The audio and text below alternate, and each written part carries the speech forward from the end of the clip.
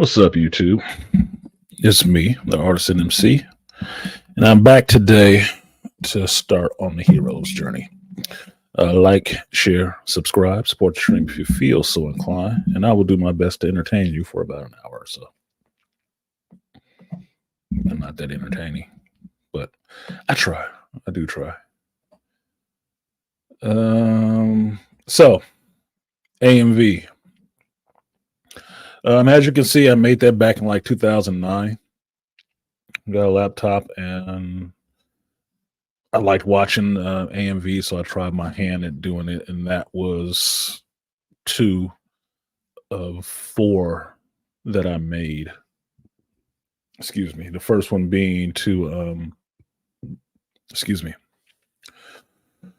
First one being to Stay Wide Awake by Eminem.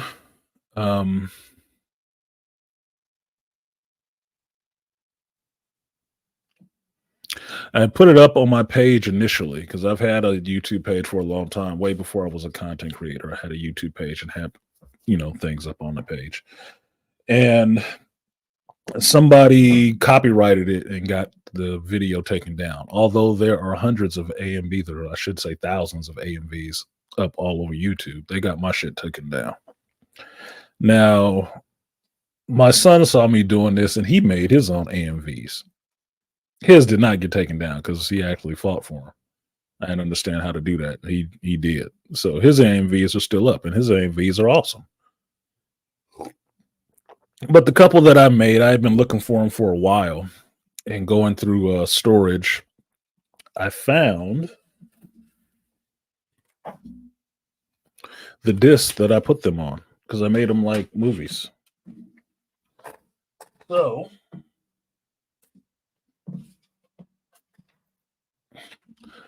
I was able to find them and play them again, which is this one. This one's Toxic Bodies, which I thought was pretty cool. If you've watched Naruto Shippuden, which I love, you would know the scenes that were taken out of there, and you would know that they are not continuous.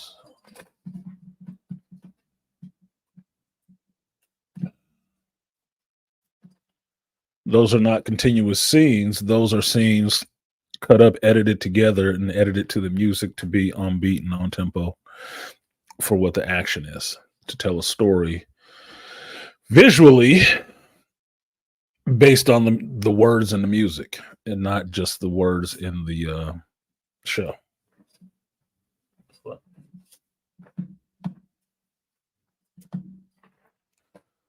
So it was fun. It was a labor of love. I did it on my laptop at that time, and it was fun for me to do. Because I always liked messing with editing software and stuff like that. I always did. It was always more fun to me. But I always was looking for a creative outlet. I always look for a creative outlet on whatever it is. So hope you enjoyed it. That was a little throwback for me to see that. I still like it, especially with Sakura fighting against Sasori of the Red Sands. Taught me a little Japanese because I did not know Sasori was Scorpion in Japanese, so I use that shit. So you ever run across me on a video game, you see a Sasori, it might be me because it's one of the names I use when I'm gaming. Not that I'm always trying to hide my identity, but it's the internet. You do have to not share every fucking thing with yourself. You do. Except for when you're doing a show like this where you actually show your face and people know what you look like. That's a little bit different. So, my neighbor is doing his thing. Terry doing his thing today. He got the oldies playing right now. So excuse me if y'all can hear it. I got the window open today because I have been in hibernation mode. I went on vacation Wednesday evening. I was supposed to be on the road to Vegas Wednesday evening. I did not end up going because some things happened. So I have been off the grid and chilling at home since then. I haven't talked to anybody. That's not true. Talked to my cousin and my sister. And the only reason I answered the phone is because I thought something was wrong with my dad. Nothing was wrong with my dad. They just wanted to talk to me about some old business that if they was keeping up with folks, they'd know I don't have the comic shop anymore, so I can't let you come down there and pimp off any Pokemon cards on me. And no, I'm not doing no side work on the weekends to remodel your kitchen and bathroom on weekends. I don't have time like that. And you're not trying to pay money like that either. So no, I don't. It'd be fun. I can do 10, 15 grand to do a remodel on a kitchen and a bathroom. I could, but I know my cousin ain't got money like that. And I don't have time like that to do it. I don't feel like going through the headache. So that was the only call I took. It was a waste of a time call. Other than that, I've just been in the house and I've been enjoying doing something that I don't usually do, which is actually get sleep. I've been resting. I've been sleeping, laying up and just watching TV, and mostly gaming on my phone. Not what I wanted to be doing, but disappointment is part of life. It's just what the fuck it is. So beyond that, I've actually gotten to go through a couple of shows that I've been putting off watching. Unfortunately, Andre, one of them has not been Arcane yet. But I went through a couple of things and I just was really sitting back thinking about how bad television actually is right now. It's really bad. It's not that damn good at all. And when I think about that, I understand why so many people are rushing to see Deadpool and Wolverine. I understand why those shows that are really good, people gravitate to them really quickly and want to just imbibe them as much as possible.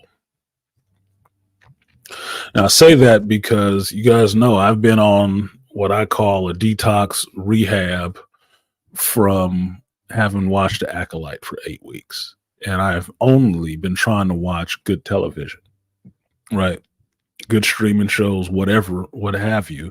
That's the only thing I've been trying to watch. I don't want to watch anything that's fucking bad. And unfortunately, I watched 2 seasons of a show that used to be really good that I liked that was boring as shit.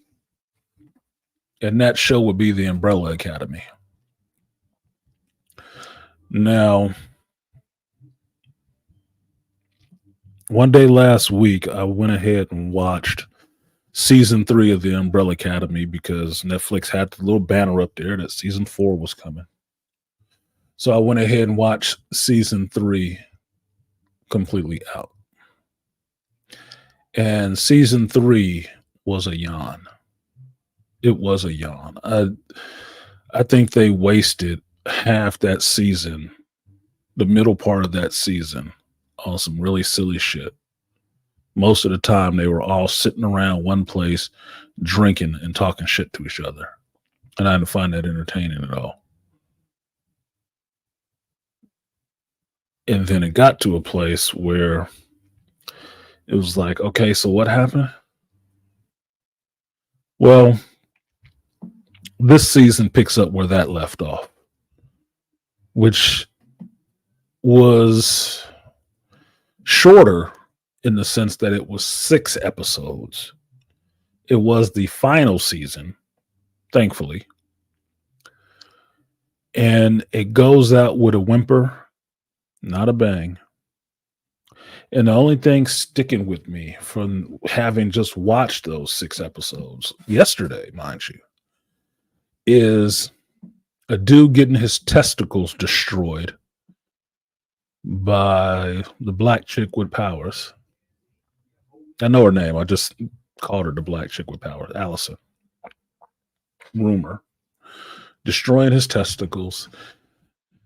And Five and Lila having an affair because they're stuck in this train terminal that goes through all these different timelines for like 7 years. and they messed around with each other. Then all of a sudden, the whole reason he went to this one spot to kick up with her in an Inception kind of way was because she wanted to go. They stay there for a couple of years. He starts feeling feelings for her and fucks around with her, then realizes they can get back. And now she's ready to go. She has to convince him to leave. It's like, that's stupid. She was the one who wanted to come here, not him. Did y'all forget your own motivations in the beginning of this episode? Who wrote this shit? So they come back. They finally are able to get back to their real timeline. 7 years has passed for them. A couple moments have passed for everybody else in this timeline. And now he has a problem with his brother Diego because Diego and Lila are married. And before they left, Diego thought Lila was fucking around when she was actually just doing some superhero shit, behind the scenes. And when they come back, it is now actually true. They did fuck around on them. That was stupid.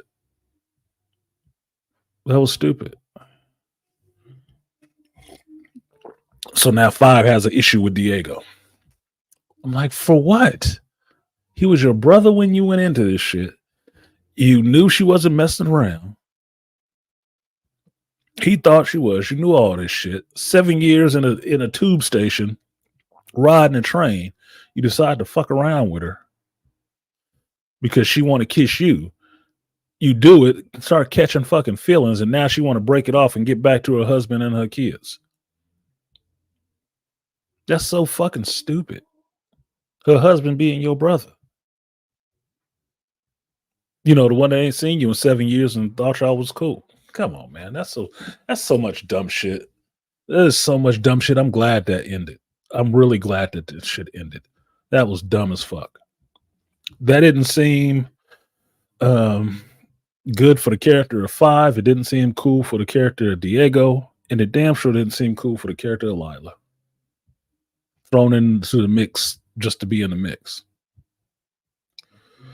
Yeah, it was a whimper. It was lame, dude. It was some lame shit. They really tried to have a good message on the way out and have people feel some kind of way because these characters are going away. I didn't feel that at all. I didn't feel shit. I sat through 6 episodes of 50 minutes apiece. And when I giggled a little bit, the next to last episode. Other than that, I'm just watching shit. I had no reaction otherwise. I had no reaction. And it was similar, since it's not that far away, than the reaction I had from season 3. I wasn't laughing. There wasn't nothing funny there. It was just seemed stupid. It just seemed fucking dumb. I'm like, these characters are terrible now. Look, don't let me ruin it for you. Like I said, I don't do spoilers. I'm just telling you how I felt about watching it. You could watch it and feel something completely different, Aquateki. And if you do watch it, I hope you do feel something completely different than I did, because that shit was depressing. I really enjoyed that show beforehand. I really did. In season 3, it just fell off a fucking cliff to me. It's like they losing it. They're losing. These characters just sitting around. They ain't even doing shit. They're just sitting the fuck around.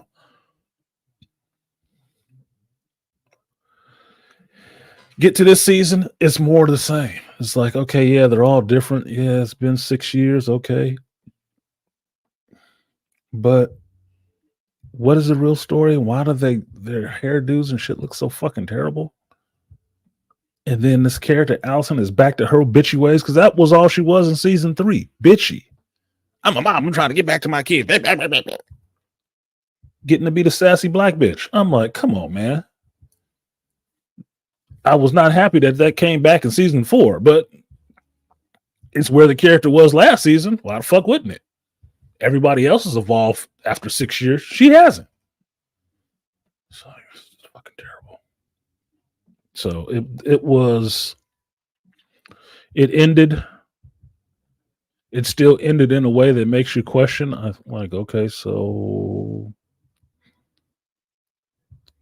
that's it. Cool. Okay, I'll hold on to season 1 and 2 and leave it at that. Because 3 and 4 was crap. And maybe they knew that's why it was taking so long for them to come out with it. I don't know. But those last 2 seasons, I was really trying to scratch my head and think, because Umbrella Academy, I got three trays of that, but I don't think the story is in this trade. I don't think the story is in that trade.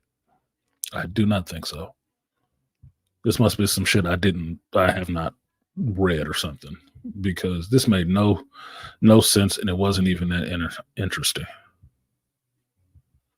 Cheap and rushed. So I'm glad that shit is over. I won't be rushing back to watch it. It's not as bad as The Acolyte, which is good. And I think it's just because it started at a higher level than it ended. But I can't think of anything I'd be rushing back to watch. Maybe season 1 and 2? Yeah. Season 3, 4? Season 4? Nothing? It's like, okay, never mind. So, yeah, it might have been Aquateki, or it might have got cut off in the middle of it, because every other season was 10 episodes. This one was 6. It was 4 short. So if you fulfilling a contract, I think it would have been for 10 episodes. Maybe they just got canceled. Maybe that was it. They just canceled that shit and tied a bow on it. Yeah, they should have changed their name from Rumor to Stereotype. Might as well have been.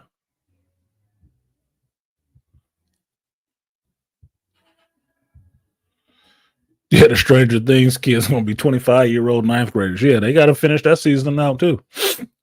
They should have finished it last one. They should have finished it with last season. Because the thing about doing period shows is that the kids cannot be that young forever.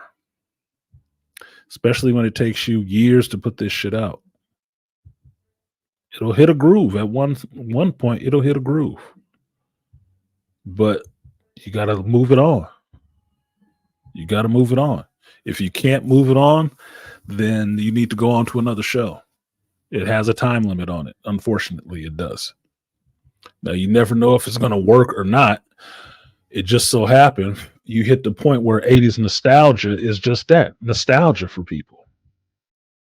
And interesting for the current generation. Cool. Awesome. But it's on a ticker. It is on a ticker.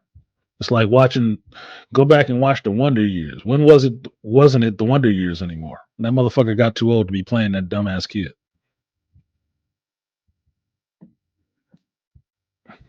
You know, eventually they get out of high school. Eventually they get into high school. When you cast child actors, you are on a time limit. There is an expiration date on that shit, whether you like to believe it or not. There is an expiration date on that. And I was thinking at the time, when I was watching Umbrella Academy season 4, I was wondering if the dude playing 5 had gotten any taller. I said, damn, him and that chick Lila look about the same height now. Is she really short, or did he get taller? I couldn't remember. But I know as probably a 30-year-old man, he don't want to keep running around in the little kid schoolboy outfit.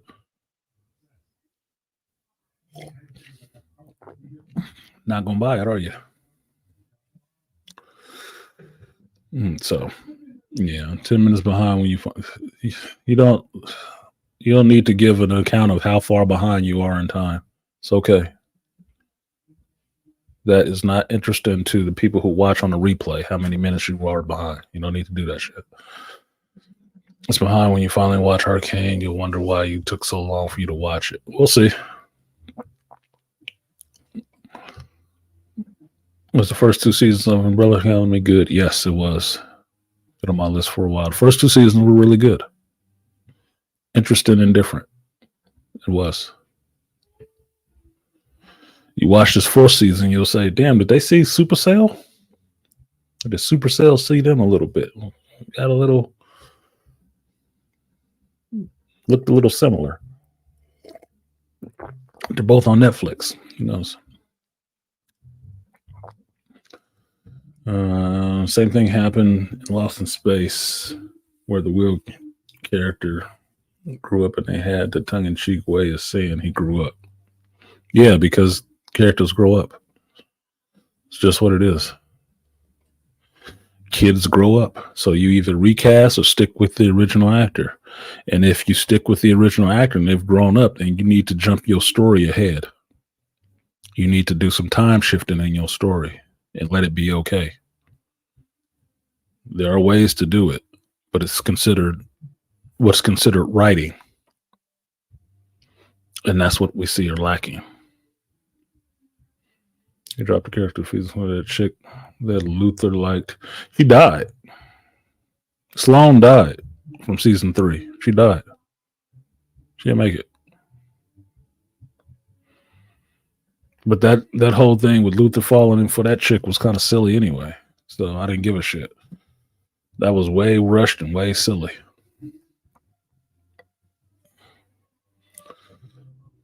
And the story with Ben in this one is dumb. You just got people. I'll say this, and it won't be a spoiler. If you are against the whole DEI and women wagging their finger at men and henpecking dudes, strap your shit, because that's what you're going to see for 6 episodes. Girl bosses run it. And this, in some ways, it's trying to be goofy. And I'm sitting there watching it wondering, how the hell do they film something like this? How do they explain to these actors what they're going for? Because this is stupid. Do the actors know when they're doing this? Did they get their pages and read their lines and get on the set in the costume? Like, what is this dumb shit? Or did they say, okay, this is the character, this is what's going to be happening? No, this is just dumb. Just dumb shit. But whatever, man. People pay the money to do dumb shit. I get paid money not to do dumb shit. To be actually good or successful at doing whatever it is I am doing.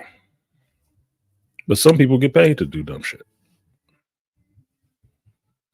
So that was my view. It was not a good watch, even though it was a watch. It wasn't a good one. And that's why I watched it so quickly, because Umbrella Academy was something that I really liked. It was one of those shows I really liked that was based on a comic book and got thrown into the world of live action, on a streaming service.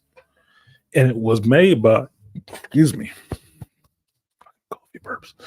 And it was made by somebody who was not a regular comic book writer. It's not.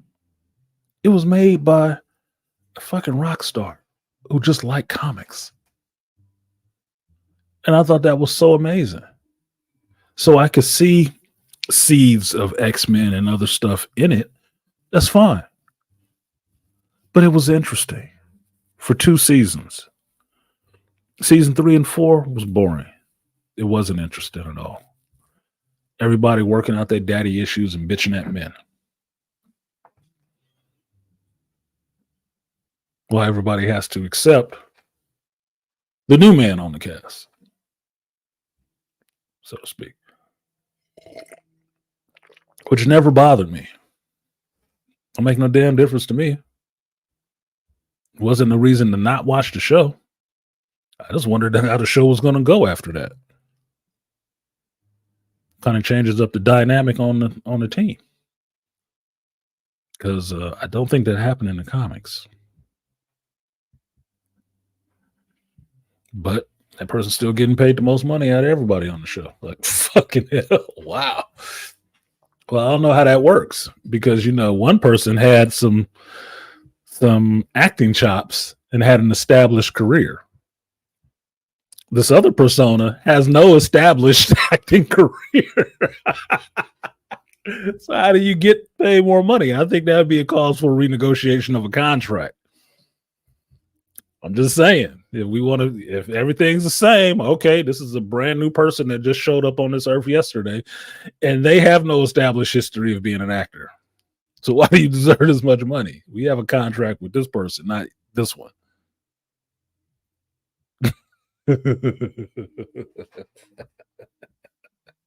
I don't know. Maybe I'm being insensitive. I don't care. I just thought maybe it was being insensitive, just for me. But anyway,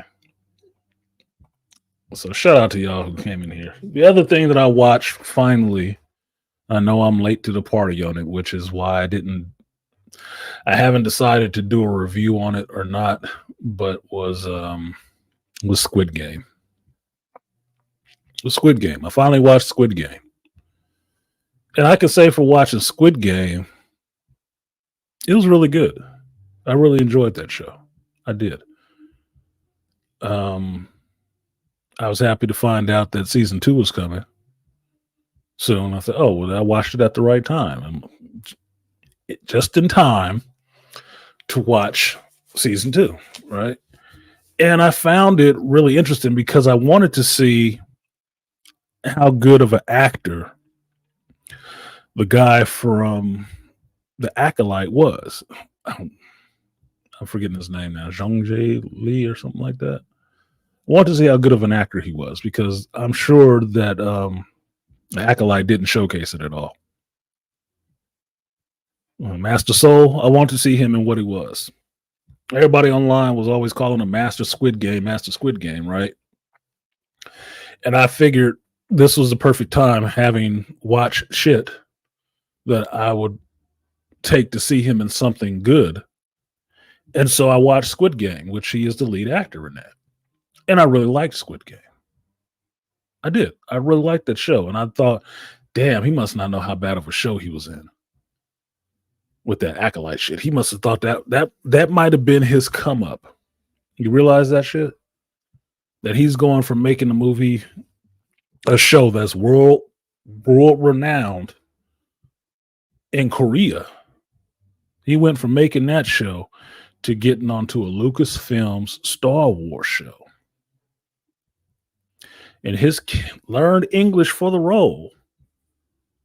And after doing that show, everybody thinks his character is some deviant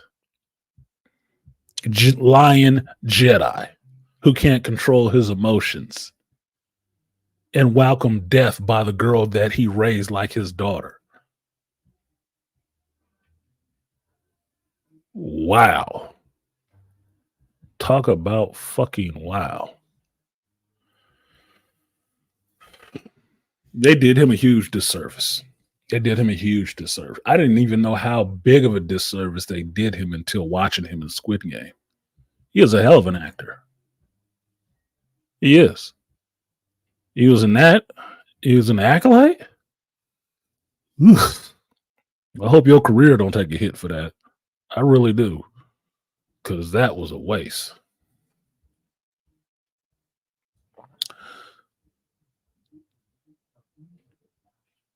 No bueno? No audio. Who says no audio? My audio's on.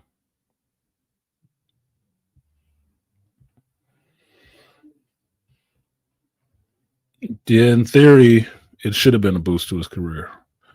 Give me a 1 if you can still hear me. This internet is acting up today because it has lagged at different points. That's probably YouTube. 10 minutes behind playing shit that everything is on here. So Malika could still hear me. Zach. Okay. See, so I'm still good. I don't know what that was.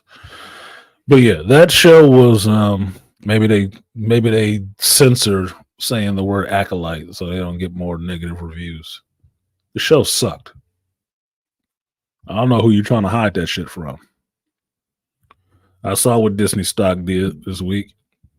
The investors know too. So you can stop trying to smoke screen. Investors know too. They lost a shitload of money on that piece of crap. I don't even own that much Disney stock, and I'm still looking at it like, fuck. Fuck. Y'all ain't making me no money. Y'all ain't making me no money. None at all. What's good, Herb? So I went back and watched Squid Game, and I thought it was very compelling. Very compelling. Because the setup for Squid Game, for those of you who haven't seen it, this is not a spoiler. This is just a setup for Squid Game.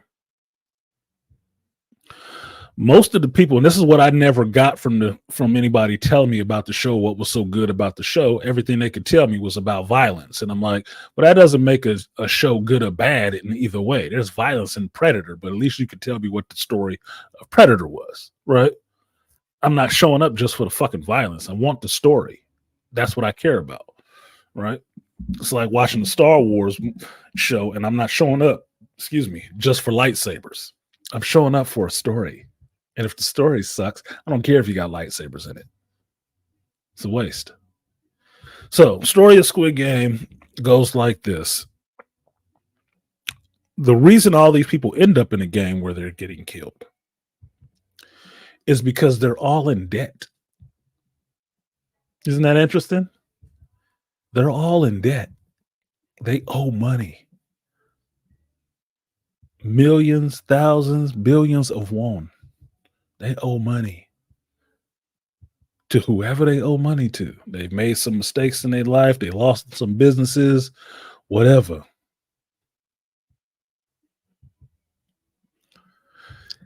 And they take the opportunity to get into this game to win money.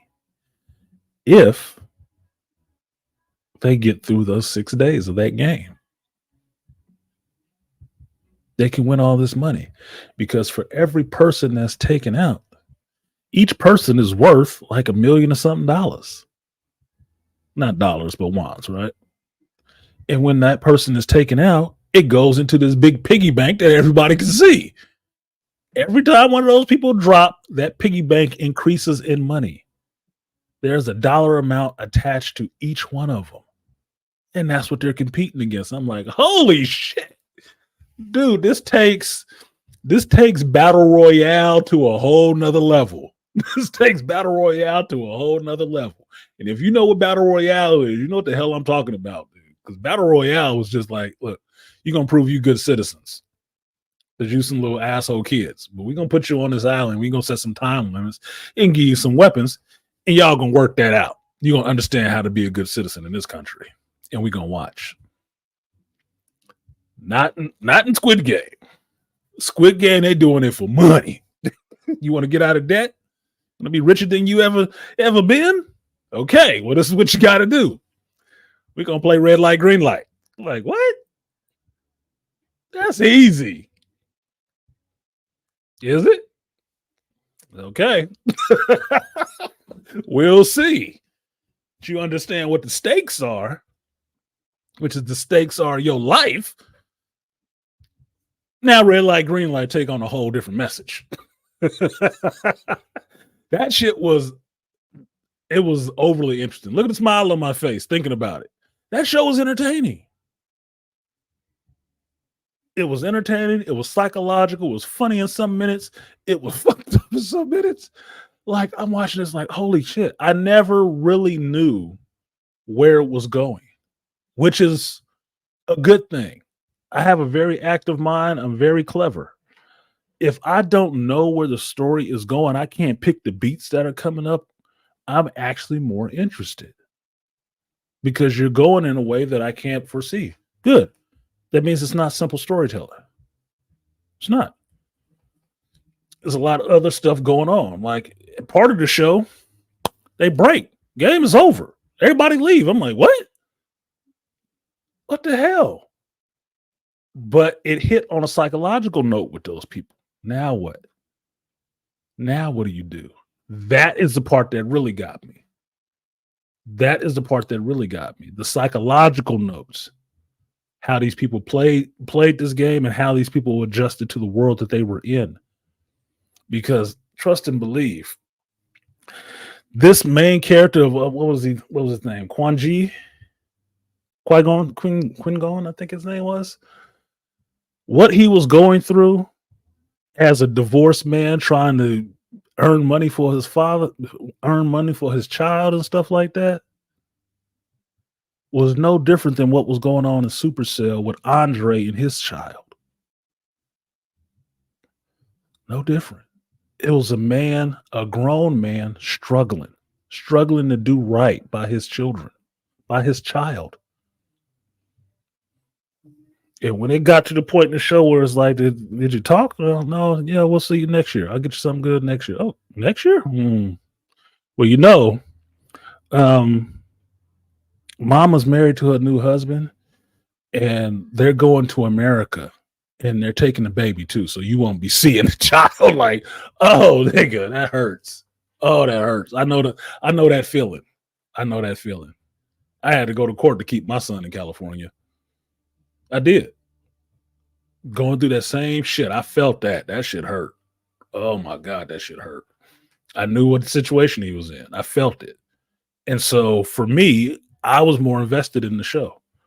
I was more invested with the character because I understood the struggles of the character. The character actually had a struggle. It was a good show. It was a really good show.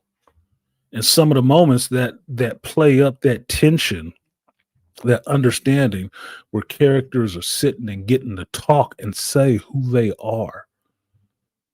You get to understand their mentality of why they're even in a fucking game like this.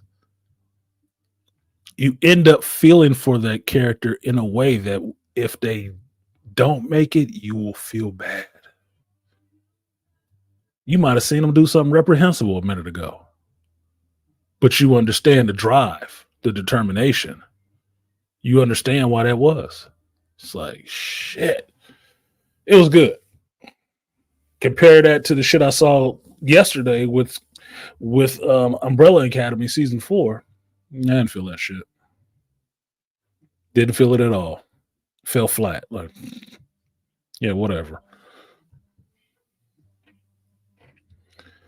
No spoilers in the show. I'm not spoiling. Don't you sit in here into my chat and spoil it. So it was very interesting. And to see where it would go in a season 2, I'd be down for that. I'd really be down for that. Because that was some, top 1% bullshit happening there. It was. And as you get further and further into the world, it keeps opening more and more about what's going on. You understand there's a bigger thing going on. How they afford all of this shit? Some bigger shit happening. And I'd be down to see how that actually works out for season 2. I would. So, yeah, I want to watch a season 2 of that. I'm really anxious to watch a season 2 of that. Side plots got you. Yeah, the side plots were good. That's what I thought was very interesting in the show, that it broke for a minute. They got out of the game. They're back in their lives. I'm like, wow, what the fuck? Because now you think about it. You made it out. Now what? What do you do now? They even do that. That's a dig at democracy. You get that, right? You get that, right? That's a dig at democracy. Yeah, you can choose to do this. Okay, you choose to get out. All right, y'all good. Bye. Peace. See y'all later. How that working for you? That was messed up. That was really messed up. But that's a psychological job. That's a psych job, man. What up, Trust? She said, I'm late. Yeah, Bend over the table and get your spankings. Yeah, Squid Game had a lot of real feelings, and I really enjoyed that show. I was glad I finally watched it and had time to sit there and watch it because I did just binge it through. I did go through and binging it. So it was good. It was worth the binge. If I was watching that on a weekly basis, yeah, I would have been tense. But getting to go through it at my pace and watch it, it was good. Stayed up to about 2 o'clock in the morning watching that shit. And wasn't disappointed at all. Now, what it got me back to was watching the show that I had not watched in a while, which I really enjoyed, which was The Platform. Now, if you remember the platform came out about 3 years ago, 3 or 4 years ago. And it was was it French? It was French or something like that. Show where this man, Goring, volunteers to spend this time in this place, right? This building. And once a day, this platform comes down with food on it. You take the food you want for a couple of minutes and eat, and then it drops down. And you spend time there to get certain things from society, the government, or whatever. Goring went in there because he wanted some accreditation. So he had to spend, I believe it was 6 months in there. Well, it's not Brazilian. It was European.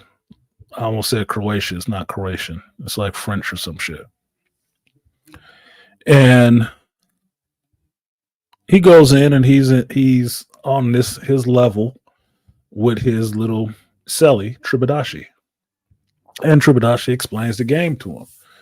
And what you end up finding out is like a class system in this shit because it's just a tower.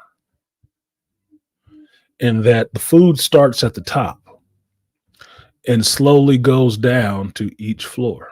Stops at a floor, then it goes down to the next one. And so every person underneath you is getting your leftovers. The lower you are in that tower, the more there will be no food. None.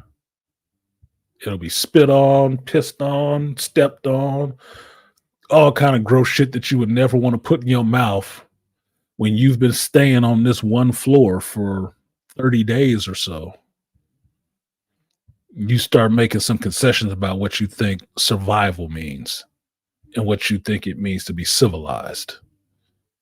And every 30 days, you end up rotating to a different floor. You don't know where you're going to end up. You might end up higher. You might end up lower. You don't fucking know. After his first 30 days, Goring ends up down in the 200s, meaning that there is no food coming down there. And when he wakes up, his cellmate got him tied to the bed and got the one item he could bring in, and the one item he decided to bring in. Goring brought a book. Tribadashi brought a knife. And Tribadashi starts cutting pieces of his leg off to eat on. I'm like, what the? That was wild. The platform was wild as hell. But I went back and watched it again because Squid Game gave me that good intellectual food that my brain was chewing on and thinking about humanity and how people can behave, and some decent ass writing that was compelling, which got me back to watching The Platform again. So I went back and watched The Platform again and enjoyed it a second time too. Got something more from it again, watching it for, at this point, it was like I think this is like the fourth time I've seen it. All right.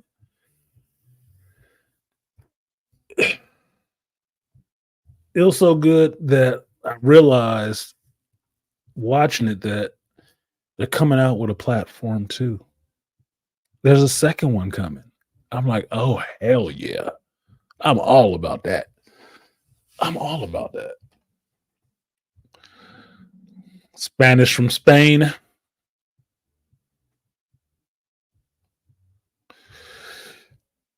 Yeah, and it's not, you can call it the dark side of humanity, but it's just humanity. It's just the what would you do to survive? It's the will to survive. That's all it is. It could seem dark as fuck, but that's just the will to survive. Plain and simple. And in the platform, you see how people handle that shit. Some people crack externally, some people crack internally, and some people just make their bones with what they got to make their damn bones with. And it is just what it is.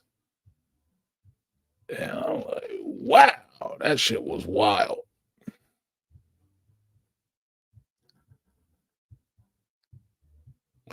Yeah, there were no fava beans and no Chianti. No, he was peeling them off like wet jerky, dude. I'm like, oh my god. Ugh. Now, see, in that show, the platform, this will make my point about the violence. There was violence in that show. But the show, when you think about that show, it's not for the violence. You were watching to see what was going on with the characters in that situation. There was violence happening the whole time. Because pretty much anything went. They just in there. How you survive for 30 days, how the fuck you survive for 30 days. But you can be pressed. You can be pressed into a corner, or you can be pressed to take your own life or give it up. That was a psych job. That was a psych job. I get into psychological thrillers and dramas because it gets into how people think given a situation. All right? Given a situation, it gets into how people think.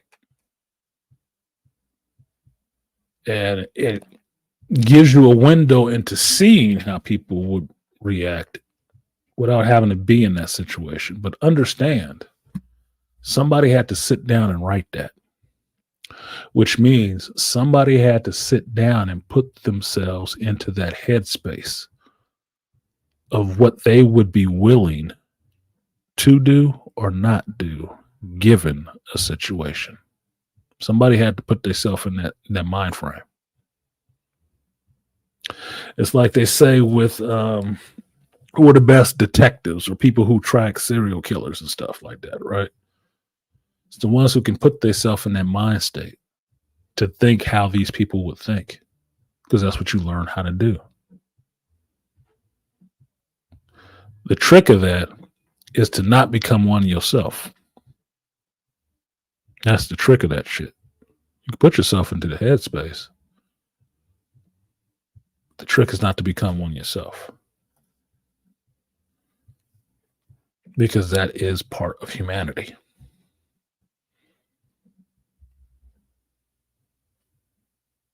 Yeah, the original Saw movie was like that too. That's why I love the original Saw. I don't care for the rest of them so much. But the original Saw was a psych job.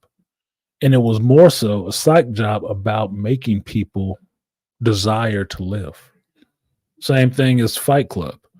Fight Club wasn't just about people beating on each other and stuff like that. It was about freeing people and showing them that you should appreciate your life every day and live it as free as you want to. You should try it. What was Tyler Durden? Tyler Durden told Jack exactly who he was. I look like you want to look. I fuck the way you want to fuck. I am this, that, and the other. He told him flat out who he was. He's an outgrowth of all that shit that he stuffed down.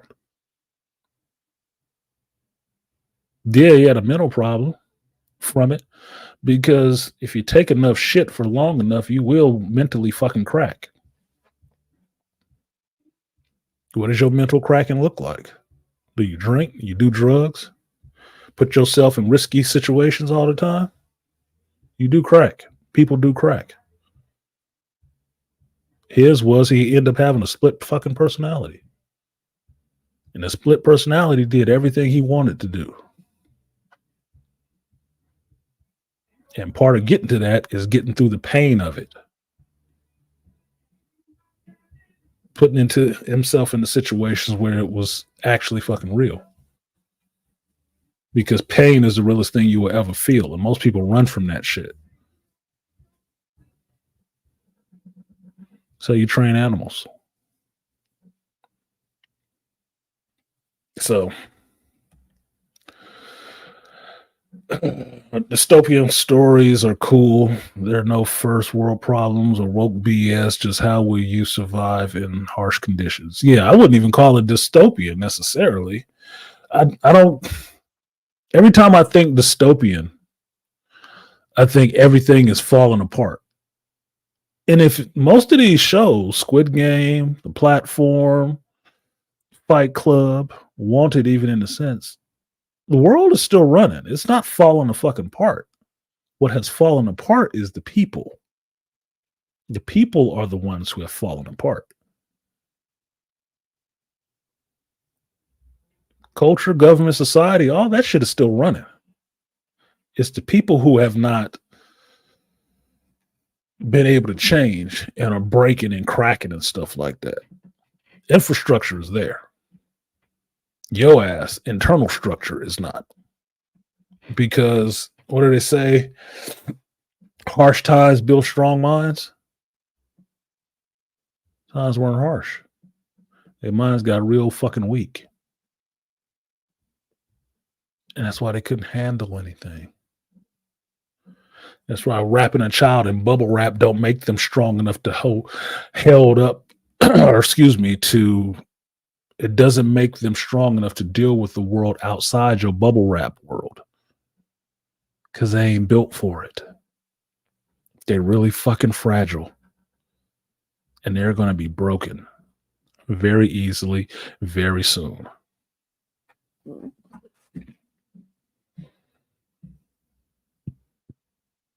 They grow up to adults, and you got a world full of adults that can't listen to you say a harsh word to them. Never had that. You probably should have. Somebody hit me. Yeah, people can hit you. I can't do this. This is hard. Well, life is difficult, dickhead. Glad you showed up to the real world finally. Squid Games was believable because people will participate in the game to get out of debt, especially if they don't know the rules beforehand. Yeah, when I heard the hook for that it was debt, I was like, man, they couldn't have made this in America. Oh, I'd love to see an American version of Squid Games. If they do season 2 and it's in America, oh shit. Look for woke people. Look for woke characters getting murked in that shit. Look for woke characters getting just slaughtered in that shit. If you're looking for the violence, because I know that would happen. Debt-wise, there's going to be a whole bunch of motherfuckers in there. Look, it'd be more than 42 billion. I can tell you that much. Oh my God. So much weave and shit like that going on in that game. It'd be ridiculous. It would look like a purge. Because Americans would do anything to fuck over somebody over $2. $20, motherfucker, get your friend, fucking you over. Shit, America, we fuck each other over trying to get some ass. Money? Oh, you dead motherfucker. It'd have been over. Congress critters in the Squid Game and watch the ratings soar. Yeah, no shit. Yeah. No doubt. Another classic movie for humanity. One Flew Over the Cuckoo's Nest is one of my all-time favorites. I've watched that movie and read that book. I think I still own that book. But one of the things that was good for, since I had a private school education, was that we read a lot of books and we watched the movies. And then we did reports and analyzed the two. That's why I bring that same thing to you guys a lot of times. I watch stuff I find out what the original material is. I go back and read the original material. And then I compare and contrast the two and then synthesize my response to you and what I thought of both of them. And that's why I'm able to pick between what came from which part and what's just something they put in the movie and something they put in the book. Because I have both of those running parallel in my mind. Not just all jumbled together. Like, oh no, the first Green Lantern was black. No, it wasn't. But if you only watch cartoons, that's what you would think. So yeah, I've read and watched One Flew Over the Cuckoo's Nest many times, and I'm probably due to watch it again because I have not watched it in, at this point, probably over 20 years. So I'm probably due to watch it again just to see what I pick up from it now, because it's been a good at least 10 years since I've seen it the last time. So I'm probably due to do both again. What up, Donnie Mac? Say happy Sunday fun day. Yeah, it can be. So platform, Squid Games got me to watching the platform again. And watching the platform again got me to kicking around, laying around my house, enjoying my couch, enjoying my reading chair, and enjoying some time of peace and quiet, not rushing off to do something else, not being interrupted by anything else, and just getting time to actually think, which is what I love. I did take a walk. I did go outside and play my Pokemon Go, walk around in the sun and feel the wind and listen to people playing and stuff like that, because I do enjoy people watching. But it's more so than people watching. It's going out and enjoying life and seeing people living life. And for me, it's fertile ground for exercising my imagination or my perceptive skills in the sense of stories. I can sit in a coffee shop, excuse me, drink my mango latte, and watch this little Latino couple sitting out there talking, little kids running around playing and stuff like that, and make up stories. And think about, I don't know these people, I don't know their life, but from watching and observing them, how they behave, where she talks and seems reticent to say certain things, like she's holding back. This is just observational skills, y'all. Where he is being a little bit more, verbose, more puffed out in his mannerisms and stuff like that, and understand they probably have an argument. He upset about something and she holding something back. Just doing all that makes for an interesting story if you started writing that down and took these two people that you don't know as characters and start developing a story around that. You could expand that out into a whole story with some creativity. Now, the quality of the story would be based on you more so than anything. If it went in a messed up direction or if it went in an interesting direction, would be based on you, what you would pour into the story. The initial thought for the story was they're having an argument. Maybe the kids ain't really his. Maybe they're just dating because the kids don't look like him necessarily. So maybe she's a single mother that he took on. There's wedding rings present. Maybe they're married to each other. Maybe they're not. What would be a more interesting turn for those two people, those two characters? Kids are playing, they're oblivious to the shit, but kids are always oblivious to some things. Some shit they're not oblivious to. Or maybe the story is more interesting to take it from the kid's perspective and remembering this play out by the water and getting older and having to remember that that wasn't really their daddy. That wasn't their daddy sitting there. Maybe mama took them with them on one of her little things. Oh, she was just going to meet so and so.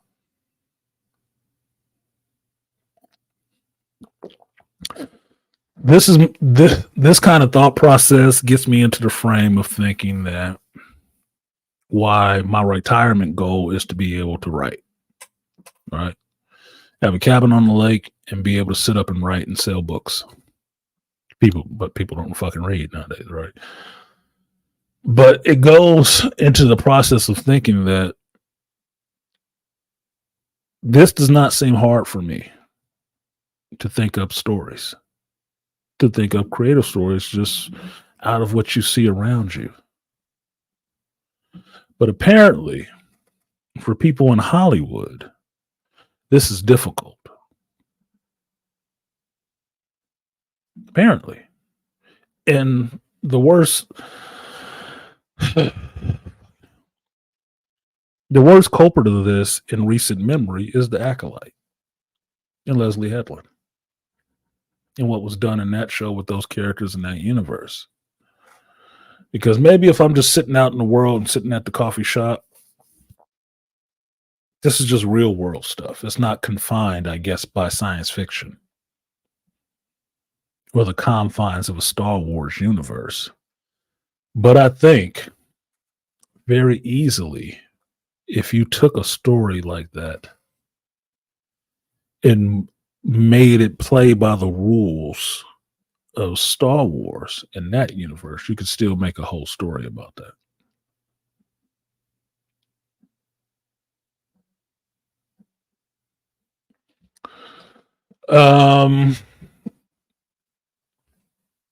Not specifically Herb.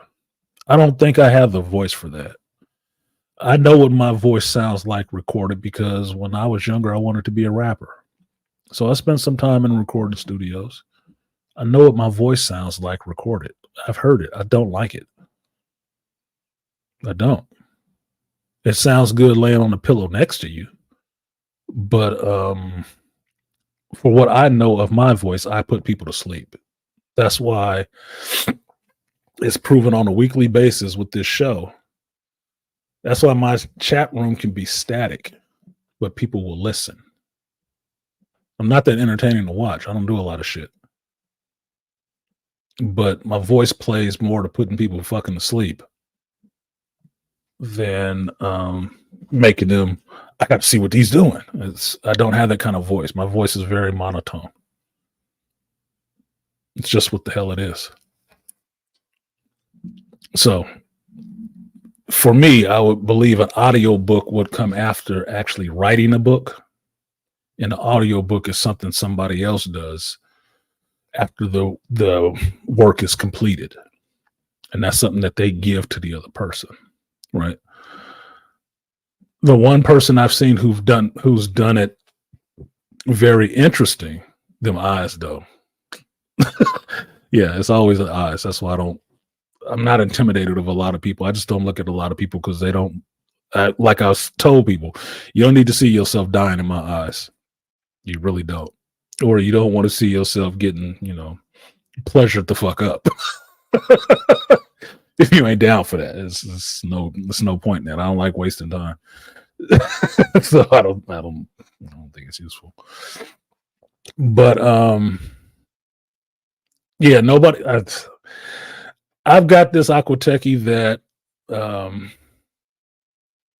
I've heard this trying to be recorded when we were rapping that my voice was very hard on recording because it would fluctuate. I got that from somebody who's been in recording studios making music and stuff like that. It was a little difficult. It's weird. It's a weird thing. But be that as it may. The audiobook thing, one person I've seen who's done it really interestingly is David Goggins. All right. Now, his books are really good. His books are really good, very motivational, right? Very interesting and entertaining. But what he does when he is doing his audio books is someone else will read his book, right? They'll read the chapters, whatever, right? And then they'll stop and get into a discussion with David about that chapter. And then you'll hear him talking about that chapter of the book. And then after that conversation, they'll get into reading the next chapter, which makes it interesting. It's like listening. It makes it like you are watching a movie, but listening to the audio commentary with the writer and director and the actors. That's what it makes it feel like, which is really cool because then you get him expanding on what was in the chapter itself. He may have wrote the shit, but he can give you more context to what was going on in that time. That makes the shit more entertaining because he is a little bit more dynamic of a speaker. So when he's telling these stories, you actually hear it. Me, I don't write how I talk. I use a lot more words, if you can believe that, when I write rather than when I talk. When I talk, it's usually broken up for the audience. All right. When I write, it's usually more.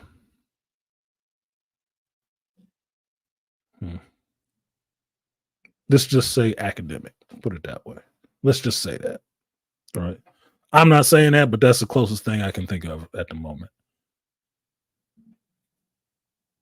Because I like words. I like language. So it comes out writing wise. Conversationally, I don't throw all that shit in there because it fucks with people a lot of times. And I like to be relatable. Better than being monotone. I am monotone. I used to make memes under that name, monotone. So audiobooks would be a way, but you have to actually have something done to have an audiobook. All right. You have to have that work first to make an audiobook out of. And some people are just good at telling stories because they put a lot of emotion and stuff like that into it. It can be fun to listen to. Do that with some Star Wars books. There's some Star Wars books that you listen to on audiobook that the guy reading it is really entertaining. Does different voices and shit like that. It's cool. It makes it more fun. Anyway. Goggins set up his audiobooks like a podcast. It makes it more intimate and personal to the listener. Yeah, it does. That's exactly what it's like. It's exactly like a podcast. It's more fun. It is more fun. Because I can tell you that last one that I never finished, when he talks about doing that race and he goes into that outhouse and he is tired, he raw as shit between his legs and stuff like that. And the dude that he was running with was kicking his ass in terms of running. He was like dragging him. So he went to that outhouse. David got pushed in the outhouse and Goggins came out that bitch. It was entertaining. It was entertaining as shit when he did the recount of it. He said, he thought that was it. He thought he had me. No, Goggins came out. David was back there in that toilet. Stuck in that toilet. Goggins came out. Let's go, motherfucker. No, remember that shit? No. Nothing. I try to use the big ones. I never use them in Scrabble because it just doesn't work that way with me with Scrabble. But words come up. Told you, I'm the dude that would own multiple fucking dictionaries and thesauruses, dictionaries in different languages. I like words. I like seldom used words that fall out of the English language that people don't use anymore. I like those. Those are interesting to me. Why do they fall out of use? Why do they disappear? To be broken down into smaller words.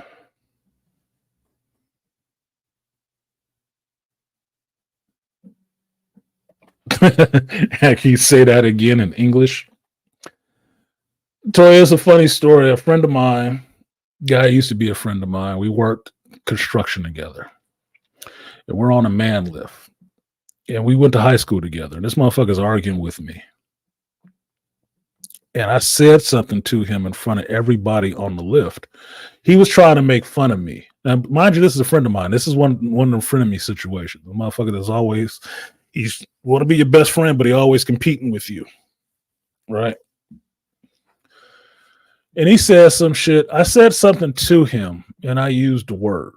Now, in the company that I'm using, that some people can be fucking illiterate,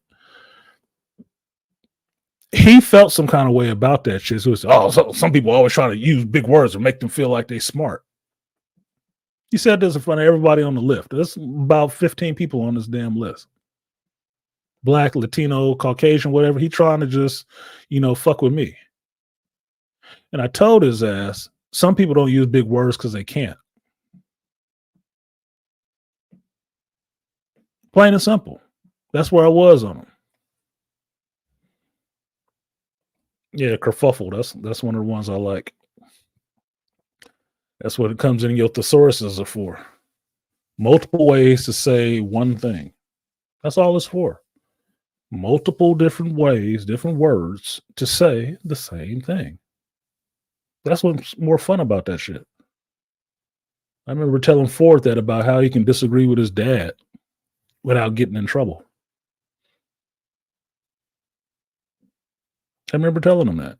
I said, you could tell your boss to go fuck himself without having to say, go fuck yourself. You could tell him that. And I gave him a phrase to say where it's still saying go fuck yourself, but it used different words that mean the same thing because the meaning is what's important. That's the essence of poetry, right? The essence of poetry is not to use the smallest amount of words that you can use to describe a certain thing. It's what words you use to describe the same feeling. How do you describe a sunset to, say, a woman poetically as opposed to saying, well, it's just beautiful? You say it differently, but it means the same thing. That's the fun of words, if you know them. And that's more the fun of the English language because it's so fucking sloppy in that sense that it's all kinds of words thrown in there. That motherfucker growing every day. Every day. Most syllables, more better. Yeah, enunciate that shit. Use your vowels. And here we go. Yeah, spell it right. You got to spell it right. That's the other thing. You can say it. This is the funny thing in America, especially Black culture. Spelling it and saying it is two different things. If you have kids nowadays, you'll learn that kids nowadays know how to say a lot of words. They don't know how to spell any of them. Why? Because they're learning how to use these words from hearing it, from television. They're not learning the words because they read it and see it. That's the difference. People are usually really good spellers, usually read a lot because you're seeing the word more often because that's part of learning words, right? Do you read the word or do you just know what that combination of letters looks like and what that is supposed to say? You see it on here when I pull it up. I watch YouTube videos with subtitles on. I watch English speaking stuff with subtitles on because I will always read. I'm constantly being exposed to words. And in my old school days, words you didn't know, you underlined them in the book and you went back and looked them the fuck up to understand what that word means, how to spell it and what it means. And use it in a sentence. That's what increases your understanding of words and stuff that are being used and how to spell them. And make no mistake about it, I'm not judging anybody on spelling shit. I will spell shit wrong as fuck. That's the reason I learned that whole thing, because I learned growing up I was a phonetic speller. I know a lot of words. Sometimes I will spell wrong. That's why I'm sketchy about typing stuff up places. Or, hey, write this on this board. Like, I don't know. Let me double check. He ain't gonna embarrass my ass. I told y'all that I had to go through the shop and somebody put put tape on all these refrigerators that we have for loaners. If somebody's refrigerator breaks down, we go and take it and put it in their unit. And they put loaner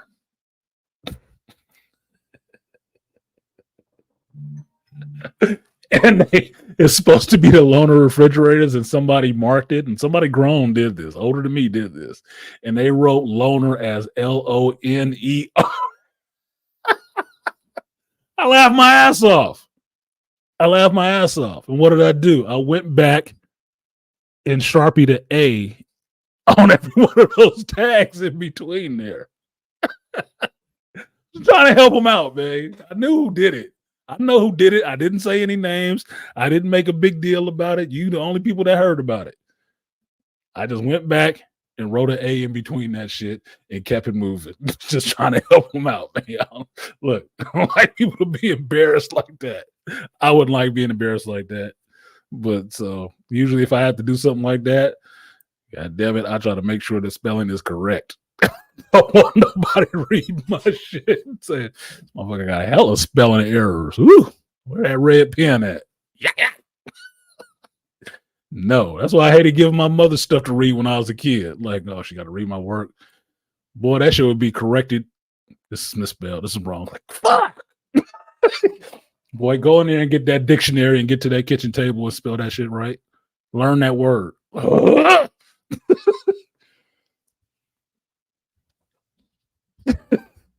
Nah, they didn't. We got one walkway in, and they all lined up along the walkway, and all I kept seeing was wrong. Yikes. This could be embarrassing. Let me help you out.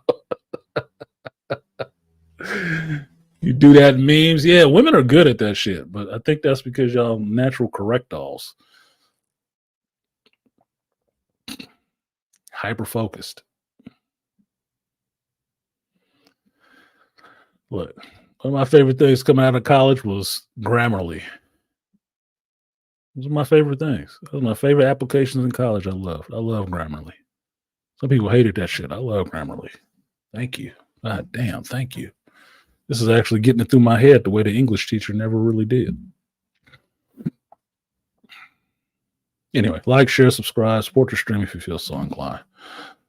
So, point being was good stories can come from anywhere. And watching these other shows is what I got to looking for. Good shows, good stories. And start really wondering why they can't write good stories right now in Hollywood. I mean, I'm assuming all these people are English speakers. They've all lived in this culture. They've all grown up watching some of the same shows that we watch. Like, make no mistake about it. I'm forgetting this dude's name. Somebody look up this guy's name so I can stop saying it wrong. I don't like doing that with people's names. But the lead actor in Squid Game, I believe that Leslie Headland or Kathleen Kennedy saw Squid Game, liked his acting, seeing he can act, and that's why they wanted him in their show. But the material they gave him was not as good as the show that he's coming out of. So you mean to tell me there's Korean writers better? I'm sure it's true. But a show made in Korea, which is not Hollywood, can be better written than Hollywood shows. They're supposed to be like the pinnacle.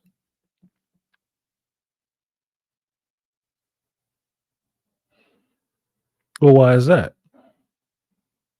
These are things I wonder about. Because the progression of the world and the progression of children in this world, Lee Jong-jae, thank you, Aquateki. Lee Jong-jae, I had his name backwards. I don't like using people's wrong names. I really don't. I really don't like that shit. To me, it's huge disrespect. It's like calling a black man Toby instead of calling him Kunta, which is why I always try to make sure I call the motherfucker Kunta, not Toby. Lee Jong-jae. LJJ. So it makes me wonder, what are these people doing when they're supposed to be actually writing? And what kind of students were these people? Because unfortunately, Leslie Edlin keeps jumping into an interview. People keep interviewing her. She keeps saying more about this show and what was in it, and she keeps taking more of an extreme position every time somebody sticks an interview in her face. Every time she keeps diving more into more extreme depictions of these characters, which doesn't fit for the show I saw, but just proves that she don't know anything. Now, the story that I had recently heard about what she wanted a character to say recently, and it was her wife who gave her the idea to write this from her, was fucking stupid. But it's not for what I didn't see in the show, because a lot of these things that were said in the show, I told you guys, were digs at George. It was probably something that KK wanted to say. It's probably something that Leslie wanted to say. Not the character. It's not true for the character. It's true for them.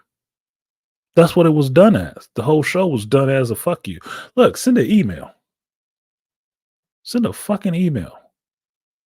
He know where Lucasfilms is. It's his ranch. Why don't you invite him up there and then you can cuss him out to his fucking face? Save us all the trouble, the headache.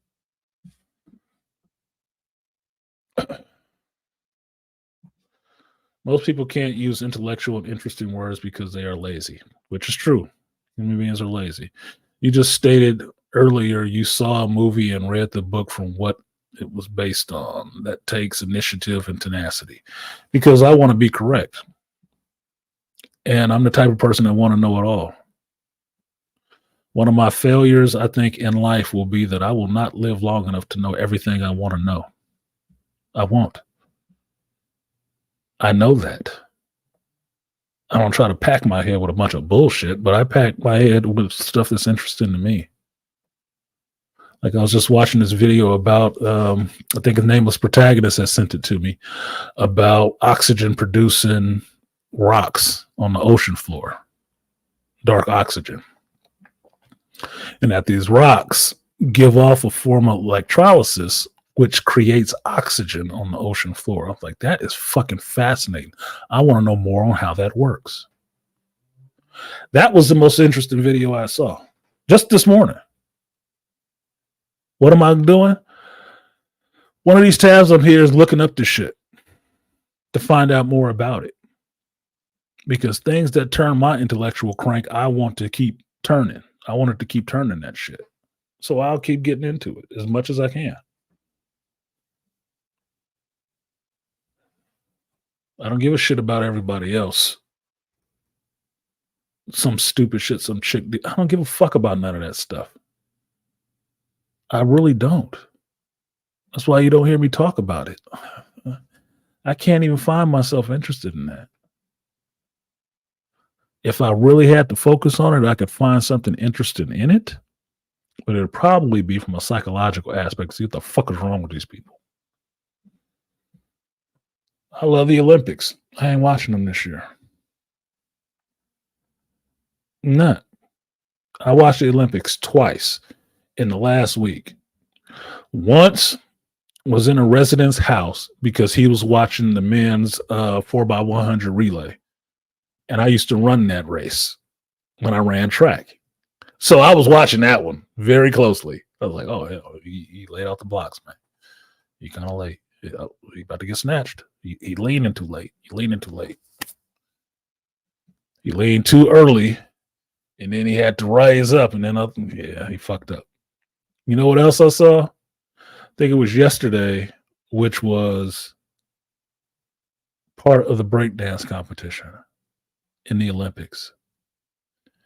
And this Australian white chick out there flopping on the floor doing some of the most ridiculous shit I've ever seen. Like,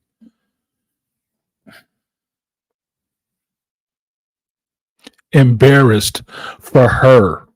I don't know her. That ain't my kid. I'm not there in Paris. I'm not in Australia watching. I'm embarrassed for her being out there. I'm covering my face. Can't nobody see me. I'm like, oh shit. Oh shit. She can't go back to her country, y'all. She can't go back to her neighborhood and say I was at the Olympics and MC what the fuck she was doing there. Oh my God. Oh, she might as well have got out there and did the water sprinkler. Oh my God. I felt embarrassed for her. What her life is going to be after this shit. That is a fucking meme, dude. Yeah, it isn't break. It's something broken, but it ain't the dancer, Toya. Oh my God. That is fucking terrible. That was absolutely terrible. How did she get on the team? Was she the only one who showed up? Oh my God. I didn't think breakdancing needed to be in the Olympics anyway. I don't. It's not an Olympic sport. It's not. Look, Olympic sports are sports. Dancing and breakdancing is not a fucking sport. It's not even aerobic exercise. It's an expression of yourself. If that's the case, I guess we get to have spray painting in the Olympics next, right? We get to have graffiti in the Olympics. Why not throw DJing in it too? Why not MCing? Why can't we just have an MC competition in the Olympics? And we can have somebody from France and from Uganda and from Thailand sitting up there, blah, blah, blah, blah, blah, blah, blah. That is not an Olympic sport. Fucking idiots.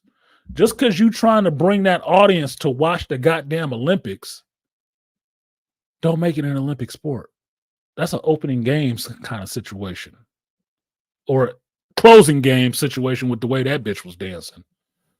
No. Breakdancing don't belong in the Olympics. I don't agree with that shit. And to me, it looks like the Olympics is just going downhill because they're suffering from having people wanting to watch them. And given what I saw that bitch dancing, I'd rather be watching curling in the summertime. I'm serious. I am serious. I've watched the Olympics for years. It's one of the things that happen every 4 years that I actually give a fuck about, other than the political campaigns. I actually care about the Summer Olympics. I watched the Winter Olympics too. I haven't cared this year at all. I haven't tried to watch it. I ain't been interested in we got transgenders boxing and she punched that lady in the face. Well, that's what the fuck you get. Stop crying. Take your ass whooping. Fuck you want me to tell you? Why don't you get one of the transgenders up there boxing with the males? And that'll be equality, won't it? You ain't got no takers? Nobody want to get up there with the next Mike Tyson? Imagine that. Yeah, Toy, I agree. They shouldn't have had a break. Breakdancing is not an Olympic sport. And if it's an Olympic sport, why aren't there a bunch of black folks up there doing it? Because I can tell you this is my personal opinion on breakdancing. Since I was a breakdancer back in the 80s, you know, when they were saying that shit was a fad, it would go away, wasn't really a thing. And me and my brother and my neighbors out there breakdancing on cardboard in front of our house on the asphalt.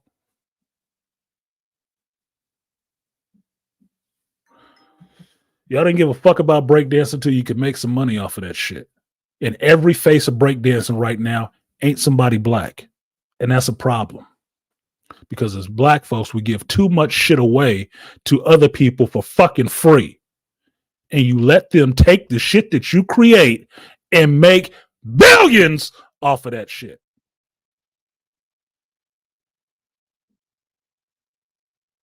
So much so, they can put it as an Olympic sport now when they never gave a fuck about it 20, 30 years ago. If it wasn't for America's Best Dance Crew, it wouldn't even blew up. The Jabberwockies wouldn't have a Las Vegas show. All them ancient break dances that you know of from the 80s ain't got shit. Minor notoriety. Bunch of Filipino people do that shit, they get a Vegas show.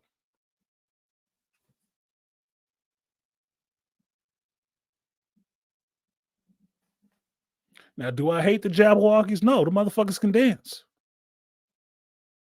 But I know where that shit came from. When I was spinning on my back in my fucking head.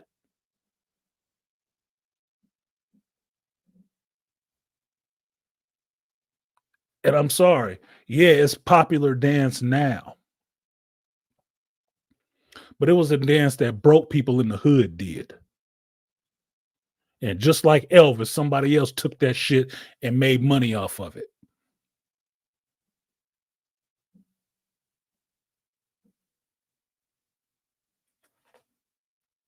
So no, it shouldn't have been in the goddamn Olympics. Why? Why does it need to be there now? Because white folks do it now too? Look, I'm all for the culture spreading out, but if you're not giving proper respect to the people who started that shit, I don't give a fuck about everybody else showing up to the party late. Where's your creation?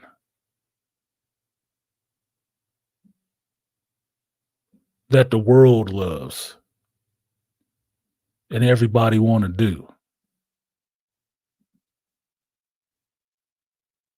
Where is it?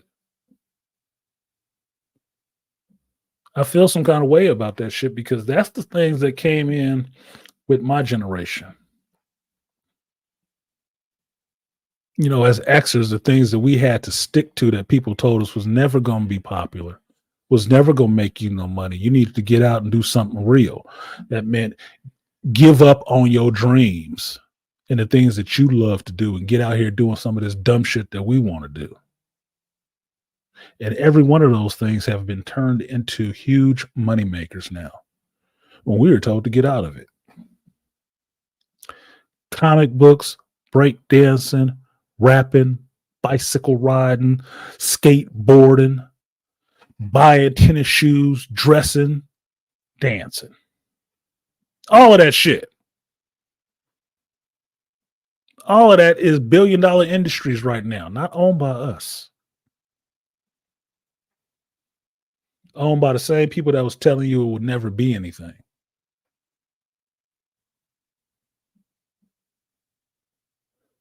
So you got to think about who the fuck you listen to, telling you what's going to be what.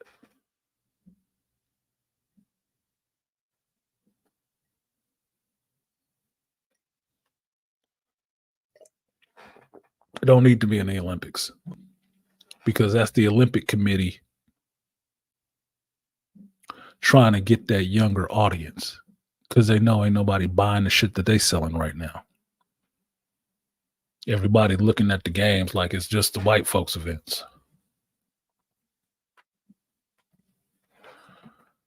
I see more people flipping and flopping all over the place doing these supposed dance moves nowadays than having a ass on the Olympic gymnastics team. You want to put something in the Olympics? Put fucking parkour in the Olympics. You didn't do that, right? That's actually some fucking athleticism.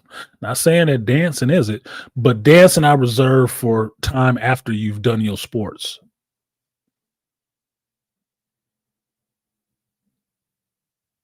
That's when you dance. But I don't see dancing as a sport. It can be competitive, but I don't see it as a sport.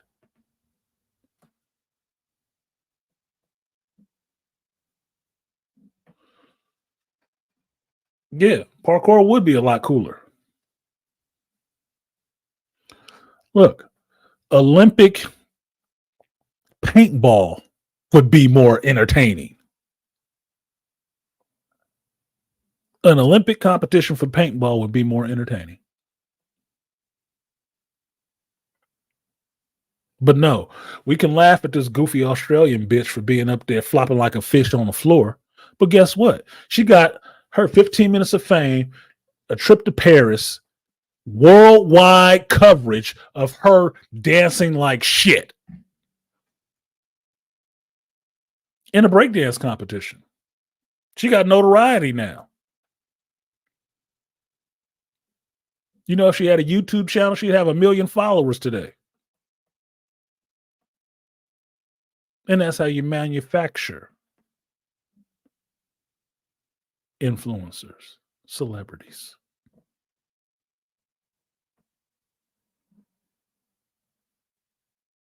Got more notoriety than you for behaving badly, for sucking at her job.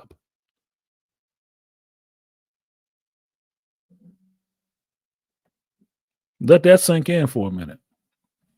She's going to get paid off of that shit.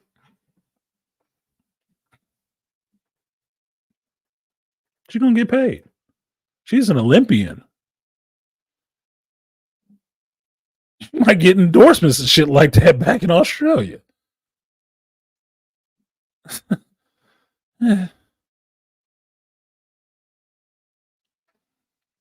Yeah. Notoriety for acting like she having a fucking seizure. Oh my God.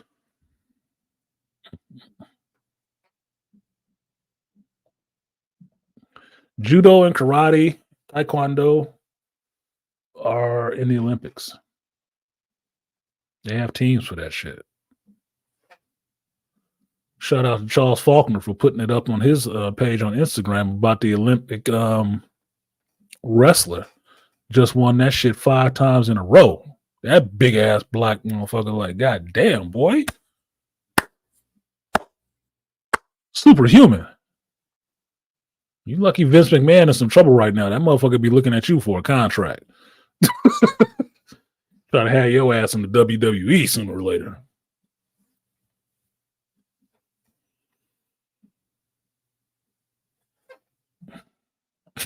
Good question. Did the Aussie breakdancer have, quote unquote, breakdancer have moves, more dance moves than Amanda Stenberg?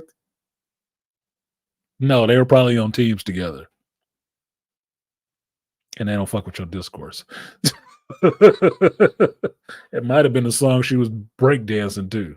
Broken dancing to. Fucking shit. Olympic laser tag. Maybe they're an Olympic breakdancing. It might as well be.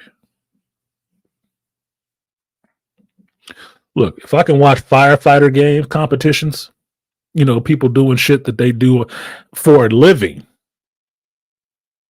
competing against each other, firefighters, lumberjacks and shit, why don't you throw that shit in the Olympics too?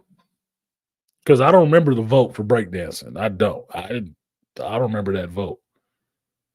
I didn't vote for that. I won't dance and left to where it's supposed to be. In the club. Block party. I don't need it on the goddamn Olympics. No. Because I want some of these damn kids that's sitting here doing all these backflips and shit like that while they're supposed to be fucking breakdancing and shit to get their ass back to doing gymnastics. Because I remember back in the 80s, the motherfucker that was flopping on the floor doing all these flips and shit like that was the motherfucker that couldn't breakdance. You go back and watch some of them old 80s movies where they had the little dance crews and shit. People will be out there breakdancing and always be one white boy out there backflipping and shit. And you would look at them like, he ain't even fucking dancing. That's just gymnastics. That's that dancing that breakdancing was replacing.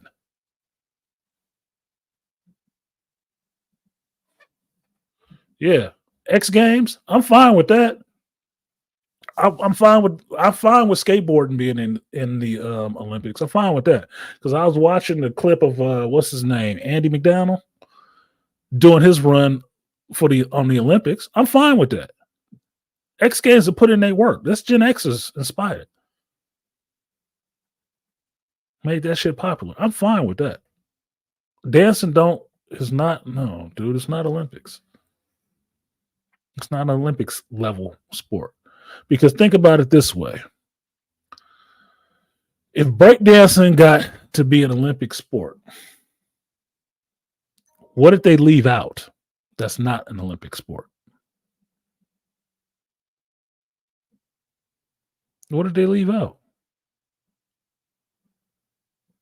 What didn't make the cut that should be there?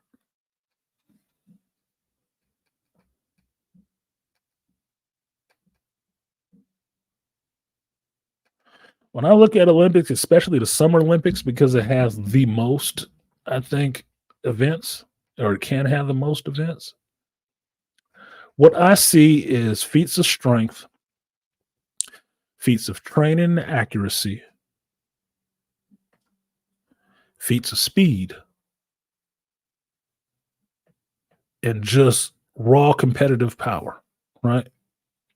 You got wrestling, you got archery, skeet shooting, whatever, right? Excuse me. You got track and field events, that shit that go all the way back to the Roman era, the Greeks and the Romans. It's stuff there, swimming and all that stuff is stuff that you do that you can compete against people. Dancing, subjective. Totally fucking subjective. Because the Australian bitch thinks she was dancing. She does. The rest of us know she wasn't. Anybody who's ever breakdanced is embarrassed that that's being called breakdancing. The same way, looking at some of these people who are supposed to be hip hop stars right now, it's embarrassing to think that they're supposed to be fucking MCs. Just like anybody who has done any writing is embarrassed at the fact that the Acolyte is considered a written show. No. Why ain't there Olympic needlepoint then?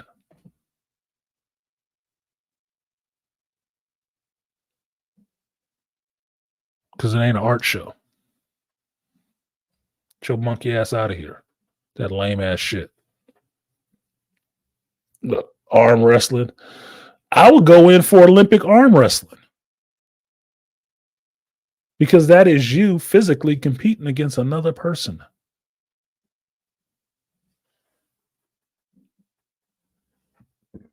Knife throwing? Maybe on some martial arts games. Exactly. Exactly. Why isn't there Olympic samba dancing? No Olympic salsa? You see what I mean? No. Dancing don't belong in the Olympics. Dance at the opening ceremony, dance at the closing ceremony. You're not dancing during the fucking Olympics unless you're out partying after you've competed for the day. No, I'm not watching that. Arm wrestling, I'd watch. I'd watch that. Why aren't there no Olympic CrossFit events? That's really popular nowadays. People do that shit. You probably get more women in it. Fucking stupid. Parkour ain't dancing. And I'm not talking about parkour tricking, which most people just break down to. Which my son is into that. He's into the tricking part of parkour. The tricks are cool, but I don't think that's all parkour, nigga. The idea of parkour is a mentality of figuring out how to get around and negotiate obstacles. That's why you pick your lines. Just being able to do one flip, jump over one gap. Woo, yay! Who gives a fuck? Yeah, that was cool. You're missing the rest of this shit. Were you supposed to have some stamina and endurance to be able to run and keep doing all of this shit? You're not doing that. You just doing the one part, but you ain't doing the rest. Then that's stupid. What about this chick I seen on Instagram before doing this jump rope stuff? Why ain't she in the Olympics? They ain't got no Olympic jump roping? Little black chick. No Olympic jump rope? Oh. Might be missing since you got dancing in there. Yeah, Olympic delivery. Why ain't there no Olympic level ultimate frisbee? You competing on teams. You got to run. You got to throw. You got to be accurate and shit. No? Olympic hot dog eating. That's what they do after the games is over for that night. They go back and lick buns and stuff hot dogs. Yeah, Olympic double Dutch. Where's the Olympic double Dutch? Ain't enough white folks doing it yet? Not enough Asians? Give them time. They in Africa. They'll figure it out sooner or later.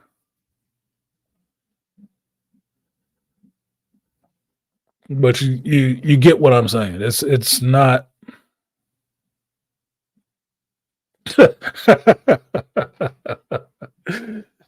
Now listen, I'm taking the gold and double Dutch. Why is there no Olympic level twerking?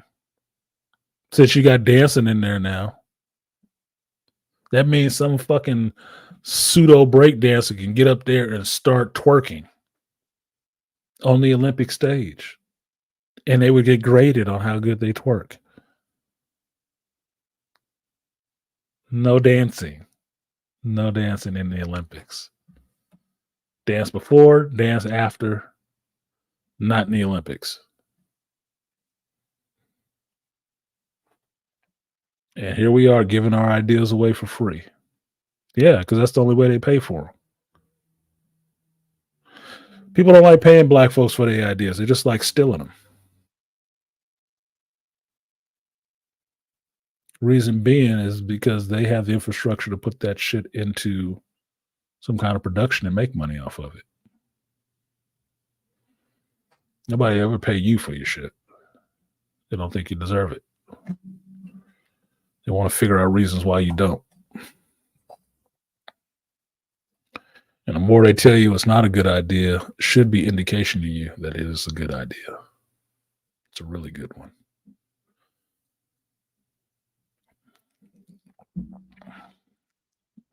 But I'm just saying. What up, Noir Truth? Good afternoon to you. So, let's see. I will drop this in the chat. Since Noir came up here and made me remember that I started watching Supercell again. I watched the first episode again. Madeline still is fine. But I stopped after the first episode because I was thinking, did I really want to do episodic reviews of this? Because my take on it won't be fresh because I've already seen it. But I wanted Supercell to get more shine. And I had an alert that Brother Truth Be Told, Kev, he had put up a review of Supercell and then it disappeared. I'm like, what happened? Where did it go? I was trying to watch this. I want somebody to review this shit other than me talking about it.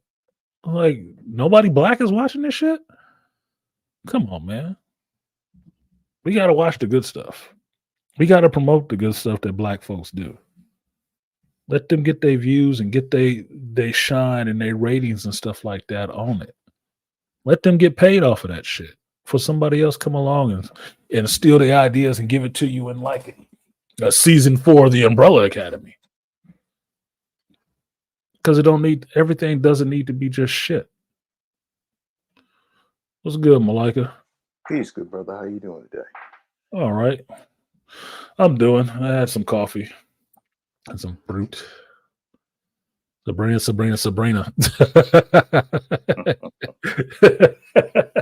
Yeah, you know what I'm talking about. Woo. Techie. When she had them leather pants on, man, I was like, oh, yes. And she had that party dress on. Look, I can say this. I don't usually get to say this about black shows. There wasn't an ugly chick on that show. There was not an ugly black chick on that show. Even the twins that were the bad guys, they were nice. I was like, oh, okay. Even the hood sister was like, you know what? I still fuck with her. She got a little acne happening, but she can get it.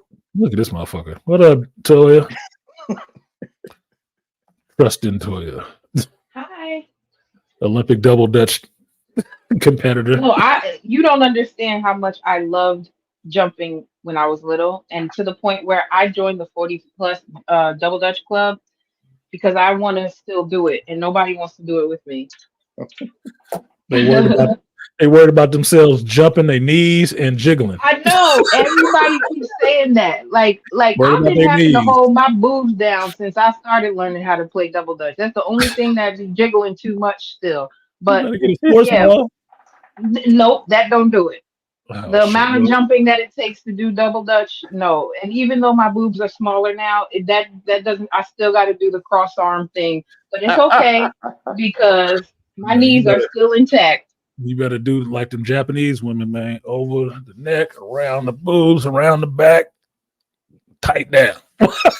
Get that samurai wrap on. That should have Exactly. It's stayed down. also it's That been should a have stayed while down. since I've shared with you my dinner cooking. So I'll tell you, I made some spinach, mashed potatoes from scratch, and some chicken cutlets today. Mm. Sounds good. Seasoned Yes, cutlets. yeah. Chicken. Okay. Nice. Okay. Well, sounds good. I got some seasoned chicken breastises that I got to cook tonight because yesterday I went in for making Mexican food. Okay. Mm. I got some southwestern flavored porterhouse, um, some broccoli and some peas. I'm good with the broccoli. Good with the veggies. It may not seem like it, but I like my vegetables. Weird. I like Me vegetables. too. Shout out to those of us who still eat vegetables. I don't have them as much as I should, but I do love my vegetables. I don't have a problem against eating vegetables. I have to do more of that. Shout out to Rainfire for supporting the stream. First donated. Coming in late, but I remember the movie about the first Olympics. America won a lot because we didn't know what we were doing, practicing with too heavy equipment, inventing the block start and track. I go back with track and field. That's why I watch track and field. Jesse Owens, I even had a relative that competed in the Olympics against Jesse Owens. That's why when I got into running track, that was a big deal for me. And should I go back with Olympics like fucking Bruce Jenner go back to being on a Wheaties box? Yep. If you remember who Bruce Jenner was. I go back with the Olympics. I always liked the Olympics and the idea of competing in all of these sports, decathletes and stuff like that, what that actually means. Like, I always liked all of those sports. Dancing ain't one of them. It's not. It's just not. That's an art form expression. It ain't a competitive thing against everybody else necessarily. Yeah, you can make it a competitive, but it's only the people who know how to dance can really judge that shit. There ain't no competitive carpentry. Like, fuck you. No, man. I want to see people doing shit that's, I don't know, normal. I don't give a fuck. But that Australian chick is embarrassing, but she's going to be rich from that shit, which is the funny part of life. She's still going to be rich from that shit. Simone Biles competed a lot, but she ain't going to be as famous this year as this no dancing Australian chick is. You know what gets me bad? Like when I'm looking at the female relay races, I'm like, we're supposed to be representing America, right? But when I see the weaves, and I see the I'm like, really? Hold on one second. Let me give Rainfire his support. Appreciate you, Rainfire. I will give you the power mini. Power of one, the power of two, the power of many. The power of one, the power of two, the power of many.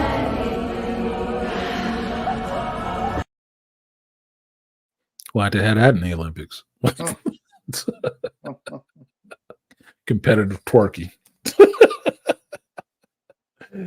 Go ahead, Malika, what you were saying. No, because when I see Shahari and these other chicks, I'm like, go ahead. I'm just like,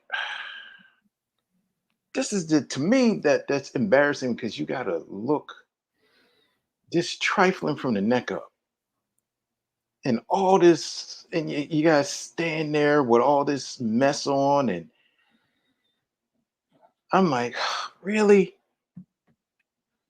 And I'm like, it's just. My grandmother used to call it tacky, Mm-hmm. and it's just, and I'm man, in my 53 years, I'm really saying I'm an old man now because I'm like, they had one girl who ran. She had short cut hair, and I was watching it at work, and a guy said, "Look at that girl with that bald head." And I'm looking, and I hadn't turned. I'm looking for a chick with a bald head, like mine. And I said, "No, she got hair." He said, "Man, that's bald hair." I said, "She look better than half of these other strags out here, man." I'm like, "Come on." Well, see, that's the thing. And shout out to Aquatech. He said, "Thanks for putting the point on what I was trying to say. Art is subjective. Sports is a quantitative endeavor. It is." Oh, you better stop using the big words. Oh, no, they ain't gonna understand it. You know, niggas hate me. And he Smart. spelled it right. Yeah. Look, got Toya's attention. Like she. What does quantitative mean? Out using these big ass words and shit. These niggas trying to be smart. I hate smart niggas. Why you gotta put the word endeavor mean? What does that mean? Yeah. Right. Who's endeavor? Yeah. Endeavor. We got too many T's and the I's and the E's. Who is in the Endeavor? word. Is that a Game of Thrones name? Wait a minute. I didn't send this. I know who I didn't send this to. I didn't send this shit to Toya. This shit was hilarious. And somebody thought it wasn't, didn't think it was real. And I'm like, no, it's all too real. You ain't been to no schools in the hood, man. Yeah. Obviously not, because this is some real shit. And listen, back to the double dutch thing real quick.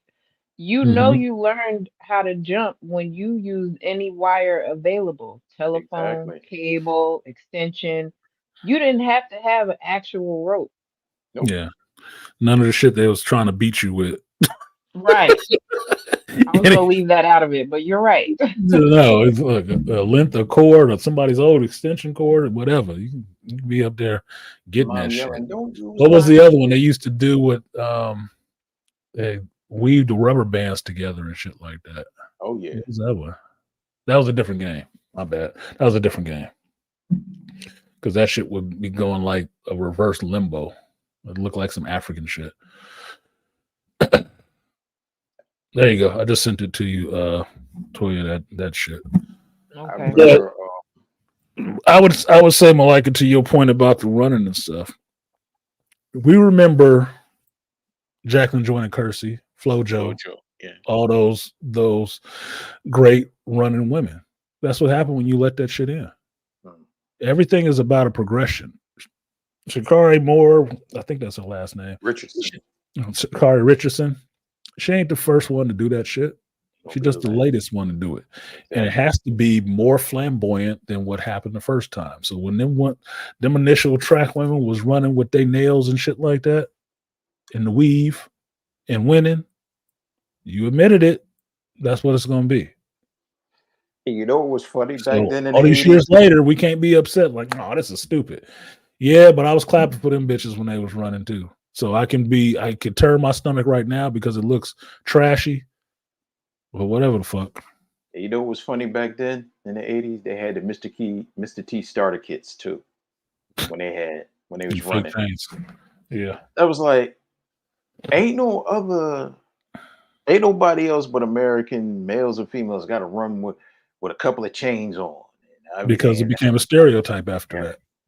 It became a stereotype because in that era, that's what they saw as differentiating themselves, showing their own things. Understand, black folks will always try to differentiate themselves, put a little bit of into whatever situation they come into. That's where breakdancing and this shit comes from. It is us differentiating ourselves, saying who we are, because at least the American ones, we don't really have a culture that we can fall back on and stand on. Mm-hmm. Right? So we always do shit like that. It just gets to a point once you get older in it, it gets to a point where you don't like it as much anymore. Mm-hmm. You don't like that flamboyant bullshit as much because it always has to progress to more and more and more, right? It's like doing drugs. Yeah, you might have started with a cigarette, you might have started with a beer, but if you started when you was in your teens and you get up to your 50s, you ain't just smoking a cigarette and drilling no beer. You're not. It's progressed to something else by that point. If you stuck with it.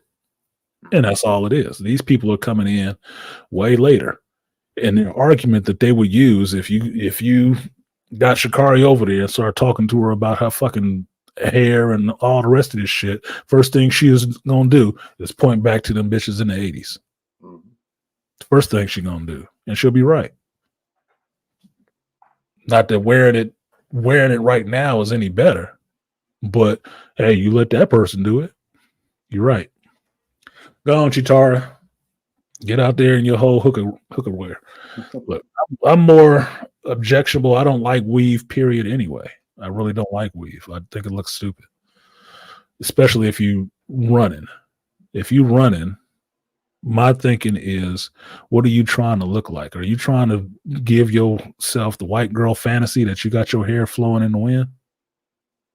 Or are you thinking about, I'm trying to break a record and I want this shit trimmed down for speed? Because that's what I would look at. Speed is not about having all that shit flowing off of your ass, creating drag. That'd be like somebody in swimming competition with a fucking weave on. I want to look like a mermaid. Come on, man. Do what makes sense. Just paint your hair. Dennis Rodman did it for a long time. Just paint your hair a different color. Cut that shit bald. Look like an Olympic ring. Yeah, weaves and wigs. Look, I still of this state of mind. Wigs only belong on old women over 40. That's what it was for me when I was little. That was shit that we had seen in your grandmama's bedroom, sitting on the nightstand with the little foam head and shit. Like, that's creepy, right? That's what it's supposed to be. It's supposed to be for old women. That's at least for me. It's not supposed to be something that young women wear. It's not. Unless you being a goof or it's Halloween. Weaves are never entertaining to me because it's always pretending like you have something that you don't. If you're a celebrity, you're an actor on a set, and you're supposed to look like this, yeah, I can understand where weaves have a place. Weaves never look right on black women to me. They don't. They never look right to me. So I'm never into it. It's never something I focus on, and it always looks like it just screams to me. It always screams like low class. Always. And you know what it is today? The faker, the more it's accepted. Like, it's just like, okay, it's just what it is. It's just like, huh? Like, it just looks like, I'm like, what the heck? Like, you just cut a Glad trash bag and this parted your hair and just glued it to the. I'm like, come on, man. Shit, my thing with the women with the weave, and then Toya can go. My thing with the wigs was they had to wear the wigs after they had pulled most of their fucking hair out from putting them braids in too goddamn tight. And that's why wigs became standard, because they kept fucking up their hair with the braids. And alopecia came in. And alopecia. How do you hide your alopecia? Well, you got to wear a wig. Now they try to normalize wearing wigs. Okay. Well, see, go ahead, Joy. that's actually what I was going to speak towards. I'm glad you said that, Artisan. I was raised by women who embraced their hair. I didn't grow up around women who wore weaves or wigs. And I think that a lot of that is why I never did. Don't get me wrong. I've worn both of them at one time or another. I don't have a problem with people wearing weave when it is in addition to their hair, meaning that the majority of it is their own, but the weave is literally just enhancing it, you know? That's what I would do. I would put on like a half cap, but the whole front of my head was my own hair and it blended in with the weave. And so a lot of times if you look back at pictures of me, you won't even be able to tell that that's not all my hair. But to Malika's point, a lot of times now it is super fake looking, and to the point where you're actually looking at the top of a woman's head and you can see where their forehead starts and where the weave begins. And Mhm. it's like, I don't think that's how it's supposed to look. If you're trying to push it I off don't as think so. something that is yours, then it should look natural. And the gynocracy will argue that, well, we just like variety, and shouldn't we be able to switch it up, Bullshit. and shouldn't we have protective styles? And this is where I'm going back to what Artisan said, and it's like, if you have examples of women around you who take care of their hair, then you never have to worry about having traction alopecia or Mhm. protective style, so to speak, because your hair is a protector in it of itself, in its natural state. Hmm. And you know So what else we've become to in these later years? Lazy, extremely lazy. Um, I've seen it with, like, women will not take care of their hair. You will spend billions of dollars on something to destroy your hair, but you won't take the time to fix it. Now, there was a point in time, maybe 5, 6 years ago, where you started seeing women getting into the natural. But I was like, I hope this lasts, but then this became a trend. And it was just, it just got to me. And I was just, it's just that I see it, just the laziness, just the lack of desire to do your, you know what? When you talked about, like, when we grew up, Artisan, like in Gen X, at least when we were kids, we at least saw our mothers, our sisters, our aunties, and our grandmothers doing their hair. My grandmother would literally beat my aunts if they left out of the house with their hair looking bad, how the way women do today. I mean, it was a certain thing, because I guess because we had standards, and like Toya said, what the gynocracy has, what the gynocracy says, it's law. Yeah, good one on that one. I'd say this. I saw, like, my brother's grandmother. She's older now. She gave me one of my first jobs, right? And she was an older woman that ended up having those braids when it was the thing to do back in the 90s, right? Mhm. And what had happened was, she had gray hair and thin hair at that. The braids had pulled most of her hair out. Mhm. She was the first one I saw wearing a wig again. Mhm. That was a grandmother having to wear this goddamn wig because of braids that pulled her hair out. When I saw younger girls doing that shit, or the hair all bumped up around where it's pulling so tight you can see it, little girls and stuff like that. Yeah, these little bitches gonna be bald. Y'all doing that shit too tight, too regular. You can't keep it like that. Not wanting to wash their hair and stuff like that. That comes down to training. Mhm. These chicks ain't been trained to clean their hair. That's probably why they can't do it. Because they ain't been trained to do it. If you would think people out of the same generation ain't raised a boy worth a fuck to be a man, what makes you think they raised a woman worth a fuck? Who did it? If they had trifling mamas, who taught them how to clean themselves, clean their hair and stuff like that? They ain't taught the sons. You think they just taught the daughters? They ain't taught them either. So, like I'm saying, it's all about progression. You shouldn't be too surprised about this shit. You just in some ways should hope that somebody can, they would get some tutelage somewhere in there. Stop using the big words, man. You just use two big words in a sentence: progression and tutelage, man. Well, yeah, they wouldn't understand it. That's okay. You can look it up if they're not that damn lazy. But that's what it comes down to me, is like some of this stuff is taught. And if you're saying you too lazy to wash your own hair, that means nobody's taught you how to do that shit. Mm-hmm. That's like motherfuckers not knowing how you go to somebody's house and all they got is a wet rag in their shower, but it don't look like the shower's been used. Because motherfuckers only taught them how to wash up. not to wash their ass. Exactly. Hooker showers back in the day. And these are grown folks. I'm telling you, I'm around a lot of people. A lot of times I see some weird shit that was not the way I was raised at all. But people live. People live, and you see things. There's nothing wrong with mini fros. I don't mind a woman with a mini fro. I wouldn't mind a woman with a decent shaped head if she was bald.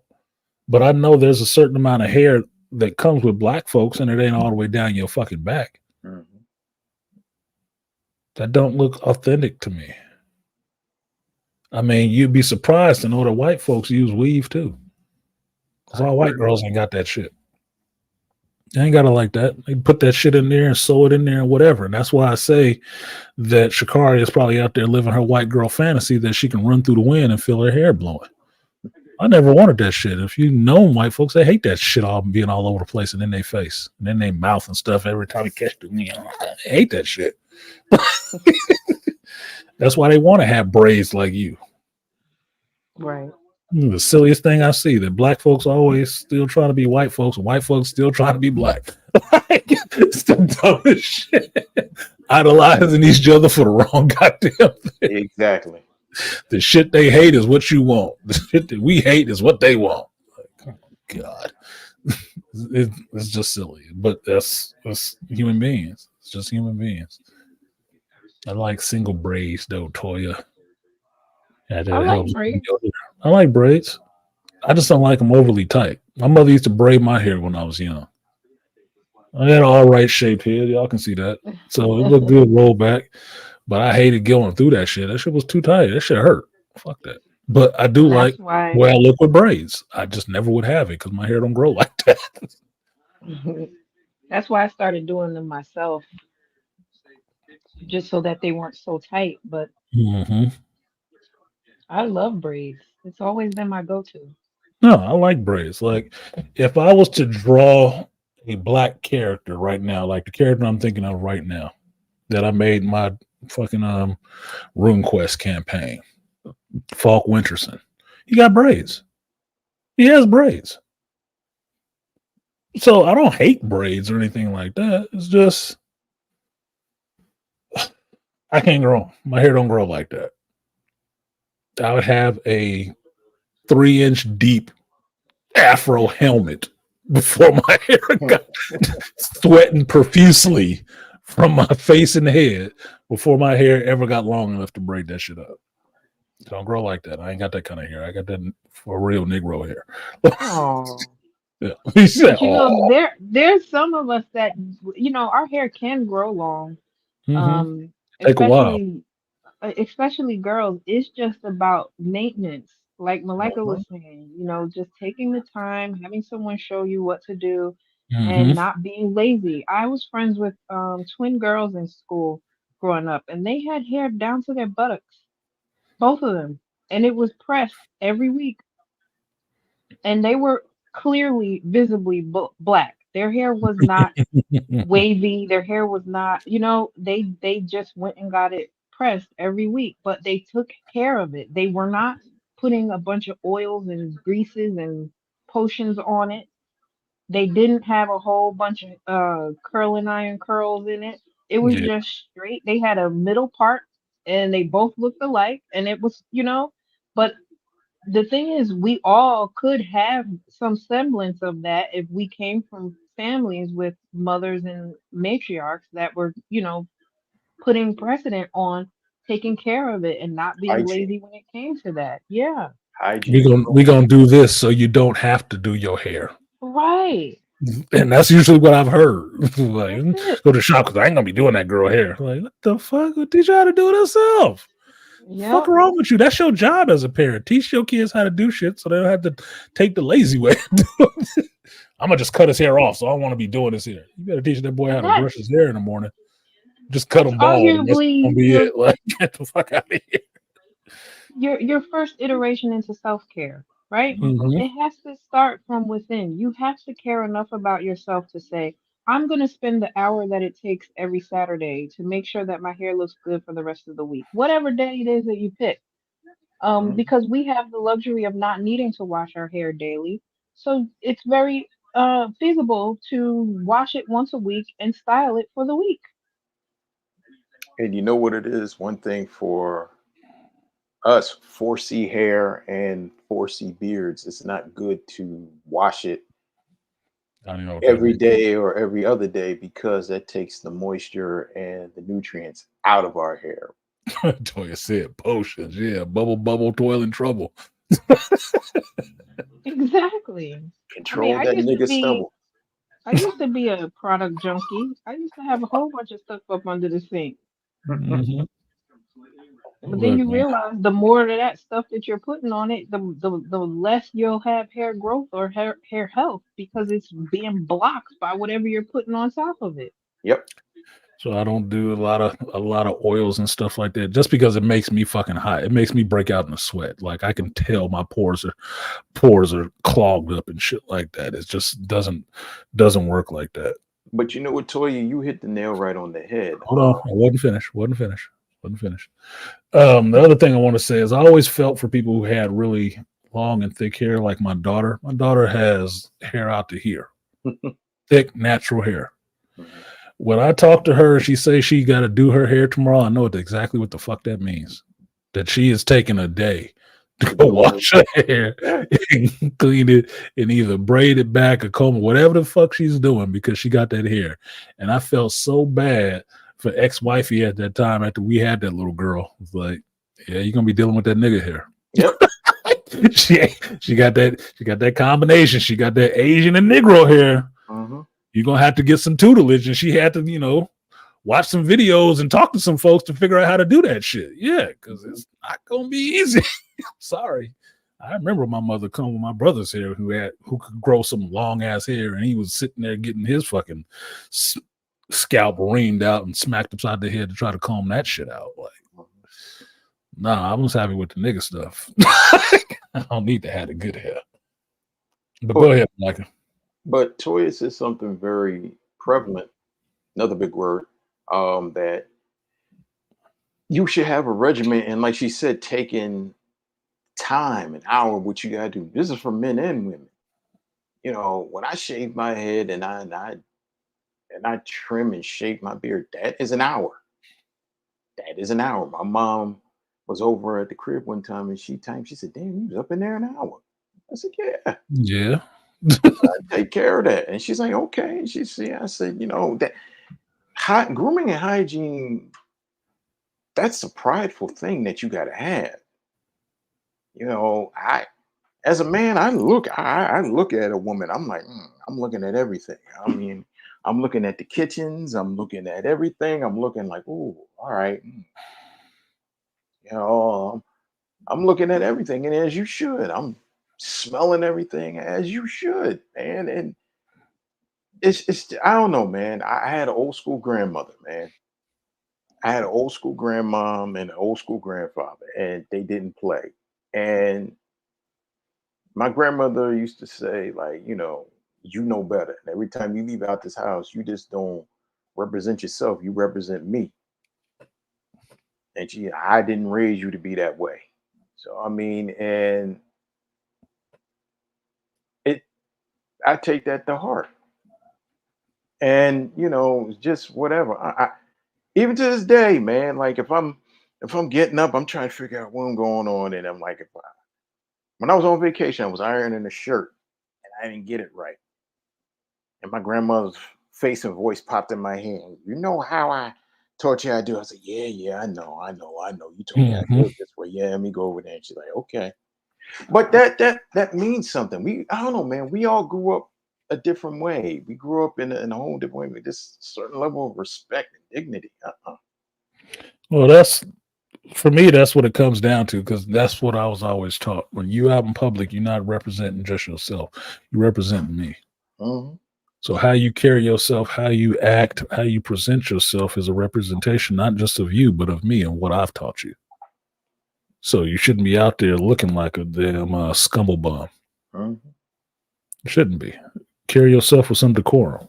That's fine, right? Because that's just out in public. Hair and stuff like that. Yeah, if you're doing all of that stuff, it takes some time. It takes some time to do all that stuff. It's just what it is when you put that kind of effort into it. Some of the shit I don't put that much effort into, like I'll cut my hair and I'll trim my beard and call it a day. Like you can see right now, my beard is growing out. Why? Because I'm not that you shave every day, motherfucker. No, I will bump up like Pizza the Hut in this bitch. No, no, nigga, my hair does not like that shit at all. that hair will be twisted over before it even broke the skin. No, I'm not doing that. No, I will cut it. And then I will let that shit grow for a few weeks. And then I'm not doing that daily shave shit. That shit is painful on my face. Look, maybe it's because I didn't have a dad to teach me that shit, but that's what I've learned from myself. It don't like it. Okay? It don't like it. I don't like it itchy. So we come to our agreement. We cut you once, let you get some grow on, then we'll cut you again. Come back in 2 weeks like the front lawn. I'll come back and mow you in 2 weeks. 2 weeks, we're gonna get a little trim up and leave it at that. Shout out to the Spaceballs. I don't know, I can't remember the reference. She looked like she don't change her draws. Go away. Yeah, well. You'd be surprised. You ever get to a chick house and you see some shit that give you pause, like maybe I don't want to fuck. Mm-hmm. Maybe I don't need my penis anywhere near here.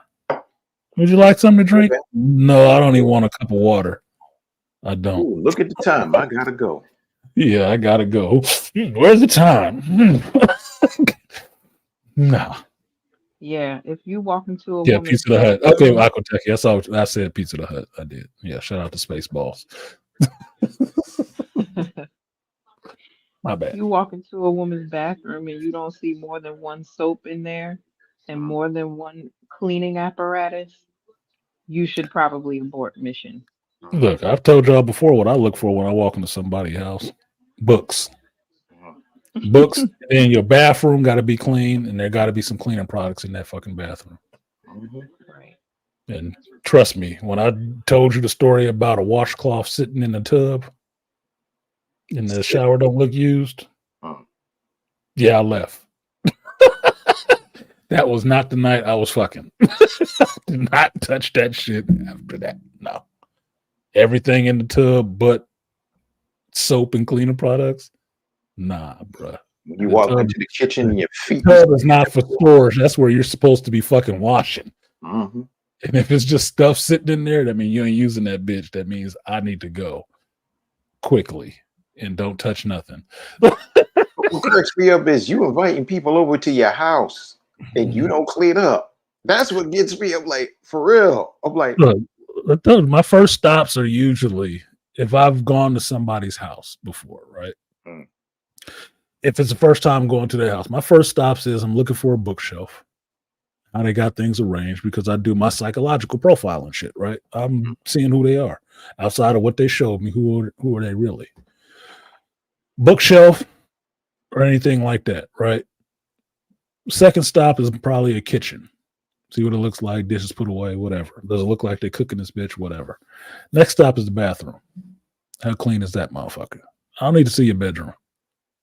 Your bedroom is your fucking business. But all these common areas that people, anybody coming through here would see, that's important.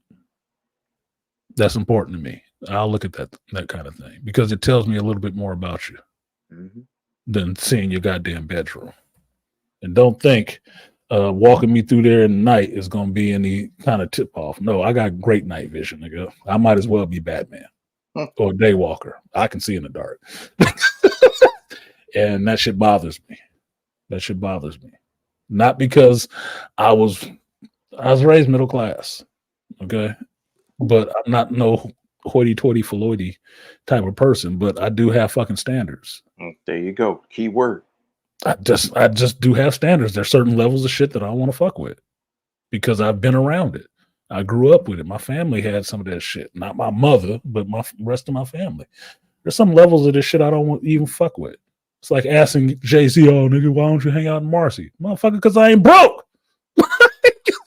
Fuck, I want to go back to living like that. I don't have to. No. Could you if you had to? Yeah. Those skills are there, but I don't, so I won't.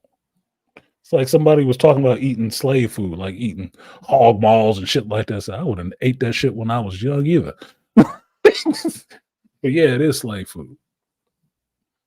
The shit that was left, the leftovers. Mhm. Lord, I can clean up and repair techs. Yeah, man, come on, man. Aquatech, you don't get me started because I got motherfuckers I work with can't even clean a kitchen that they made a mess in. And I'm like, I'd never want to see this nigga house. Never. Not once. And I say nigga just as a generic term, not because he black. No, they filthy as fuck. It look like them kids in M. Night Shyamalan, The Sign movie, leaving cups of liquid all over the goddamn place. Like, man, do you finish anything? Clean out the refrigerator if you got any food in there. I ain't got shit in there. I ain't put nothing in none of that. Nasty motherfuckers. No. We got different standards. I know black folks supposed to be lazy and dirty. We ain't. Somebody was cooking and cleaning for y'all back in the days. Word, I clean up and have to repair techs. Man, I'll go into people's house that want me to put on booties and I need to have a respirator on in their house. So fucking filthy. But they worried about my boots with no footies on. Get the fuck out of here in this filthy ass, greasy ass house. Yuck. It's all good, Artisan. Roach lines matter. JT, shut up. No, they don't. Roach's lines don't matter. They check in, they don't check out. There's certain tolerance you get when you, especially in Frisco. I can tell you a story about Frisco, not far from your pop's house, but certain shit you learn to deal with in big cities. Certain shit you learn to tolerate in big cities. Yuck.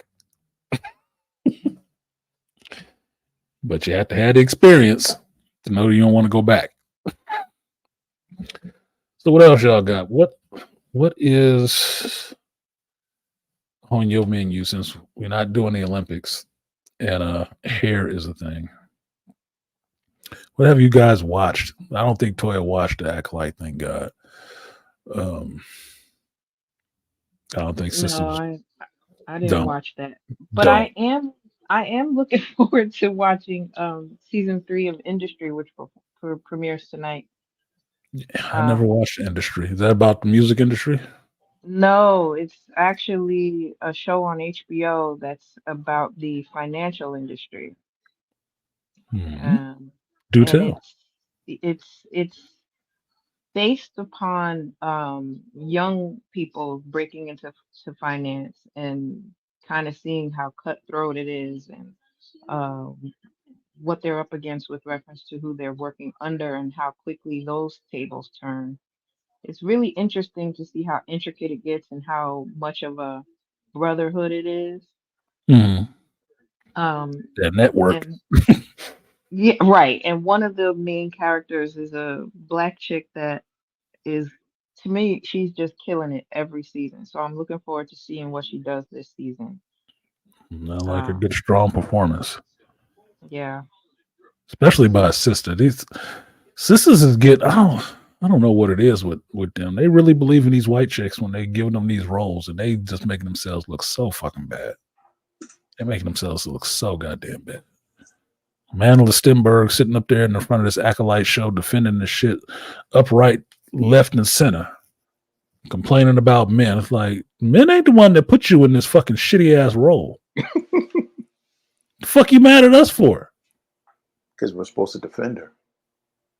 Motherfucker, I can't defend you from doing some dumb shit on your own. Listening to these two goofy ass bros. That role sucks.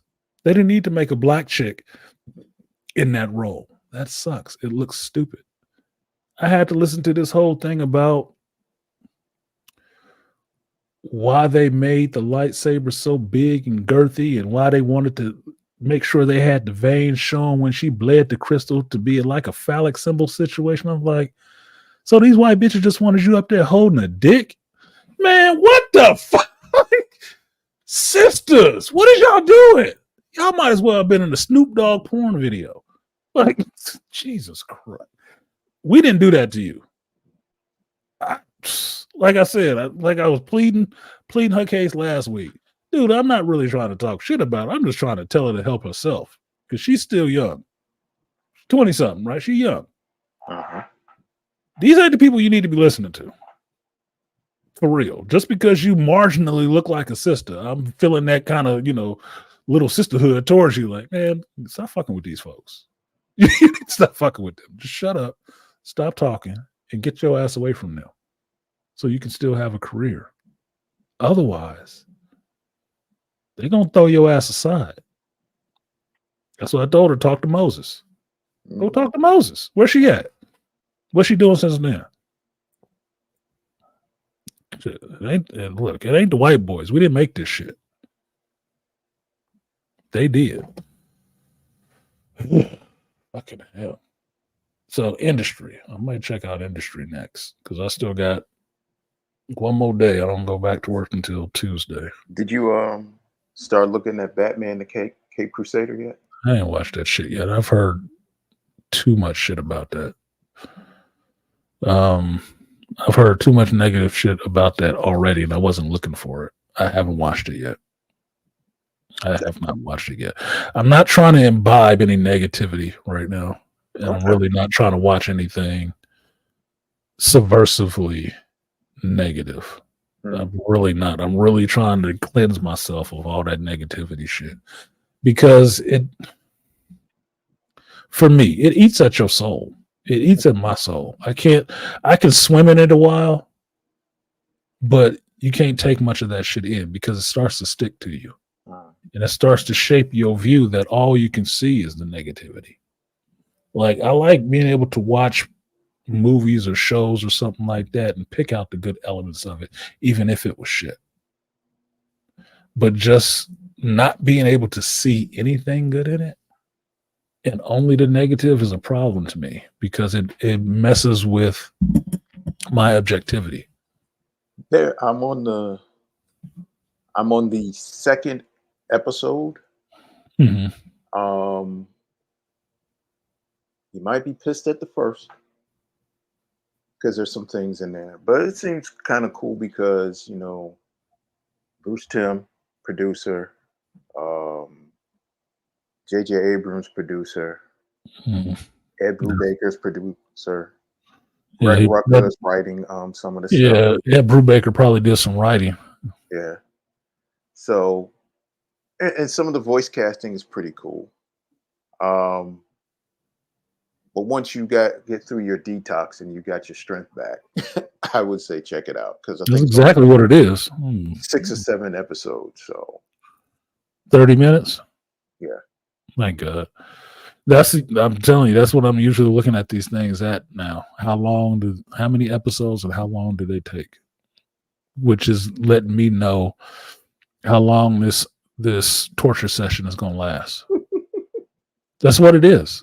I'm serious. It's exactly what it is. Like, if it's just so many episodes, like, that's why I powered through Umbrella Academy in one day. Like, okay, 6 episodes. I got 6 hours. Fuck it.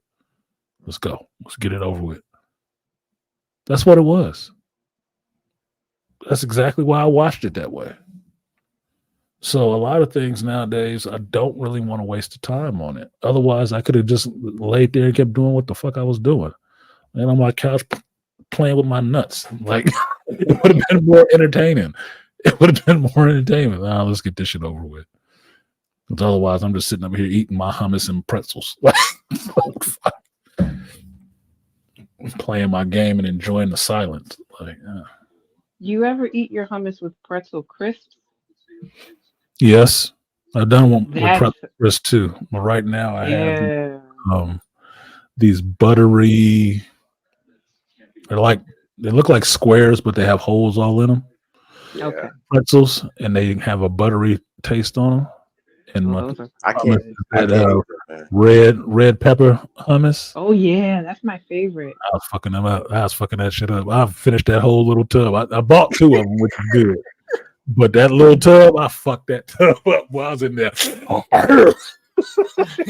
I can't mess with pretzels and hummus, man. That's too many carbs, man. I don't give a fuck. Look, I work and I sweat.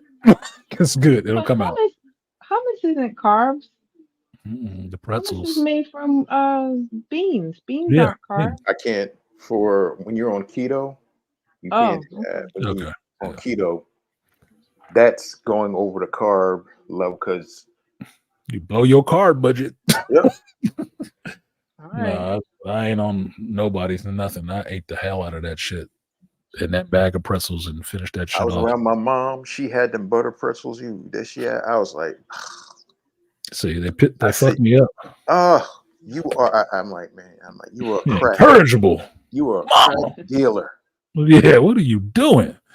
No, see, I was looking for that hummus with the lemon twist in it. They didn't have that one, which I like. So I went back to the old trusty, that red pepper, and that shit was good.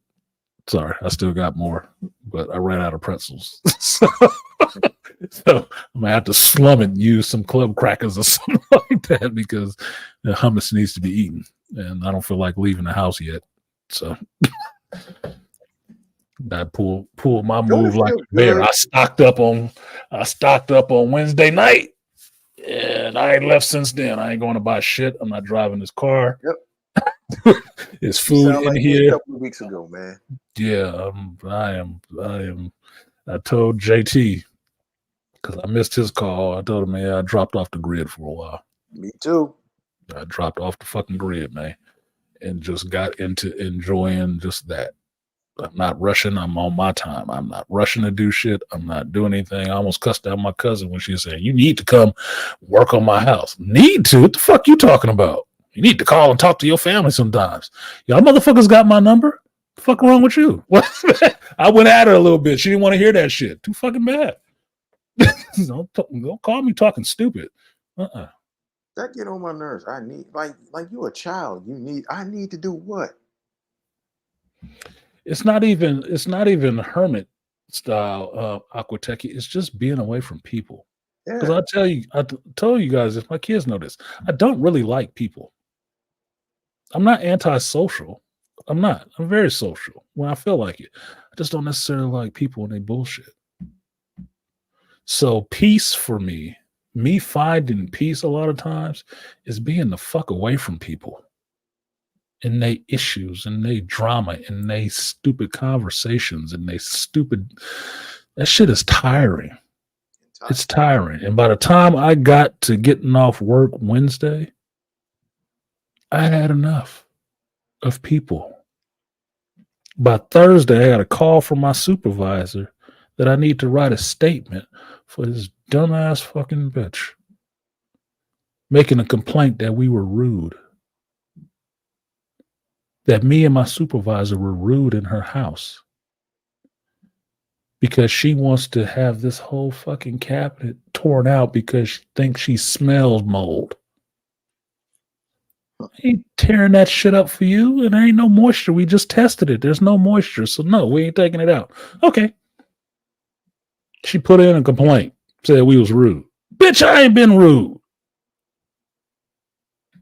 What did she cite? The joke I made. She called me a smartass. She called me a smartass. And I told her, I said, well, like I told my kids, better a smart one than a dumb one. She took offense to that shit. She laughed at the moment and then put in a complaint when they didn't want to move the way she wanted to. Well, they were rude to me. And I felt that they called me a dumbass. The fuck? You mean I got to sit here and write a whole statement now? Bitch, I'm on vacation.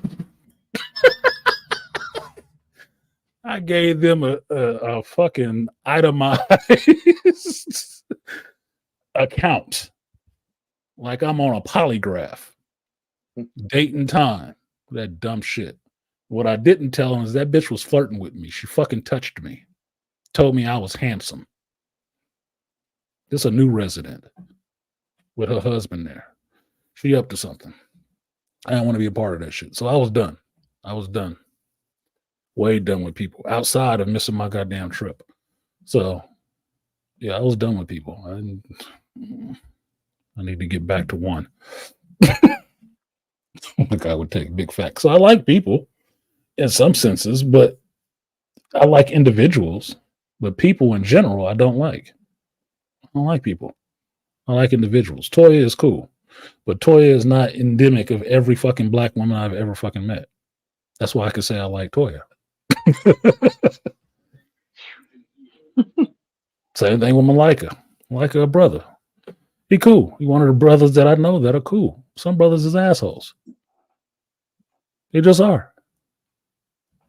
So that's how I judge people. I judge them on an individual basis because individually people can be cool with you or ain't not shit with you.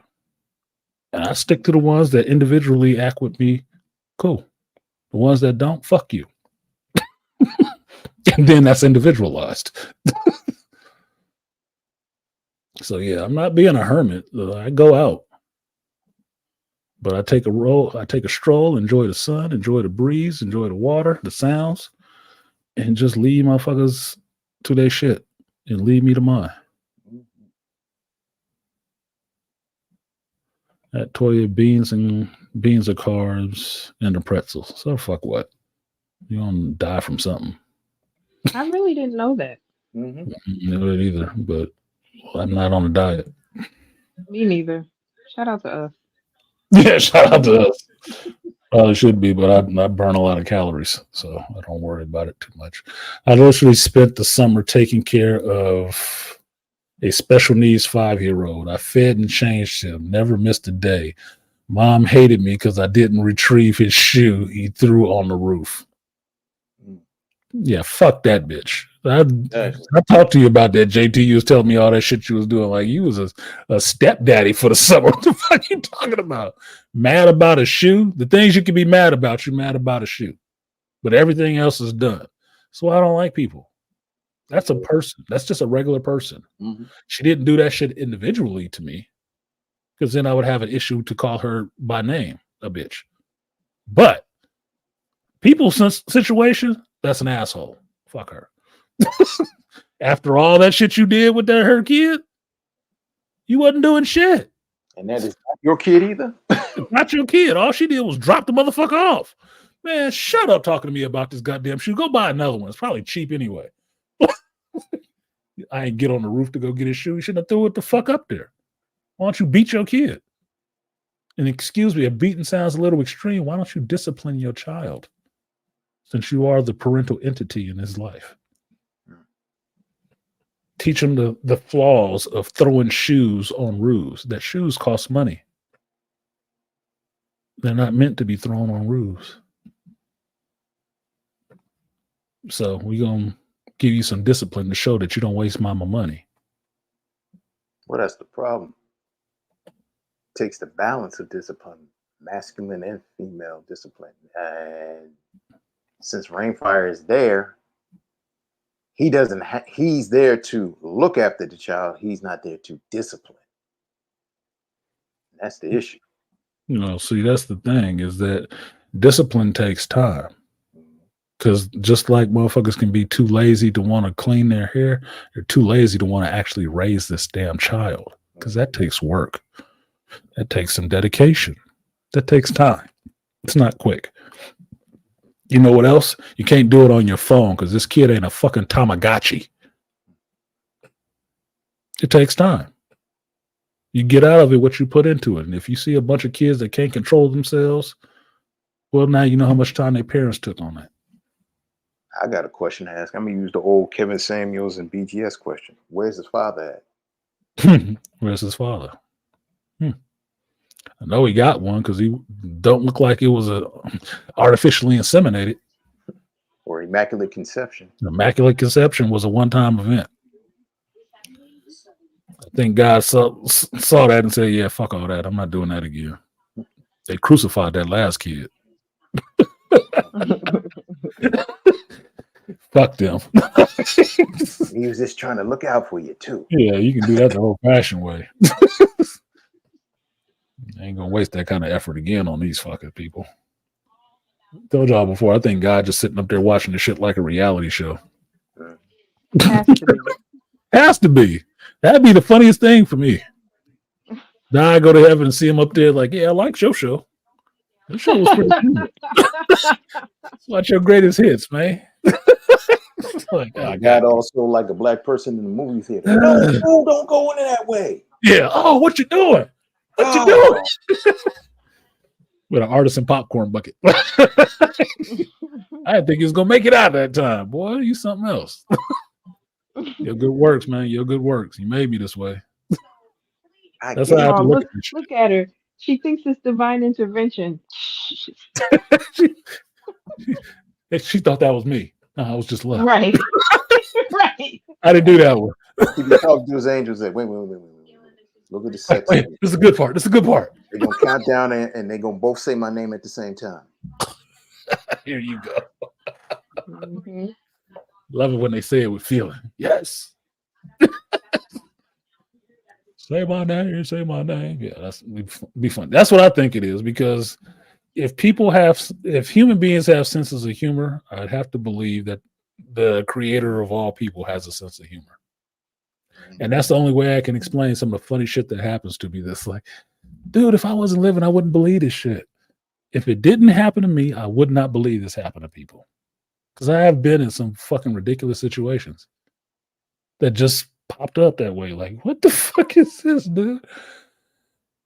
It has to be somebody having a joke, somebody having a good fucking laugh. It has to be. He has to have He has to have a sense of humor. If he didn't, we wouldn't have a sense of humor at all. And that's one of the natural outgrowths of us just being people, is that we'll see funny shit. Mm-hmm. Funny things will happen and we'll laugh about that. Nobody had to teach you how to laugh. You just figured it out. And what's funny? Like breakdancing in the Olympics. Like fucking flopping on the floor in the Olympics. Look like a whole magic carp. Trying to dance in the Olympics. Like, oh my fucking God. That's going to make the highlight reel. Not for being one of the things that's the best things in the Olympics. Just for being that damn bad. And like I said, she's going to get paid for that shit too. She will be in the record books. And she probably will get endorsements out the wazoo. And she will have endorsements out her no dancing ass. She will. Talk about failing upwards. Reebok, Levi's, Nike, Monster Drink, all that stuff. I wouldn't be surprised. Some dance equipment. A reality show, a big ass game of Sims. Maybe, but you know how some people play Sims, put them in a bathroom, feed them a bunch of food, and then take the door away and let them sit in there and die because they can't shit. That's messed up. There's some dark shit happen on a Sims game, dude. Like, there's some shit to watch. That's something to watch. That is something to watch. Watch somebody play Sims, how they get down with people. I'd say Grand Theft Auto was interesting.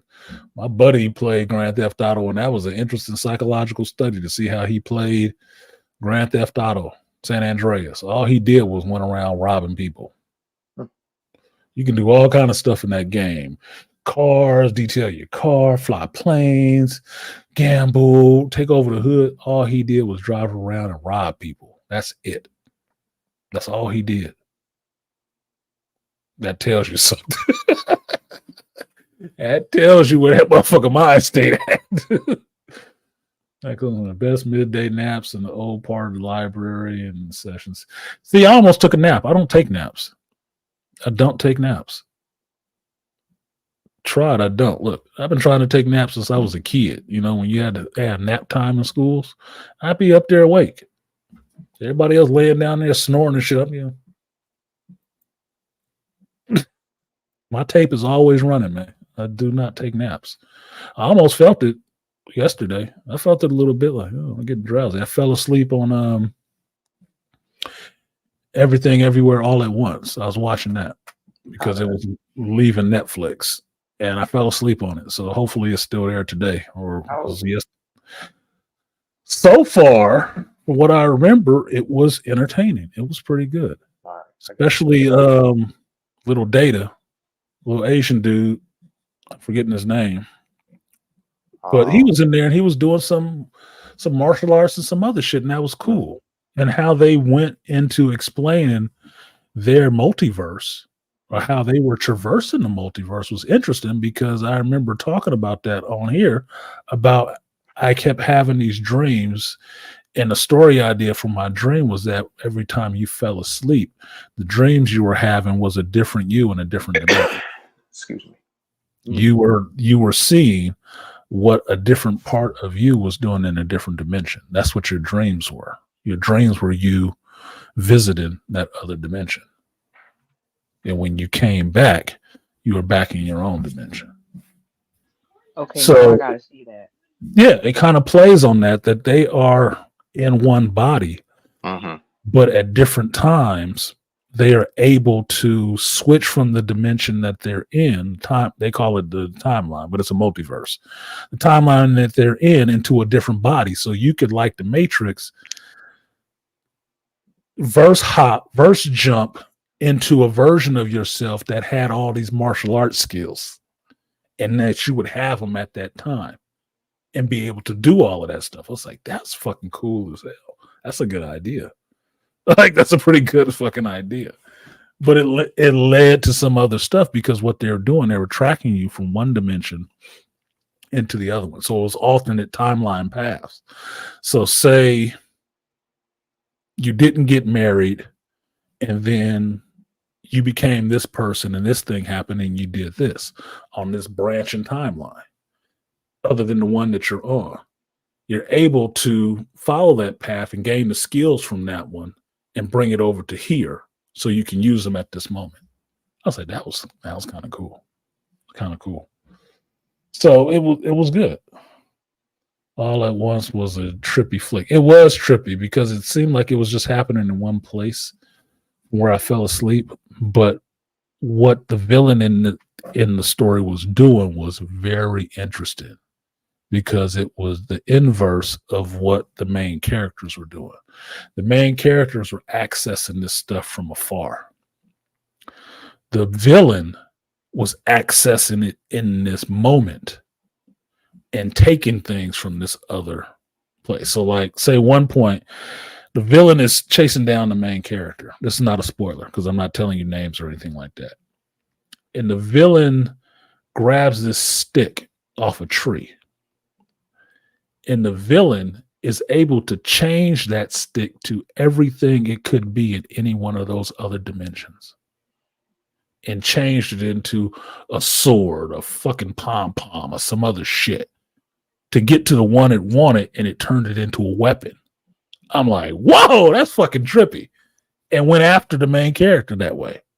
That's what the villain was able to do. It was able to take this stuff and turn it into any one of these possibilities that it could have been. I'm like, this is a trip.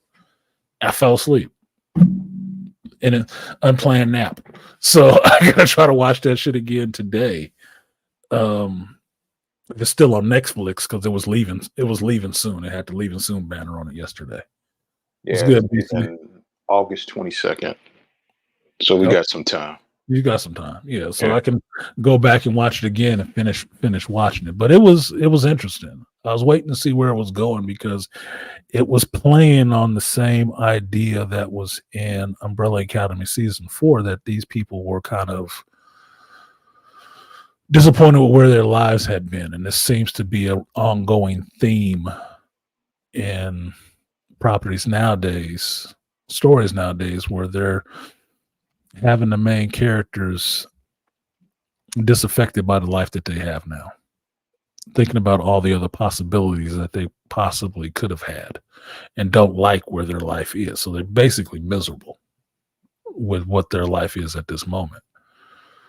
It's interesting in a way. So it was good. I like Michelle Yeoh. I like that other character. I've been watching him since he was a kid. So, and I don't have a problem watching Asian movies at all. So I was getting into it. It was good. For what I saw up to that point, it was good. I'm mad that I fell asleep, because I wanted to finish it out, because it is 2 hours and some change. But at that point, I guess I was sleepy. I'm gonna need you to get into taking naps, Artisan. The rest of us have all relegated ourselves to whenever the time permits. I think after you turn 40, naps become imperative. They do, but my schedule is such that I don't usually have time to nap in between. I don't. My day is usually too fucking busy. There is no time in the midst of my day that I have time to just, knock out for a minute. I have to either be awake in the morning or going to sleep at night. That's the only two times I get to have any sleep. And at night it comes, sound dirty saying it to you, but it comes kind of hard. It comes kind of hard because I'm kind of an insomniac, and I'm always doing the rest of my stuff for life or YouTube or watching something or trying to make a video. Okay. I don't sleep till maybe 1 or 2 o'clock in the morning, and I wake up at 6 or 7. So I'm getting 4 or 5 hours of sleep on a regular. So being on vacation, I just stayed in the bed. I didn't get out of bed till like 12. I was sleeping. I was, filling up my sleep debt, paying back my sleep debt. What's up, Dre? Good afternoon, evening, everybody. Okay, just making sure that was you because I got the dump button ready. I have to pull the floor out. Yeah, I'm glad you mentioned Squid Games. That was a really good show. Like I thoroughly enjoyed it. Cause at first I thought it was just hype. Because I watched it when everybody was talking about it, and I typically don't like watching shows when it's like that because it's like, people are just following the crowd rather than actually paying attention to the content. Yeah, that's why I didn't watch it initially because everybody was saying, "Oh, it's so great! You gotta love it. You gotta watch it." Like, what is it?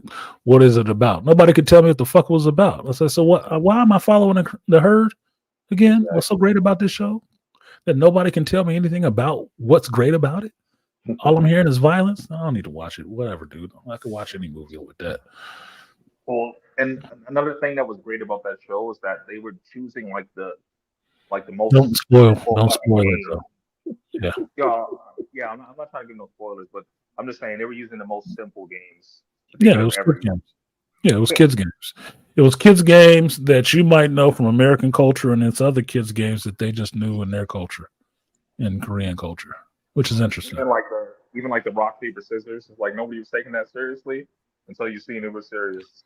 Yeah, so somebody put a gun to your head, then you'll take rock paper scissors real serious. The loser catches a bullet. Like what? On rock paper scissors? Look, I took a game that serious since I lost $20 on a casino table playing War in Vegas. Like, you know what? This ain't that damn serious. Not $20 worth. Nope, I'm good. Nope, I can't believe this is here, but now I know it is. Bye. No. And the other show that you also mentioned, The Platform, that was also a really good show. Like I really enjoyed that. I can't remember which one I watched first, whether it was Squid Games or The Platform, but either way, that show was really good. And it's like basically awesome. Like after like the first like 5 or 10 levels, you just fuck because everybody just starts spitting on food, pissing on it, like doing all kind of messed up shit. Yeah, it was fucked up. Yeah, The Platform was messed up. I remember me and I got BGS to watch it the first time I watched it. We watched it, and he was going into it. And so we're having that debate about what happened at the end of the movie, what actually happened at the end. Because it could be said that motherfuckers are hallucinating, or it could be true. You never know. You never know. And it ended in that way that you don't have a definitive answer. You don't. But I'd be interested to see a number 2. Did they put somebody else in there? Because that was one of those movies that I didn't think needed a part 2. That anything dealing with a sequel to that would just be a reskinning of the same ideas, just worse, which I don't want to see because then it's cheap. But it was an original idea, which means people can write and do have ideas. It wasn't something I had seen before. It wasn't something that I could immediately say was like something else. It was like itself. But shit, the theme in it was, yeah. Like, if you like those 2 shows, I really think you'll like Alice in Borderland. I said that a bunch in the chat. I really think you'll like it. Because, like, that show, when I was looking up Squid Games, and the potential for, like, the season 2, then I found out that that's where they copied everything from. is from Alice in Borderland.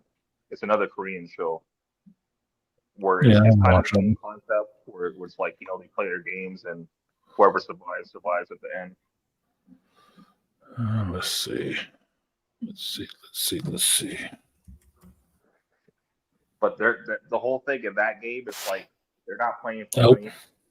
It's Oh. survival. I will watch Queen's Gambit if y'all don't know. Why? Because it ain't what I thought it was about.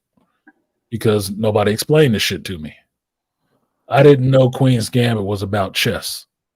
I thought it was about some shit with the crown or something like that, which I don't give a fuck about. It's about chess. Oh shit! I finally saw a trailer for it. Like, oh, I'm watching that.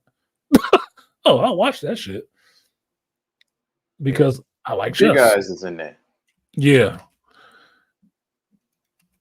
Oh, there it is. Alice in Borderland. I'm doing this for Opera. Welcome. All right. So Alice in Borderlands is on there. And Everything All at Once is still there. Okay, good. 2 hours and 19 minutes. 2 hours 19. Black Mirror. This was actually funny. You gotta worry. Because all you got to do is tell the truth. That was funny. That other shit I saw was not the other comedy show I saw was Last not. one, yeah, before this one, yeah, it wasn't on there. This one, Woke Folks, was funny. American was funny. The other show I saw was Joe Rogan's. That wasn't that damn funny. Yeah, it wasn't that great. Wasn't that funny. People were talking shit about it too, but it's like it wasn't that funny. But it's okay. But wait a minute, let me get my shameless plug in again. But this show, if you could reach that shit was awesome. of the world, could change the switches. Excuse me. Hey, would you travel? If it's what I think it is, it will change our understanding of the entire world forever. Time is always with you. It's dark. That shit was awesome. I actually saved the last 2 episodes. Like I've been savoring them. Oh, you've been saving them, huh? Yeah, you learning. That's what I did with Cobra Kai. I stopped like 3 episodes into Cobra Kai. I haven't gone back to it yet because I know they broke the season up. I was like, okay, well, why am I rushing? Let me just pause, take a breath, enjoy it, and then get back to it. And Death Note is an awesome show as well if you watch it all the way out.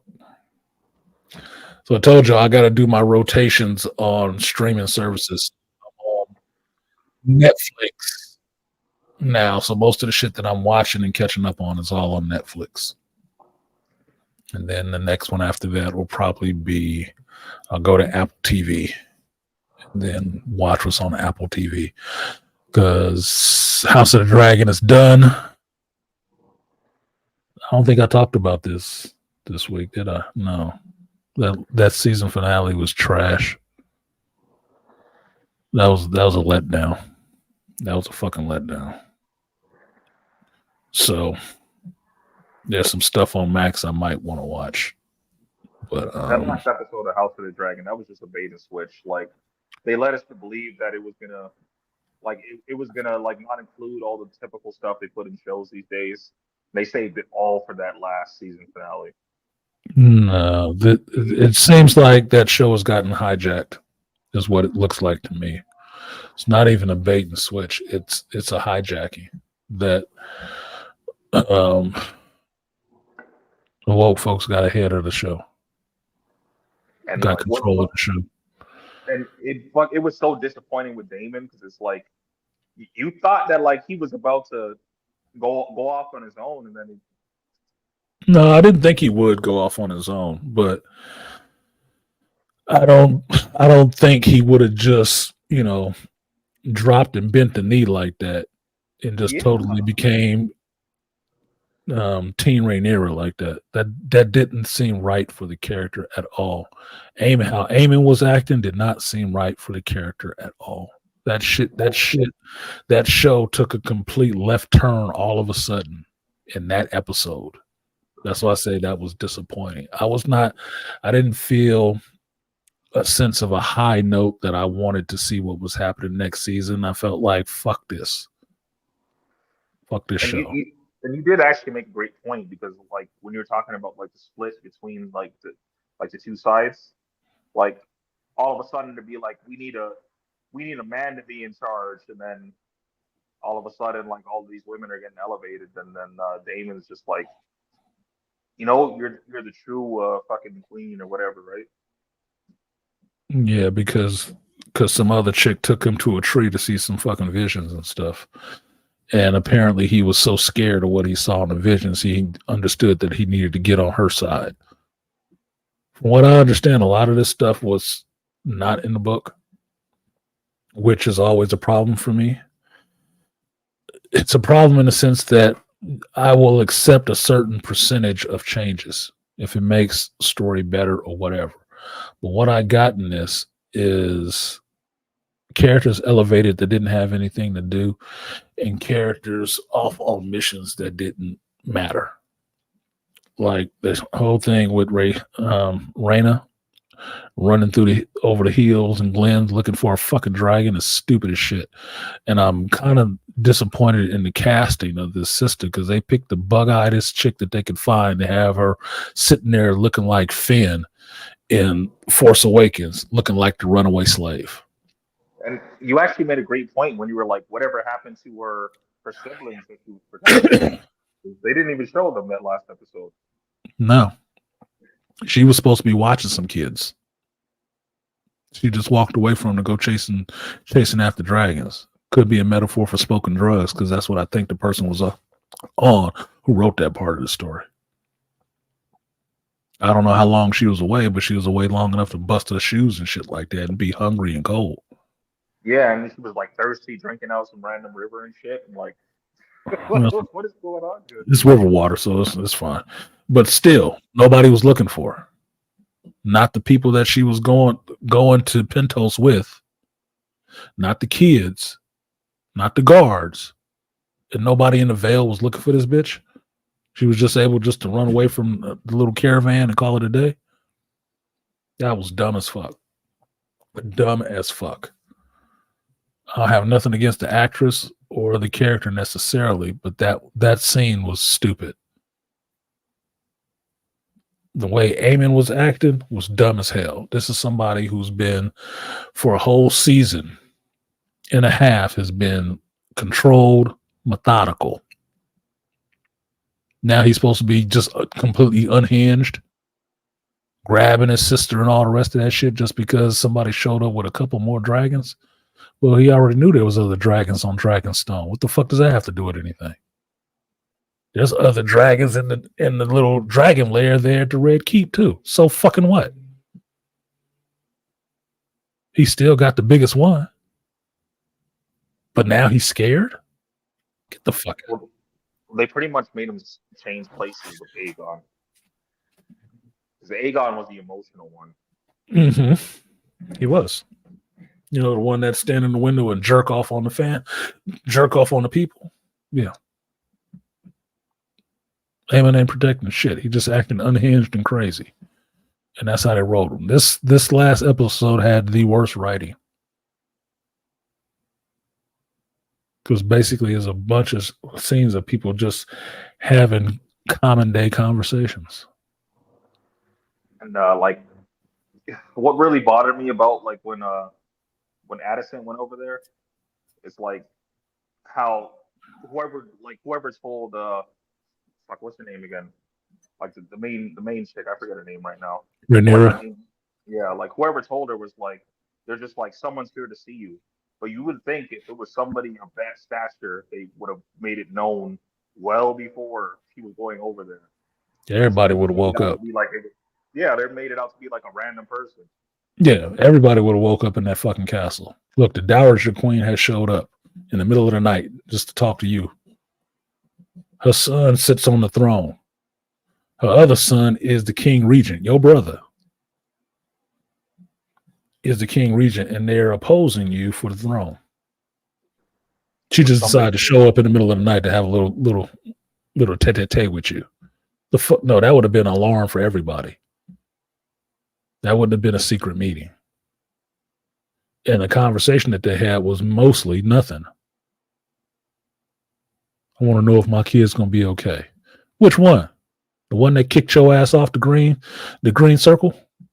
Off the green council? Or the one that you just told that wasn't about shit anyway? That you told him he didn't put himself on the throne. And it takes more than that to be a king. That one, the one that you was giving shit to? You care about him now? How many scenes she had going to see his ass burnt up in rehab? And her whole plan too was just like, just come over here and you could take the reins. And it's like this. It's not going to be that easy. Like you realize that he's out right now with Vhagar. All he has to do is come back with Vhagar. It's going to be a problem. Swing back. It'll be an issue. Look, that shit was dumb. That last episode was shit. That was not what I was looking for in that show. And it basically ended the way it started. Supposedly a lead up to something big happening. Nothing big happened outside of seeing some dragons. So fucking what? I've seen dragons before. There's a lot of shows and movies that have dragons in them. I can go back and watch Reign of Fire if I want to. But that's not exactly just what I was showing up to the show for. And that finale, if you want to call it that, was anything but a finale. That shit was boring. A flat lever. Well, technically that could have been a finale if that's the way they intend for the series to continue. That could be the end. That's why, like earlier when we were talking, it ain't strong. It's not a strong ending. Yeah, like when you were talking about the Umbrella Academy, that's why I asked you since you said the first 2 seasons were decent. I was like, is it good enough to watch? Yes. Just exclude the rest. Yes. Because I do that as well too. Because if the first couple seasons are okay, I'll watch it. But if I know it's going to be shit, I don't want to waste my time. The first 2 seasons are good enough to watch, but the second season will leave you going into the third season. The third season should have been a lot better. It wasn't. And then with the way third season ends, you would want to know what else happens. But what you got afterwards that happened was not that good. But it was an ending. They did end it. But that's kind of how I felt about The Boys. Because I went back and like finished it off. And I've also been watching Gen V as well. Like I still got a couple of episodes left on Gen V. But yeah, Gen V is good. Yeah, like I went back and I finished The Boys, and that last episode, like the episode before that, I was kind of just like, what the hell's going on? But the last episode, they kind of went back to where they should have been this whole season. Mm-hmm. That's why I said it seems like. That's why I said it seemed like they filmed that finale earlier on. They filmed the beginning and they filmed the end. And then that middle section, they just made up on the spot because the middle section don't really have shit to do with anything else in there. They figured out the finale. They figured out the beginning. They didn't have the middle parts of the sandwich. So they just filled it in with all that random ass shit because by the time you get to finale, all of that stuff that was in the middle wraps up really quickly. Like, too sweet. Nope, and I like Kimiko again. Yeah. You were just sucking for the last 5 or 6 episodes and then took yourself to jail. The end of the season 2 when Kimiko, she finally talked. I was like, oh shit. That was shredded. That was a good leave. That's why I said they must have wrote that shit first. Because it doesn't tonally, it doesn't work with the middle part of the season. Middle part of the season was shit. It's like it was all filler. Consistency is off. Yeah, the consistency is for shit, dude. It's like baby diapers. Like something. It doesn't fit right. Sorry, pattern recognition is something my brain does automatically, and that does not fit. That something is really off there. So it was not written like it was one continuous thing. that was chopped up.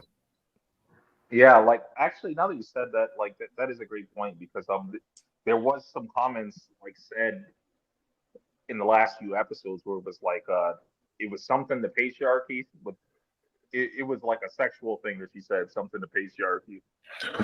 It's patriarchy bullshit. I'm sick of hearing this. Yeah. I'm sick of hearing this shit. I just listened to a thing before I came on here about well, here's the point that I'm trying to make. People would rather fail than win. And they'll punish the winners for winning and elevate the losers for losing. On the one hand, you got the Aussie girl, right? She's going to be famous. What up, Beast? But on the other hand, you got the Canadian Ryan Reynolds, who is trying to, I was listening to that he's fighting with Disney about this director's cut of Wolverine and Deadpool, and how Bob Iger is just going to fuck him and not want to put out the movie. Wow. It's like, why the fuck would you do that? And the only reason you can say is that it's petty because he didn't play that woke game with him. Did I was you hear like, the thing about- you gonna punish the person that brought you damn near $1 billion movie by taking the money he just made on that movie and throwing it into all these other woke ass projects that nobody want to see? That sounds like some of the dumbest thinking I have ever fucking heard. But it's all in the same pot. So yeah, that's how some trifling ass woman would do with the man that works all day, right? Go and blow his money on bullshit. Andre, turn base. It's turn base. Go ahead, your turn. I was gonna say, I'm pretty sure you've seen this thing because I seen this thing going around talking about like the chick that played Captain Marvel. What's her name again? I'm looking it up right now. Brie Larson. Brie Larson. Yeah, like apparently she wants to sue Marvel because apparently Ryan Reynolds he took out all of her parts in Deadpool of Wolverine, so she's pissed off about it. Yep, her and Tatiana Maslany have a lawsuit against Ryan Reynolds and Disney because Ryan Reynolds cut their parts out of his movie. He didn't think it fit. He didn't think it would work. He cut that shit out of there. They have gone back and tried to sue him for cutting those parts out of his movie because they thought it should have been in there and it added something. When you listen to the description of the scenes, all they're doing is complaining about the patriarchy and some shit and disrespecting the Deadpool character with their character. Why does that need to be in his movie? When does somebody who is an add-on to your fucking movie get to complain about you not putting them in the final cut of your movie? Not the star. You just somebody that got a cameo. Fuck off. Well, you also just added like a huge extra bit of context to that because you said that like she was coming in there just to talk shit about his character. Like, why the hell does that need to be in the movie? Why would you need Captain Marvel in a Deadpool movie beating Deadpool up? Exactly. For what? How does that add to the story? Exactly. It don't. It doesn't. That's why I said that when I saw the movie and I heard about these complaints coming out from these chicks, neither one of them would have added anything to this movie. Neither one of them. She-Hulk wouldn't have added shit. Captain Marvel wouldn't have added shit. That's why Tatiana Maslany's comments that she didn't know who wanted to see these older characters. Apparently everybody. Who wanted to see your fucking ass? So I told her to shut up. Stop talking because you're making me not like you. And what's interesting about her even wanting to like come with a lawsuit in the first place, because like didn't like not too long ago she was saying that she didn't want to continue her role as Captain Marvel. Because it's about money. Brie Larson is unlikable. She's unlikable. She probably looked good to be fucking on, but she unlikable as an actress right now in Hollywood because of the shit that comes out of her mouth as Brie Larson. So she wants so to, because of that, bruh, I'm not going. Because of that, nobody wants to see her playing Captain Marvel. Nobody cares. It's not a winner at the box office. You just saw that with the Marvels. Because she had full full credit on that piece of shit. What did it do? It's about money. These chicks aren't getting paid, and they want to find a way for Ryan Reynolds to have to pay them because they upset that his movie made that much goddamn money. They're upset. Bob Iger's upset because he didn't toe the line and made all that money. So they're gonna punish him for succeeding. Well, wait a minute. Can we go back to the part where she literally says that who wants to see these old characters? Like, are you serious? Yes. Like, are you like? First off, that was the quote. That was the quote from her interview.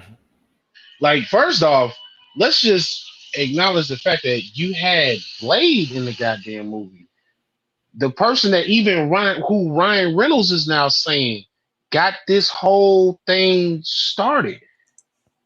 And how everybody they didn't gave this man 2 Guinness World Records, like for playing the longest character, surpassing even Hugh Jackman. Yep. Like, what the hell are you talking about? People wouldn't want to see this. Hell yeah, people wanted to see this.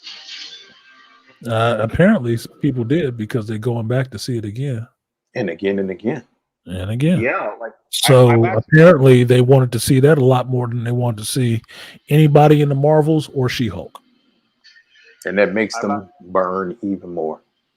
I've actually talked to a bunch of people in real life that told me that they've seen Deadpool and Wolverine multiple times. Some of them even bootlegged it first and still went to the movies after. I'm like, yeah, you know it was good if you're doing that. If you're going to bootleg and then go back to pay to watch it. It must be good. Yeah, like, shit, I want to make sure I give them some of my real money. Like, fuck you. Come on, man. Nobody wanted to see She-Hulk in this shit. So complain all you want. Suing Ryan Reynolds sounds like the dumbest fucking move. Because understand, Ryan Reynolds ain't coming to this shit broke. Ryan Reynolds is damn near a billionaire right now on his own. On his own, from his dealings and stuff like that he's been doing.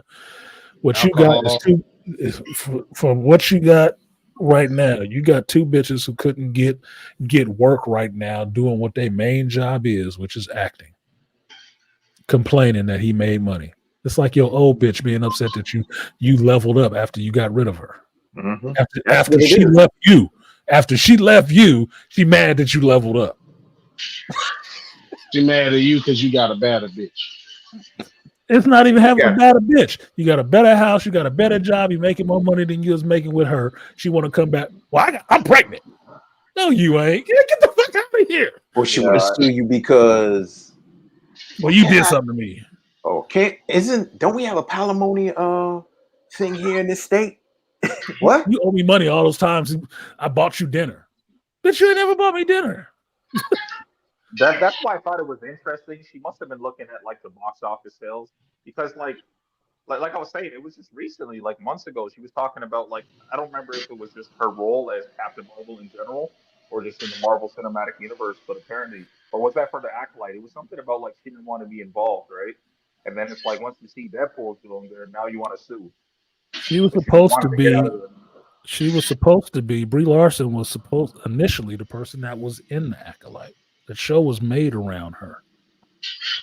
Disney had so many problems with her in the production of the damn Marvel shit that they pulled her from that. She got into it with KK and them. Then Amanda Stenberg came in. Don't believe that story that they told you that, oh, it was always made for her. No, it wasn't. Because I wasn't the first person attached to this fucking show. Wouldn't have got off the ground with that. She's an unknown fucking actor. Now, because she got pulled out of that shit and she got pulled out of the rest of this MCU stuff, she was down to the Marvels. The Marvels just flopped last year. Somebody got background. I think it's Beast. My bad. So she ain't got nothing else happening with Marvel, and this is the biggest game in town. Yeah, she saw what that movie was making and felt like she should have been entitled to some of it.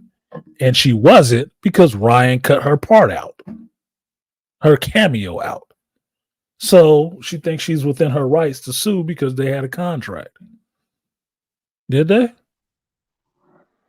what I read about it was like apparently Coolio had a contract too. You ain't seen his ass in the final cut of Daredevil with Ben Affleck, did you? No, you had to catch that shit on a director's cut. what I read about it was apparently like her like one of her parts in Deadpool was supposed to lead to like her next movie. So I'm assuming that's the reason why she's suing. There ain't You know, no it's saying, fucking, like, that's not there ain't no everybody. next movie for her. Her next movie will be an Avengers movie. Period. That is it. Any one of those goofies, they next step is an Avengers movie, and that's it. That's it. There is no springboarding from Deadpool for those characters. And that's what they were looking at. That's why Tatiana Maslany was complaining so much, because she felt it should have been that springboard for her. That they needed that because that movie broke from the Marvel tradition of making that springboard to the next movie. Well, it wasn't a movie made for the MCU. Yeah, MCU got to put their banner on it, but that wasn't for the MCU. That was for the Fox characters. That was for Deadpool to come into the MCU. That was it. You know what the next one will be? Deadpool 4 or 3 will be the MCU version of that shit, and I expect it to be trash. I do. And Ryan will get paid a bunch of money for it. And they were even saying like Deadpool and Wolverine was supposed to be like a one-off movie, like it's not even actually related to the Marvel Cinematic Universe. Well, not completely, anyways. Yeah. No worries, Toya. Yeah, that shit. No bounds. No, entitlement knows no bounds. How are you entitled to something that somebody else's movie does, or being included in somebody else's movie when they don't want you in that shit? I don't care what you filmed. You filmed a cameo. You ain't a main character in this shit. Shut up. And the thing is, sour grapes. It's just sour grapes. Like I was saying before, it's just sour grapes. I should get some of that money. No, you shouldn't. And she's trying to play the victim role, but it's when it's like we had X-23 in there, we had Cassandra in there, and their roles were decent. So they did. The thing where it's like shit, even women, why did we like them? Even a character playing Cassandra Nova, Emma Corrin, was a standout in that shit. Mm-hmm. Oh, she stood out. I didn't even know who that actress was before him, but I liked her performance. There was nothing in that movie that would have been improved by having She-Hulk or Captain Marvel in it. There was nothing that would have been improved in that movie by having them have a cameo in that shit. So conversely, there was nothing improved by having Tatiana Maslany or Brie Larson in that movie. Because mind you, both those bitches had their own solo projects that they were the head of. Both of them. And now listen to them complaining about not having a cameo in somebody else's movie that they ain't the star of. They not even a co-star in. That's what they're complaining about. That means they're struggling. Mm-hmm. That's what that shit means. They're struggling. Thank you. I was about to say the same thing. Where would they even fit into that movie? Because like even when you look at like when they were in the Void, I forget what it's called. Yeah, when they were in the Void, like if you look at like Loki, right? It was all Loki's there. In this movie, there was other characters, which was a little iffy, but you know Loki's weren't the only thing in the Void. In the Loki show, there were other things in the Void. It was just a bunch of Loki, different versions of Loki's there as well. Just like there's a bunch of different versions of Deadpool's there. Mm-hmm. It's a bunch of different versions of things that were pruned from alternate timelines in there. It's a big place. It's not just one sector. So it's not, to me, it's not that big of a deal that it was other stuff in there. I just didn't think they would have served any purpose being there, other than the fact that if you want to be there, that means your show got pruned. You'd have to admit that you ain't getting the season 2, and you ain't getting the perfect line. That'd been a perfect you ain't line getting the movie 3.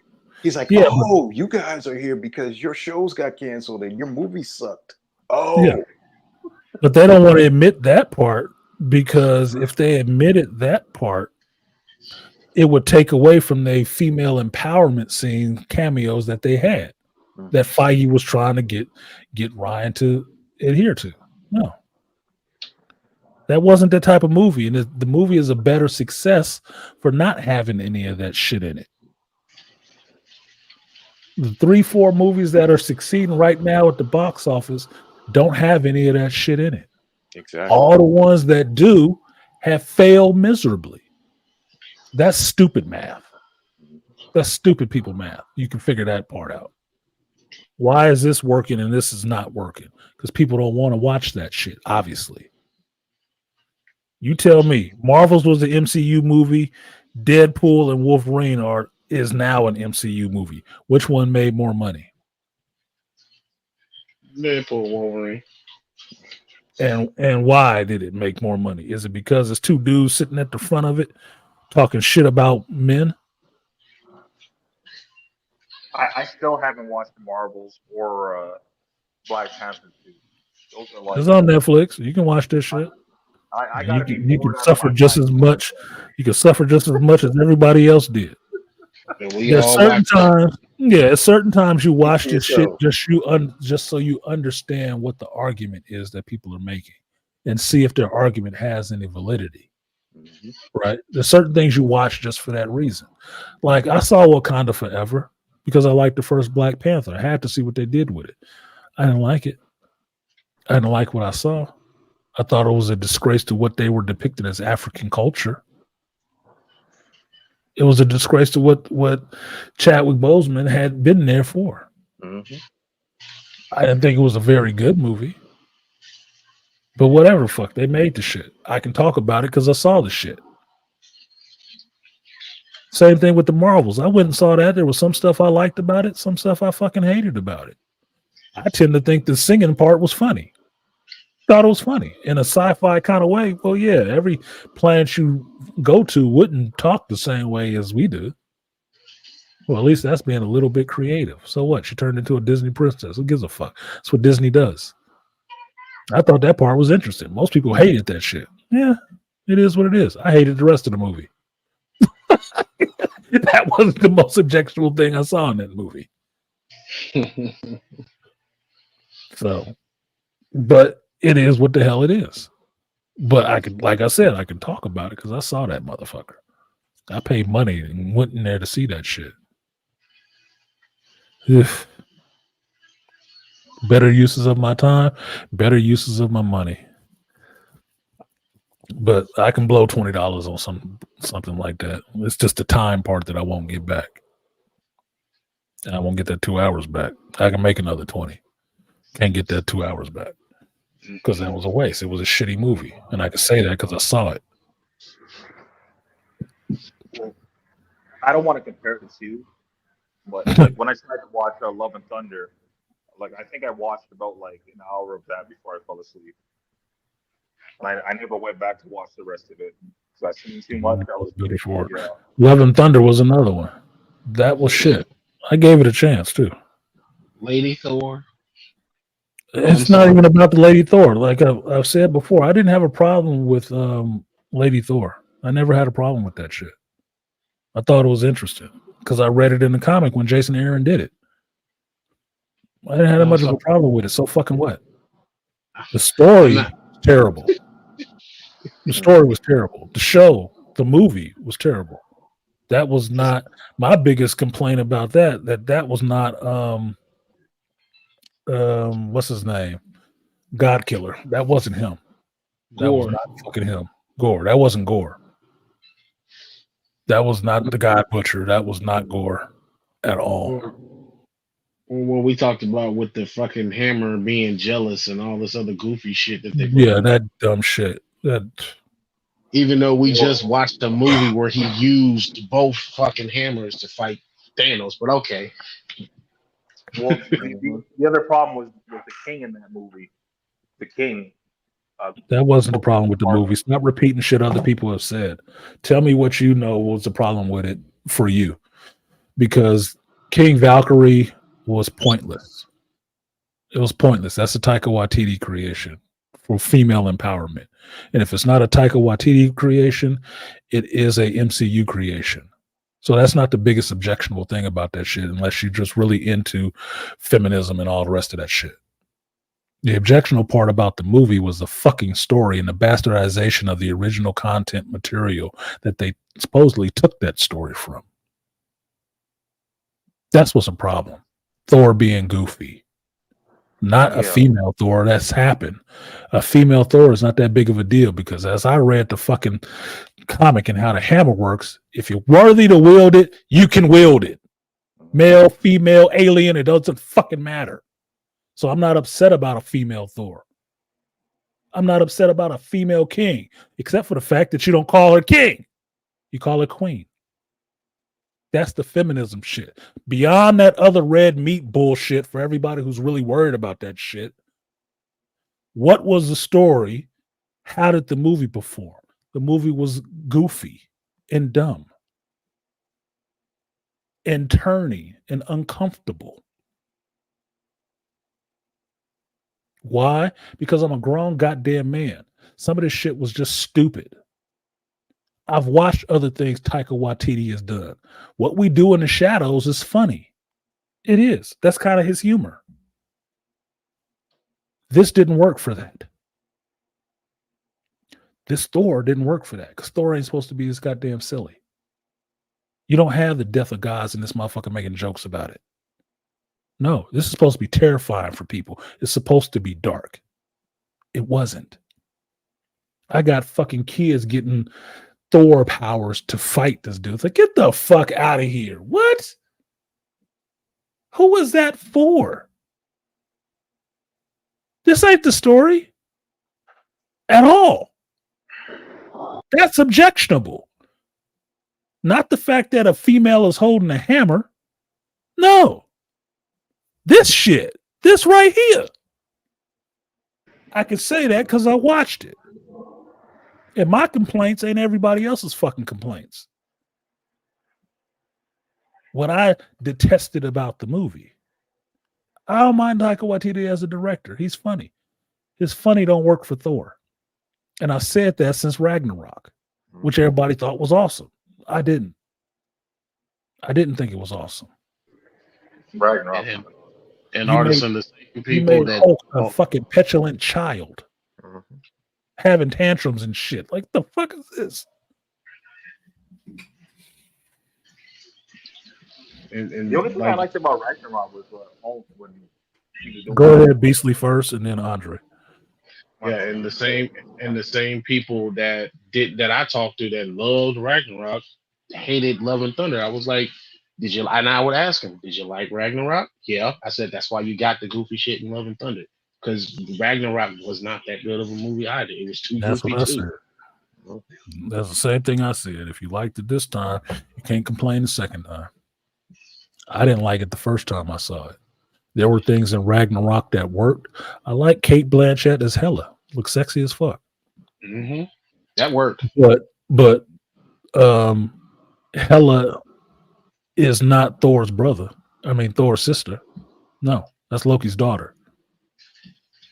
So you fucking up mythology now? You don't even want to hold to the actual mythology now? Not even the MCU version of mythology, just actual mythology. You don't want to hold to that shit now, right? All right, motherfucker, whatever. She just came out here and bodied all the Asgardians by herself. How? I'm the goddess of death. So fucking what? You're the queen of hell, not death. Hell, 1L.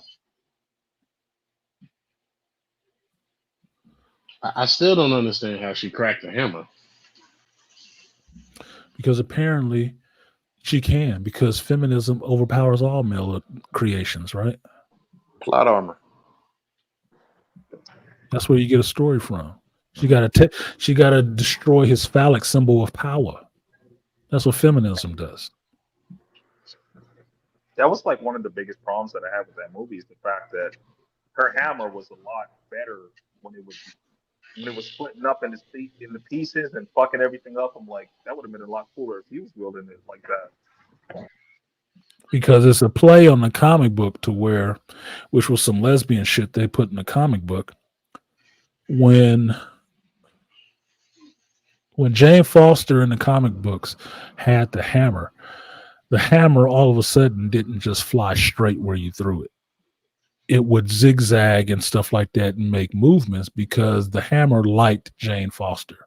And that's when you found out inside the hammer is a feminine cosmic storm that Odin had trapped it inside of that hammer and used those dwarves to make the hammer to trap that storm. And the storm had an essence of a female. So in essence, the hammer could do other things than just fly straight.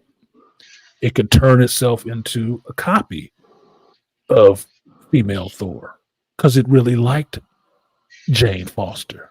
Some lesbian relationship shit. Bullshit. Yeah, bullshit. So now she could throw the hammer and the motherfucker could curve and do all these other things and whatnot and come back to her because it really liked her. And Odin's son couldn't lift it because she didn't, your daddy made me a prisoner. I never really liked you. Some gay shit, some lesbian shit. I'm like, this is dumb. That's why I can tell you. I talk about this shit because I've read it. I'm not using other people's talking points. I've read this shit. I know what my issues are with it. I don't give a fuck what other people's are. I've heard them. That's why I understand where they're coming from. But I have my own issues with it. And I speak to my issues with it, not somebody else's. So when you watched in the movie and the hammer's breaking apart and doing all this guided missile bullshit, that comes from the comic because that's what it was doing in the comic, except it didn't break apart. The hammer embodied a whole woman for Jane Foster. Turned itself into a whole fucking woman for her. Dumb shit. That's why I was in here when Joe Herb was talking about Jason Aaron was writing what, Batman or Superman right now. I was like, oh, you liking that shit? Because me and Herb was having a conversation when Jason Aaron was on Thor with that Mighty Thor shit. He was not feeling it. Herb is my Thor dictionary on Thor. That's how long he's been reading that shit. He was not feeling Jason Aaron on that shit at all. Jason Aaron is on Superman and Batman now? I think he's on Batman or Superman. It's one of the two. Oh, jeez. And Joe Herb was reading it and was saying he was pretty good. I'm like, really? I'm waiting to see when he go bad on you. I mean, we're still recovering from the Tom King Batman, which started off good and then took a whole left turn. Got him basically having Catwoman make him look like a sucker at the altar. Like, what the hell? But this is what comic fans understand, right? Comic fans understand you have good runs of books, you have shitty runs of books. You have writers that come on that really change the game, and you're like, holy shit, this is the best thing I've ever read. And then you have writers that come on books, it's like, this is the worst shit I've ever fucking read. Take this shit off my saver. I don't want to read it until he's gone. We understand that ebb and flow of writers. Hopefully, it can be good to where a new writing artist team pick up and they're just as good as the people that was coming before. Most of the time, you get shit. Most of the time, it's a drop-off because they want to do something different. What happens nowadays, more often than not, is it's a cavalcade of shitty-ass writers who want to inject all this woke shit into the comic, which takes the character away from, like, the character is having a schism every 2 years. Don't know who the fuck they are all of a sudden. Don't remember anything that happened in the past because modern day writers do not like looking at history. It takes too much time. They're too fucking lazy. They'd rather regurgitate some shit than think up something on their fucking own. Artist, and I was wondering what your take is, or are you interested in the new show coming out with the Penguin? Yeah, I'm interested in that. Yeah, I am too. It's already on my saver. That's off what I was talking about, but yeah. It's already on my saver to watch that because I like Colin Farrell. I think he's a really good actor. And I like what what's his name? The director that did the Batman. I liked his Batman world. I did. So I'll be willing to watch a show in that vein, in that world. I would. So I'll check it out. For those two reasons. I was never really a Batman fan, but like I did like Gotham. I thought that was a decent show. I never watched Gotham. Thought it was kind of pointless. It's supposed to be like his early, younger days. I know what it is. I just never watched it. I'm not completely ignorant. I know what it is. I just never watched it. Because when that shit started, it had Jada Pinkett Smith on it being a villain. I'm like, whatever. This show was. My thought on the show initially was this is going to be a problem. It's not going to last that long because you're doing a show in Gotham. Everybody's waiting for Batman or the Joker to show up. That's it. It could be interesting to follow just Gordon. Yeah, it could be. But you should have called that shit the GCPD or something like that, not Gotham. The problem with Gotham is like they ended the show at like season 5 or season 6, right when he was about to become Batman. Like because you can't have it be Batman. It's not a Batman show. It's not supposed to be about Batman. But most people watching that shit is only waiting to see Batman show up. And if it's early enough where Bruce Wayne is young, then they want to see Bruce Wayne. But the minute you put Batman on this show, it's like Smallville with Clark turning into Superman. The minute you want him to be Superman, the show has to go off. Because it's not about Superman. The show is not about Batman. It's about everything before that point. Mm-hmm. That's the problem. Speaking about you'll never have it. So you'll never have it happen that way. Yeah, it has to go off.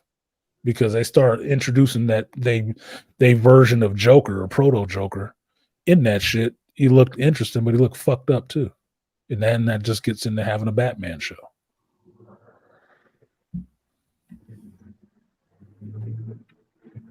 Speaking of Smallville, that was a good show, and that was great. Like in the Flash when they brought like the original actor from Smallville in as Superman. Mm-hmm. Because Smallville was good that it played on a lot of history. One of the things that Warner Brothers at a time did really well was that they don't throw away their actors or people who played roles previously. Because in Smallville, you had a bunch of people show up in that shit that were in Superman movies that had played other characters in that shit. Just with the woman playing Martha Kent in it. I'm forgetting her name at the moment right now. I probably need to eat or something. But she had played Lana Lang in the Superman movie. Mm-hmm. She gets to come back now and play Martha Kent. Helen Slater played Supergirl in a movie. She got to come back and play Superman's mother or Clark Kent's mother in the shit. Not only did you have John Schneider playing Jonathan Kent in Kansas, Smallville, Kansas, you got to have Bill Wilcox come back and the two of them riding around in a fucking Charger in Kansas. Talking about being outside of Wichita County. Like the big boys. Like, goddamn, dude, it was so much good fan service in that show. Even Dr. Swan was Christopher Reeve. So he's sitting there telling Tom Welling's Superman or Clark Kent about Krypton. About what it means that he can read Kryptonian. I'm like, no shit. Oh my God. I love this. Everybody came back in that shit. They did so much good fan service that fed the story in that shit. I love that show. I'm serious. My family used to watch that shit every Thursday. Thursday. That was a family event to sit there and watch that show. When they talk about that old school nuclear family, mom, dad, kids sitting there watching, no, that's the fuck we would do. Sit on the couch and watch fucking Smallville. That was a family event, nigga. And even I like the fan service with the Flash when they brought the Jay Garrick Flash. Mm-hmm. Flash Wesley Shipp. From the night Wesley Shipp. I was like, there you go. And I remember people were like, why are you all hyped about that? I said, you just don't That's know. The original Flash. That's the original Flash. Original live action Flash, nigga. Look, that was a moment. I was watching Flash up to that point when they finally brought him in there, and that's who Jay Garrick was. That's why I said Warner Brothers at times does a good job with that kind of shit. Mm-hmm. Sometimes they do. I don't like the way they break up their universes they keep having these alternate versions, but at times they do pay respect to those people because they'll come back and do voice acting. They'll come back and be cartoon characters or whatever, or live. They will use those people over and over again. They don't have a problem with throwing them away. It's only these other people that think, well, they need to go away. Like this goofy ass Tatiana Maslany. Who wants to see these old characters? Bitch, I do. Exactly. Yeah, Who the fuck is you? I don't want to see you. Exactly. Plays Lionel Luthor, does the voice of the Riddler in the animated series, and he also was in the Batman and Robin movie as what was the doctor that killed Poison Ivy? You seen him in multiple DC projects, and I think That's he's in John Glover. John Glover. Yeah, John Glover. He's in multiple DC projects. A bunch of projects. He's been around. He's been on the movie screen, on the small screen, behind the scenes. He will get DC. He will get Warner Brothers money. They'll pay him. I don't have a problem with that. If they're good. If they shit, I don't want to see them again in anything. But if they're good, yeah, why the fuck not? That makes perfect sense to me.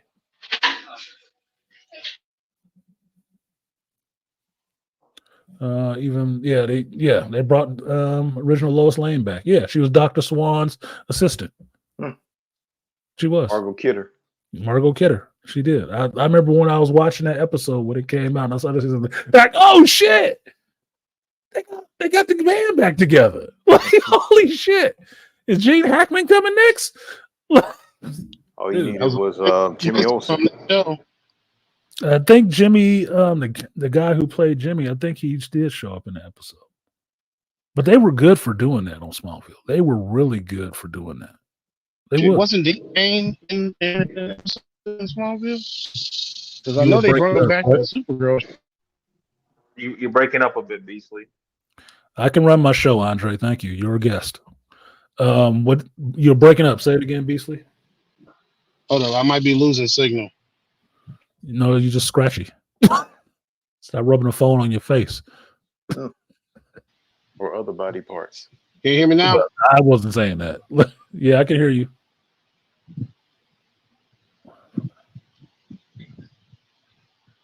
Now he's silent. But no, Smallville did that good. Warner Brothers at times does that good. What it's going to be with James Gunn, if they'll have those kind of callbacks, I don't know. But that's kind of a fan thing to do. That's a fan thing to do. The fans will do shit like that. Especially if they're fans that are working on these projects, they'll throw stuff in there like that. I mean, you look at Deadpool and Wolverine, would you think that Ryan Reynolds wasn't a fan of any of those other movies? I mean, he makes jokes about himself. Mind you, he had the character he's playing kill himself for looking at the Green Lantern script. Well, that's some self-deprecation for your ass.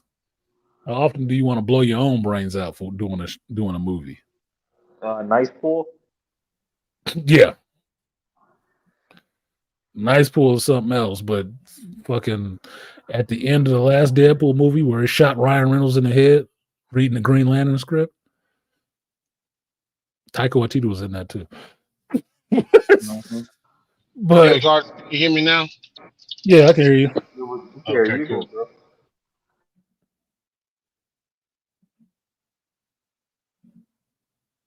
Okay, you went out. That's it. Yes, and then you stopped talking. Muted up. No, my bad. I had to get I'm in the car. No, I was asking about Dean. I said Dean Cain even showed up in Smallville. Didn't even bring him back for the Supergirl show. They always show up. That's what I thought of Hollywood beforehand, and I don't know if I learned this just from different damn directors. If you played a role, you played a role, and people will appreciate you for playing that role. So if they can work you in somewhere to bring you back, they usually do it because it's good for the fans. The fans would love to see you. Because I remember the Dean Cain Superman show. Dude, I go back to remembering George Reeves playing the old Superman diving out the window in black and white and shit. Okay, I've seen all of this stuff. That's why for me, when we talked about the Spider-Man movie, right, before No Way Home was what it was, what we were talking about What would make it better? Bring the mother Spider-Man in. They got a multiverse. Bring him in. They did that shit and it worked. Who's surprised? Why? Because people know that these characters exist. These actors playing these people exist, and they might have thought they got a raw deal. I thought Andrew Garfield got kind of a raw deal. Tobey Maguire got his 3 movies. Andrew Garfield didn't. He was just in shit movies. But bringing them characters back in, what was everybody happy to say? Oh, these people came back. They didn't forget about these people. It's the same thing in Deadpool and Wolverine, seeing Elektra, Gambit, and Blade. It shows that you didn't forget about these characters. It shows some respect to these characters who did the groundwork for you. And giving them that respect. Fans appreciate that kind of shit. They don't appreciate you just throwing everything away, which is the point of having a Void and an Alioth in a movie, to show this is where they throw things away. Mm-hmm. These things that you like, yeah, they threw them away. And we picking them up and giving them some new life, just like people refurbish fucking couches and shit like that nowadays. We showing them some love because we don't think they was given enough love, so we gonna dust this shit off and put it back in front of you and let you see how cool this was, because you know these younger generations don't like going backwards to looking at old stuff. To be fair, Tobey Maguire definitely got a raw deal. And why do you think he got a raw deal? We have Spider-Man 3, that one where Venom was in there, like that one was dang it. I don't know what happened to that movie. I know what happened to that movie. Studio was rushing to get Venom on screen. Yep. And they pivoted too hard from who should have been Venom into what they thought Venom should be. Because make no mistake about it, they should have made Venom in their movie universe, since they was already fucking it up. They should have made him John Jameson. Because if you remember Spider-Man 2, there's a scene in Spider-Man 2 where John Jameson is supposed to be getting married to Mary Jane, right? And they think Spider-Man kidnapped her or whatever. And John Jameson comes out there to come back to get her, and he jumps from the pier over into the ship to get to Mary Jane. He's wearing all black and like a purple shirt, as far as I remember. Mm-hmm. That jump was supposed to show you that something is different was going on with John Jameson, which means that John Jameson had a Venom symbiote. Mm-hmm. He had Venom when he came back. Because if they used it correctly, they were using the story that they put in the Spider-Man cartoon, where John Jameson was the one who brought that symbiote back from space. It was on him. They didn't go that way, even though it looked, you see how it's shot, that is showing something different going on with this character. And he has a kind of an anger towards Spider-Man now. They never went into it. Third movie, studio came in, did something completely fucking different. And then they have the Rock just drop it out of space again, because the main thing with that symbiote suit is you have to get it from space. It has to come from space. You have to have a reason to have it here on Earth. As long as it comes from space, you're cool. In the cartoon, they did it with John Jameson, brought it back from space. In the movie, in Spider-Man 2, they kind of did that too, because that's why they introduced Jameson. They were going that direction. They just pivoted onto some other shit that was totally fucking stupid. Yeah. What about the Anwar bozos? Like Ragnarok, fucking clown show. Yeah. I always wondered why they didn't do that, because I thought that's what they were going to do too. When they introduced him into, I said, okay, we're going with the J. Jonah Jameson's son. We're going to do he's about to go on a space launch. I was like, okay, that's where we're going. So, I mean, we possibly going to get Venom soon. Now that you're saying that, now that I think about it, it actually makes sense. Well, the reason I say that is because I watched this shit. I wasn't watching that back then. That's why nobody picked up on that shit. Because I always remind y'all, I wasn't a young kid when I was watching this shit. I was a grown-ass man. So when I saw that, that's where I thought they were going, because I watched the Amazing Spider-Man cartoon. I watched it. So I'm waiting to see if they carried that over. So when I see them mixing up these storylines, that's why I know them, because I have taken in this material. I've taken in this media. Nobody had to tell me that shit for me to see it. I saw it when it was happening. But they didn't go that way. I mentioned it at the time. I just didn't have a channel at that time. I'm just talking about the shit in the comic shop. Because Herb, we talked about it after that second movie. So what's what Dr. Dunbar said. I'm not completely against Ragnarok. I did like Hulk in that. I did like him. I don't know if that was supposed to be the Professor Hulk like intro or whatever, but I did like Hulk when he wasn't just like, you know, just dumb and fucking mad and breaking shit. I did like that part of it, but that was like the only thing that I liked out of that movie, really. They emasculated him when he was around Valkyrie. That pissed me the fuck off.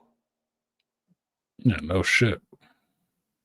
He was totally emasculated, but that's more of Taika, the MCU, and then Tessa Thompson. She liked doing that kind of shit. Mm-hmm. I mean, you look at Ragnarok. What was she doing in Ragnarok? Just being a dude. She got to this movie just being a dude. You see her in some other movies, she always kind of trying to do that shit. Oh, here it is. I found it. Just for visual aids, so everybody understands he was wearing a gray shirt. Valkyrie was the same chick that was in Loki that was beating the shit out of him over and over again over time, right? No, that was Lady Sif. Yeah, Lady Sif. Thank you, Malika. My bad. Different character. Different race. It's a completely different race. Okay, this is the scene from Spider-Man 2, where you would know that they were going with John Jameson being Venom. So fair use, fair motherfucking use. That's Jameson right there. It's Mary Jane gets back down on the ship. Now, if you look at what John Jameson is wearing, the black with the gray shirt, and you've actually read any Amazing Spider-Man comic books when they introduced Venom, that's what Spider-Man was wearing when Venom would change clothes. When Venom would mimic clothing, that was always what he was wearing. He was always wearing all black with a gray shirt, right? Now watch. That's saggy boobies. Now see this jump that they're doing? The fact that they focused on that filming wise, Malika can tell you that means that's supposed to be important for you. And that is a typical Spider-Man jump. That's the typical Venom jump. Hunched over, arms, legs pulled in and shit like that. That's a Venom jump. Oh, it's called foreshadowing. Foreshadowing. See? Everybody is stopping. They're lingering on the fact that they're amazed that he made that jump.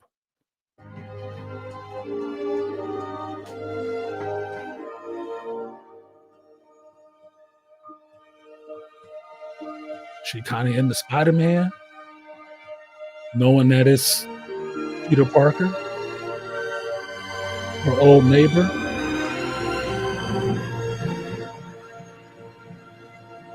That's when Spider-Man went red pill. And Jameson has a problem with him after that because he kind of took his love, which is the other thing that you need to have for Venom. You have to have the love affair where the Venom symbiote is like a rejected lover. Yes. That's why the Venom symbiote hated Spider-Man or Peter Parker. Now, I don't know if that actor came back or not, but by the third movie, you didn't see John Jameson no more. That shit was just dropped completely. Because I was thinking he's going outer space. In the second, are they going to bring the Star Wolf character in here? I said, but I was just like, oh, they might bring the Venom in. Just like how. And that's 2004. So I was 20 years ago, 30-something years old. Okay. So yeah. Anyway, go ahead, Malika. What you were saying? No, when I saw that, and when they put John Jameson in, and he's going into outer space, I said, wait a minute. He gets somehow infected for something in outer space, and he turns into the Star Wolf character. Are they going to do that? And then I'm thinking like, no. And I thought like you said, oh, this could be a launch to Venom, which makes sense, but they didn't do it. I was just like, oh, well, maybe he'd be Venom in the next one.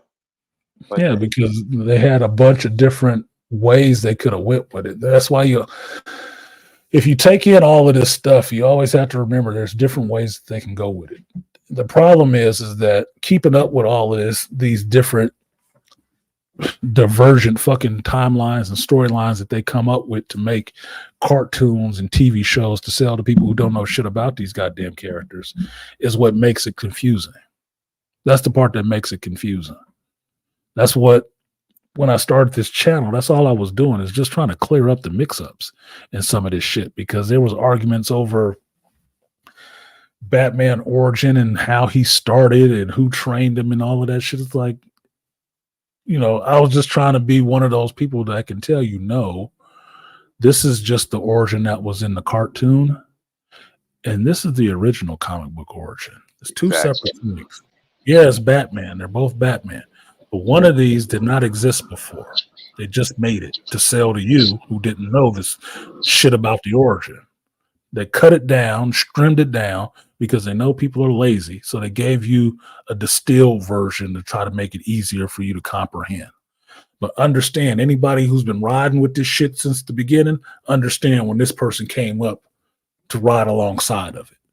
So me keeping track of all this shit is understanding there are maybe 5 or 6 different storylines for origin of any one of these goddamn characters, especially the popular ones.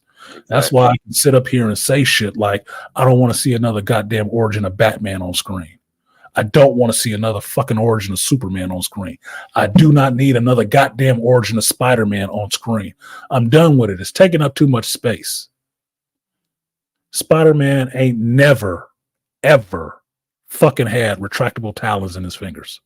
You know how I know? Because I read comic books. And I know that came from Spider-Man 2099, not Peter Parker. But when they made that Tobey Maguire movie, since that was popular, they rolled that shit into his character. And now Peter Parker has retractable hairs and shit like that in his fingers. No, he doesn't. He has organic webbing. That's not from him. That's from 2099. Peter Parker don't have organic webbing. He makes his own. That's part of the love of Spider-Man, is that he makes his own shit.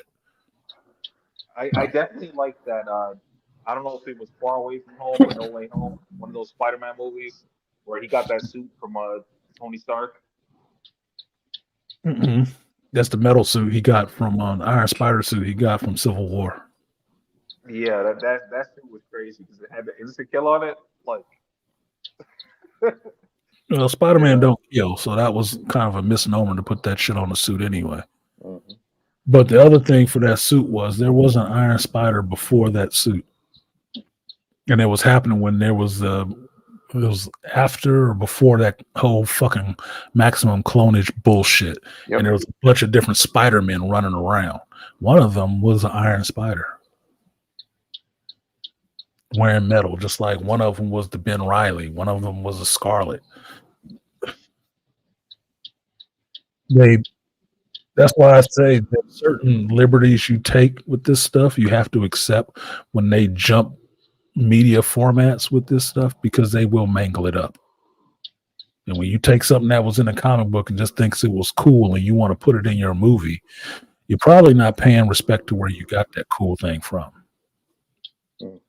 It's probably going to be fucked up a little bit. That's why certain adaptations do not translate well to other media. Exactly. It doesn't.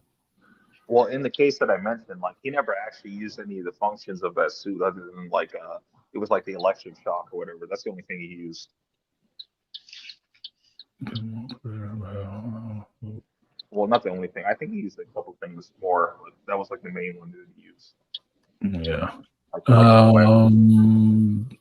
Dr. Amwar said he actually is entertained by Thor 3. Yeah, Thor 3 was entertaining. It just wasn't very good.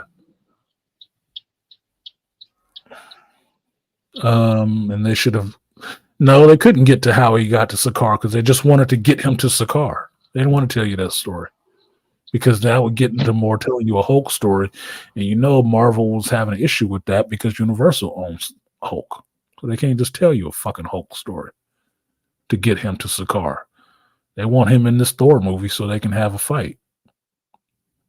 So they glanced over that, hand waved that part, and just put him on this Sakaar. He's just got snatched. They snatched. Here's the story. After Avengers 2, Hulk was disappearing on the Quinjet. The Quinjet got snatched by somebody, fell through this fucking vortex, and ended up on that planet Sakaar. That's how he got there. That's the story. See? Quick. Easy. How he got from inside Earth's atmosphere out into space near this fucking wormhole is anybody's fucking guess. But that's what happened. That's why he's on Sakaar and the Quinjet is on Sakaar too. Because that's the last time you saw his ass. And if you look at Sakaar, you could say it kind of looks like the Void, don't it? In Loki. Yeah, it must be the whole of stupid ass ideas. The sphincter. Another big word for you. Of shit ideas. Well, the best things that came out of the Void was Alligator Loki and it was Dogpool. Those were the best things out of the Void. Well, the two animals, but I think Alligator Loki was in the comics too when they had a bunch of Lokis there. Yeah. And then Dogpool's the same thing. It's just something that was out of the comic, and you know, Marvel or Disney loves having little animals and shit so they can sell you plushies. And sell you the cute. That's how they made their money back in the day. Sell you the cute. Sell you the cute green thing. The only difference is that they broke tradition with Dogpool is that he's not fucking green. Anything else green, they usually pimp, though. Anything else green, they usually pimp hard. Groot, Baby Yoda. Well, Alligator Loki wasn't like Dogpool because like he could actually understand English and he was biting people. That was a good thing about him in Loki. Well, who said Dogpool didn't understand English? He's a Deadpool. You understand English? The motherfucker was able to put on goggles somehow too. It tripped me out. I was like, where the goggles come from? No shit. He got on goggles. I guess that's to keep his little bug eyes in, but he ain't got a mask to cover up that fucking tongue and mouth. Whatever. Ugly dogs are ugly dogs. And yeah, Man Wolf is a thing. Werewolf by Night is a different character. My fault. Yeah, Man Wolf. What did I say? Space Wolf? You said Star Wolf, and Rainfire is in here talking about Werewolf by Night. Star Fox is Thanos' brother. So, anyway, on my detox from shitty shows in general, I'm just watching this media and seeing how people are responding and acting to it. And a lot of it, for me, is people are disappointed at the people who succeed and want to punish them for succeeding. And the people that fail are going to be elevated. And this is the world that we're in right now, which is, I could say par for the course, but I could also say depressing. Because where does genius lie if mediocrity is promoted? Where is the next decent, good story going to come from if you can't find it through the cavalcade of shit that's paraded in front of you? Who is going to write the next good story? The thing is, like, I seen this on somebody's channel. It was some dude who was talking about, like, why do these corporations, like, think it's okay to waste billions of dollars on terrible movies? And I'm like, I shouldn't have had to explain this if I did, but it's like they care more about pushing a message than they are about, like, actually making profit. Because, like, if you go off of the movies that are actually, like, doing well, they're the ones that don't include, for the most part, like, all this, like, the message, you know? No, thanks for listening. That's usually it, because they're not making this for you. If you didn't like a certain movie because it had that messaging in it, they're not making that shit for you. Exactly. They're making it for the people they're trying to reach, because people figured it out a long time ago that it's easier to corrupt a child than it is to turn the mind of an adult. So most of this messaging, as it would be, in the message, and why they're willing to lose billions of dollars behind that, as opposed to giving you what you want, is because they've already conceded that they can't change you. But what they do understand is that they can change the most influential of you, which is your fucking children. And they are going after your children. All of this stuff is promoted to push against kids. No matter how sexualized you think it is, all of it is to get them on board so you can die off and they don't have to worry about your ass. To have all that infighting going on in your house. That's why they're willing to lose billions of dollars on it, because they're gambling for the long game, not the short sale. They could give a fuck about your money right now. I figured that out a while ago with Star Wars, with comic books, with all that shit. When I really got to my point, like, maybe this shit just ain't for me. And it's not. Because if you see something in a show that you're watching that you see is really objectable to you and not the way you understand and see the world, you have to ask yourself, well, who are they making this for? And if your first answer is not me, then you need to look behind you to see who they're pitching this shit to, because that's who it is for. You can hate the Acolyte all day long, and I do, all day long, twice on Sunday, and today is Sunday. So fuck it twice. But they weren't making that show for me. Remember, they have been very plain and upfront about who they're making it for. They're making it for their new fans. Well, who the fuck are they? The people who don't know shit about Star Wars and don't question anything that comes out of the idiot box. You know, kids. Mm-hmm. Even with all that sexuality and sexual innuendo and seduction thrown into it, which ain't nothing but not KK, but Leslie Headley kind of telling on herself and telling on Harvey and what her situation was. That if you watch this show, you understand that, you know, she is both Quirm, whatever the fuck you say his stupid ass name. He's equally Chimera and OSHA at the same time. She is. Because all their dialogue comes from her. Not what the character would say, what she would say. She likes that dark side shit that Harvey was doing. She agrees with it. She thought it was okay. And I could say that because I watched her fucking show and listened to her interviews. She thought that shit was okay. She didn't have a problem with it. She kind of leaned to the Sith. Not because she knows the Sith code. Not because she understands of gaining power through embracing your passions. No, not because of that shit at all. Just because it's the dark thing. It's the thing you're not supposed to do. Oh, so you was involved in that shit then, is what you're telling me. And I'm still asking why the police ain't talking to you now. I'm still asking that question. Where's your deposition? Why aren't you being brought up on charges? You was down with all that shit. You know how you know? Because your character in this show is using sex to seduce people to his side. And the person that's trying to keep her away from that, you hate and killed. Your characters, your words. So I don't need to hear shit else about this bitch in this show. And still have a question about what was going on with Harvey and what her role in that shit was. Her role was she was the acolyte and she was down.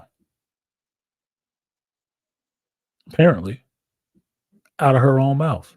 in her own written work. Now, if you don't want to believe that shit, understand there's rappers who get brought up on charges and get arrested for shit they put in rap songs. That motherfucker said he killed somebody. Might want to look into that. One of your last streams when you were covering like the main chick of the Acolyte, I did see that apparently she put out a video where she was twerking against the patriarchy.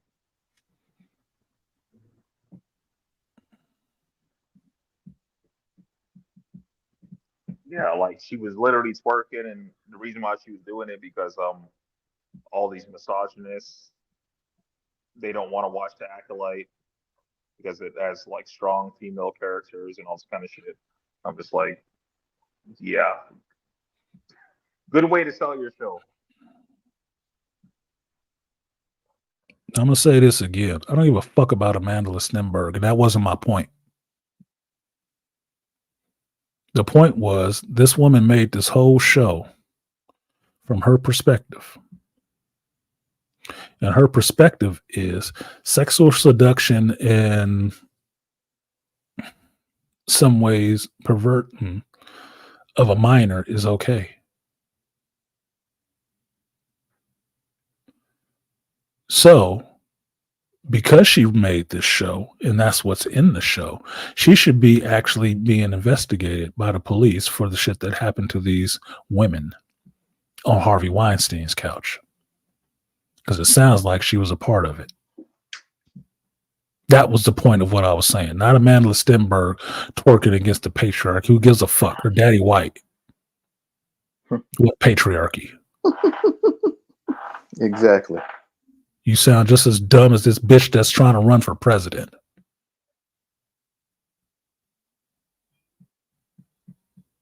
My point is that she made her work. So now we know she's complicit. Because that ain't got shit to do with Star Wars outside of the title that's smacked on top of it. The message that they're trying to get across is to young people. And the message that a young person would get from that is that that kind of sexual seduction is okay. Because that's how she framed the show.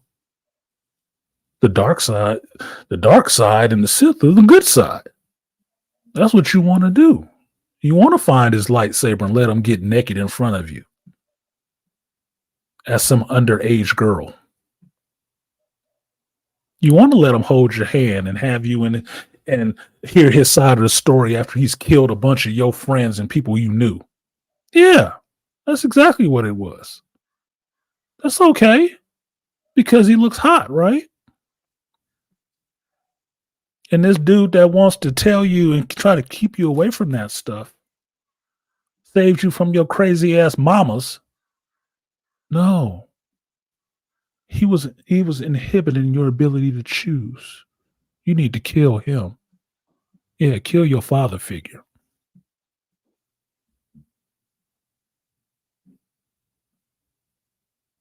He's taking away your agency. That was the message in that show. That was not for me. That was for younger women. That was the message.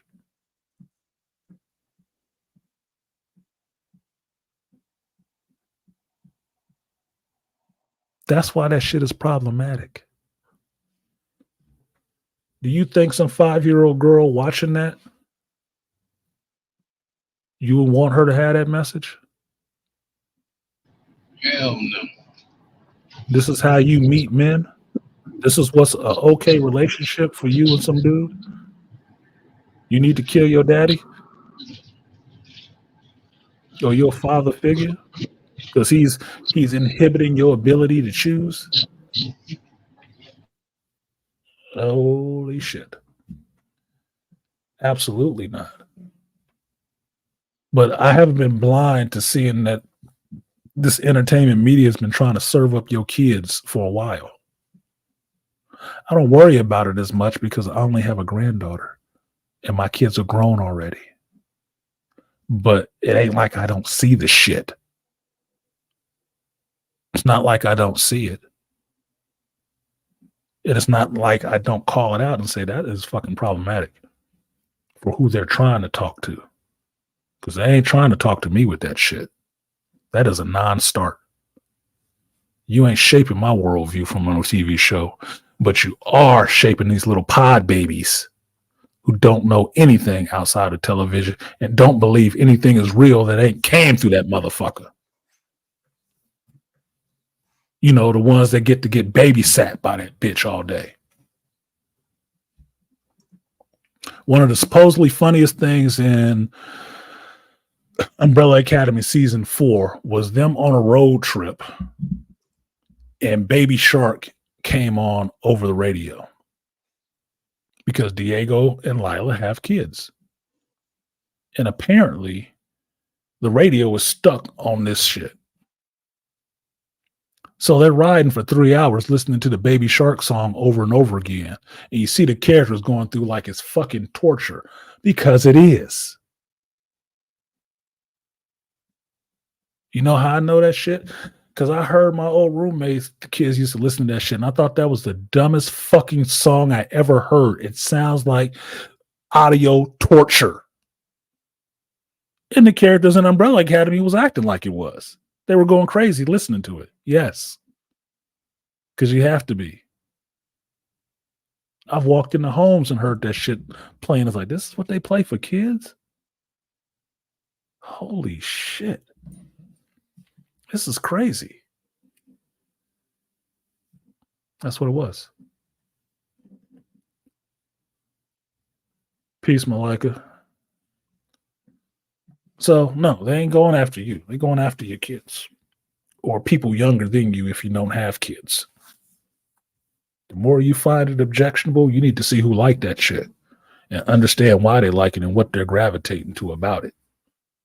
Because just like we were talking about with Squid Game, I couldn't get a clear indication of why this show was so popular and why people liked it so much.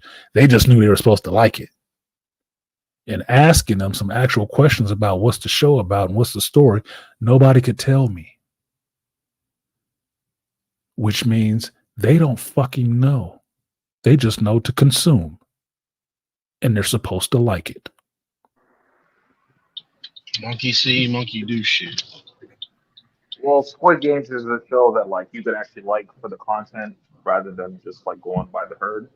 Like I was saying, that was like the main reason why I didn't want to get into it. But when I did watch it, like I seen why, because it was based off of like people that had debt, and like yes, this was in like a Korean currency. It was like what, like fucking billions of won, which is like millions of like USD or whatever, right?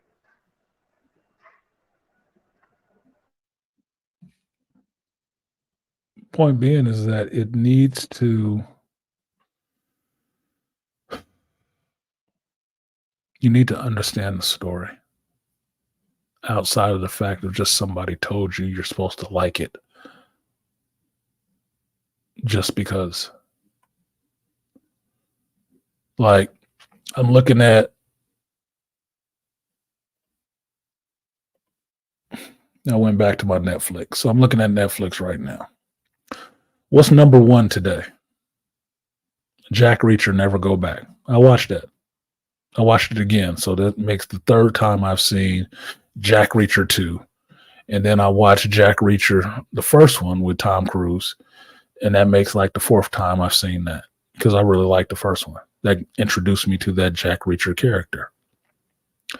Now, I had never read the books. I didn't even know about the books until this first Tom Cruise movie, which having a big star attached to your movie will do. But I can say Alan Richardson, I like his Jack Reacher a little bit better, but I don't hate Tom Cruise's one either. I don't. It's just a different guy. Just a different guy. The story's taken differently. But you look at what's number 1 is Jack Reacher, some masculine shit, right? What's number 2? SpongeBob. What's number 4? The Emoji Movie? The fuck? They made a movie about emojis? Trolls? Oh, here's the black folks representation. White chicks.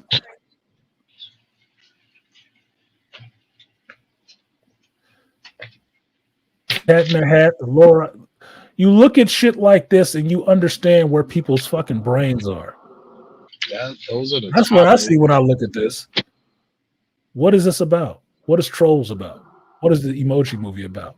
Cat in the Hat movie, which most people thought sucked because Mike Myers is not a good Cat in the Hat.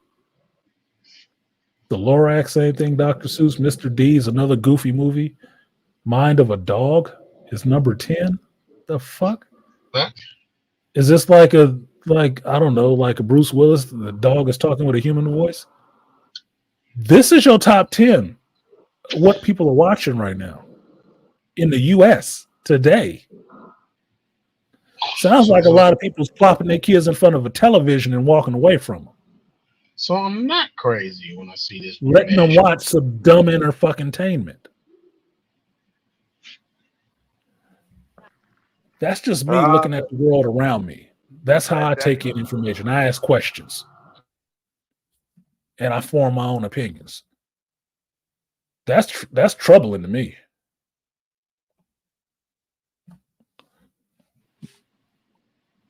I'm just saying, that's troubling to me. I was like, this is where people's brains are on a Sunday. So some kids is getting programmed right now. Yep. Should I watch the Emoji Movie and give you a review on that about what I saw in that shit? You think you'd find something objectionable? I bet money I would. Oh, Artisan, I've seen the money I would. I've seen the Emoji Movie, and it is some very objectionable shit in that movie. So that's why I never watched it again. I said, because I questioned. I said, this is not a kids movie. What the hell are we doing here? Because this is how they peddle that shit to children. That's how. Because you're not watching that shit. I just looked at it for 2 seconds and said it's a kids movie. I wouldn't watch it, right? But what's in it? I would watch it to find out what's in it, and should it be viewed by a child? This is how they slip shit through to you and be putting these messages into your fucking kids. They want your fucking children. They always do. Oh, I think I turned that movie off when they threw the eggplant emoji joke in there. What? Oh my fucking God. Yeah, I'm dead. I was like, look, I was already like, okay, you got the poop emoji and y'all keep making joke about the poop shit. But when that eggplant emoji popped up, I was like, oh, hell no.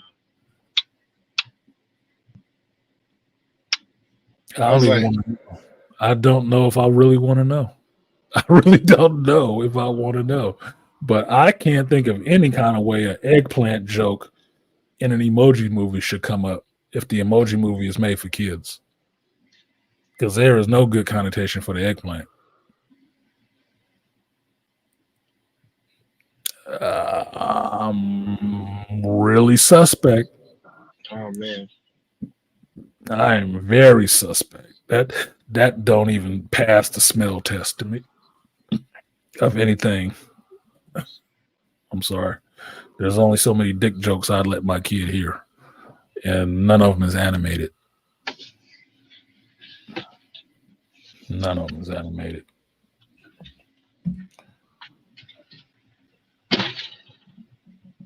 Oof. Thank God I don't have children right now, because I'd be going to jail. I would not be the most popular dude at the parents meeting at school. I can tell you that much. It's just like I got a mama baby girl when chilling with her, and it's like she wants to watch all this crap, and it's like she went to the fucking Barbie movie, and my aunt took her to see the shit because she thought it was gonna be one thing, and she was like, what's up with all this man-hating shit in this movie? Because she asked me about it. I was like, what you talking about? I said, we went to see the Barbie movie. I'm thinking it's a damn kids movie, and it's got all this man-hating woman shit, and the Kens and all this, and I was like, but I hated the damn movie. But 5-year-old cousin, she loved the shit so much so that when she saw the shit on HBO, and I'm watching this shit, and so I actually watched it just to say, okay, it cannot be that bad. Mm-hmm. It might, and I watched this shit from beginning to end. I said, oh, hell no. We're not watching this again. She said, what? What's wrong? I said, a lot. And you too young to understand, baby girl. But this shit is not for you to watch. I did this as a parent, and maybe I was just trying to be understanding, but I would watch shows with my daughter. I watch shows with my son. I'd watch stuff that I like to watch and have them watch it with me so I can explain it to them if they had questions. But I always like watching their television because I wanted to see what people were putting in this shit for them that they're trying to get across to my child. Because I'm a little bit more aware of what goes into kids' brains because I think kids are the actually innocents. They're the defenseless and they're the innocent. People will put all kind of bullshit on them and into their heads why they don't think the parents is watching. So I watch that kind of stuff to see what it is and ask those questions and have those conversations about what is being, put in front of my children's faces. Because I want them consciously watching shit and not turning off their brain and letting it be filled with manure. I do. Because the ideas that go into their brains are important. It does shape the way they think and refer to things. Because, like it or not, think of it this way. I'm a Gen Xer. I might have watched Porky's or some shit like that when I was younger. There's jokes in that shit that I didn't get till I was much older, till after I was having sex. But the fact that I got it after the fact means it was in there. It was already in there. It was already programmed in there. It might not have even been something I was interested in doing outside of the fact that, I remember seeing this in this movie. It was kind of funny. It's not a funny situation, though. Movies always do that shit. When you gear content for children in that way, with adult content, you are setting them up for what you want them to be later on. Because it's going in their head. It's not coming out. So if you want to know why your daughter's a fucking hoe, well, what music did you let her listen to?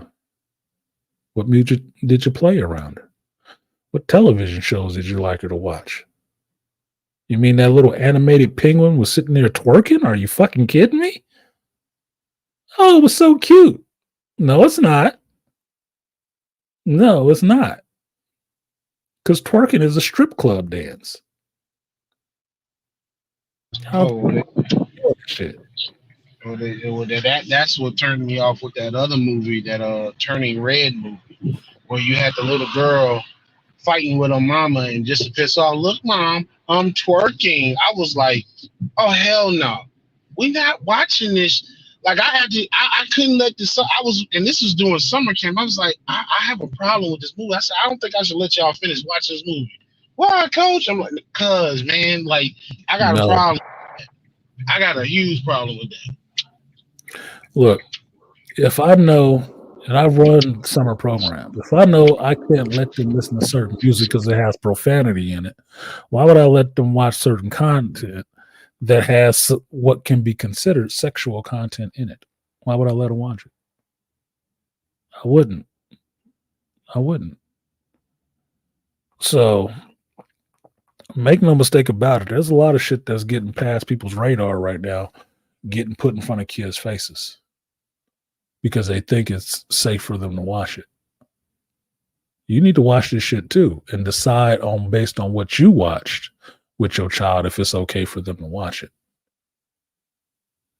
Because understand that war, that culture war, that woke wave and all that shit that you think you bypassing by just pointing out something that somebody else showed you,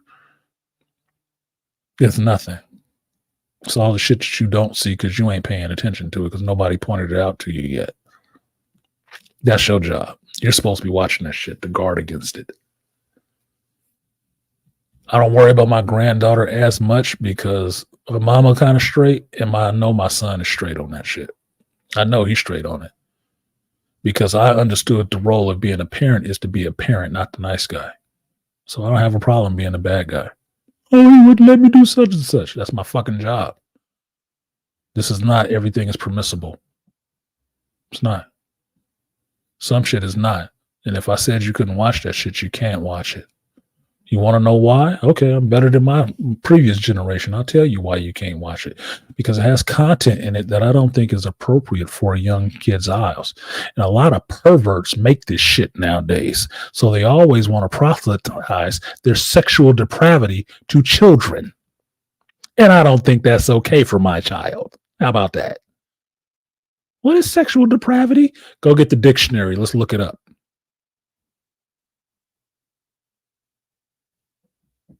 Because I don't have a problem with teaching.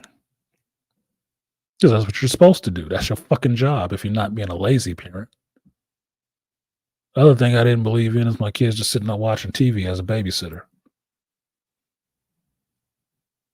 Because me as a parent is not the babysitter. I'm not a babysitter. A babysitter is somebody who doesn't have kids and comes to your house to watch your child for you, not do anything inappropriate. Or not do anything inappropriate with your child. I'm the parent. That means I'm the one in charge of this motherfucker who says what goes and what doesn't. What gets put in front of their face and what does not. And I'm the one with the first and last say so on this little thing. Because I had it from me. So I take the role very seriously. So I don't have a problem being the bad guy because I ain't your fucking friend. We can get to being friends after we get this parenting shit part done. Then we can get to the friendship. But the first part is parenting. That's the first job, and I'm always on. But that's just what it is with me.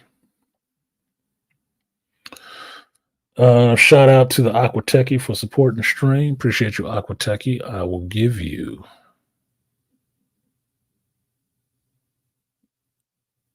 the guts and butts. Appreciate you, Aquatechie. Double up, 3 or 4 times. I ain't telling no lie. Never let a hard time on the was.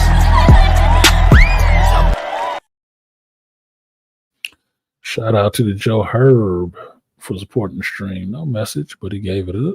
Appreciate you, Herb. I will give you the power of 20. Appreciate you. Power of 1. The power of 2. The power of many. The power of 1. The power of 2. The power of many.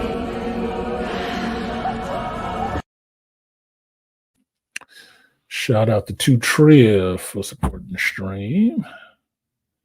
Said support for the Geek Elite. Appreciate you, 2 Triv. I will give you the 3B salute. Appreciate you.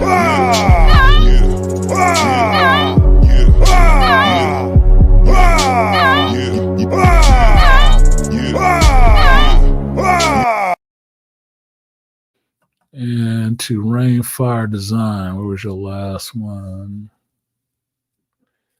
I'm going to get a hair unit so I can sit between Toya's legs and get my hair braided with Mario braid my hair playing in the background.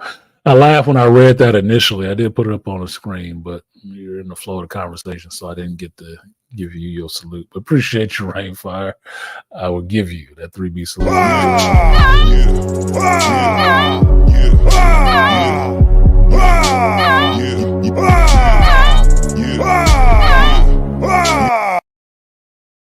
Come on and braid my hair. Come on and braid my hair.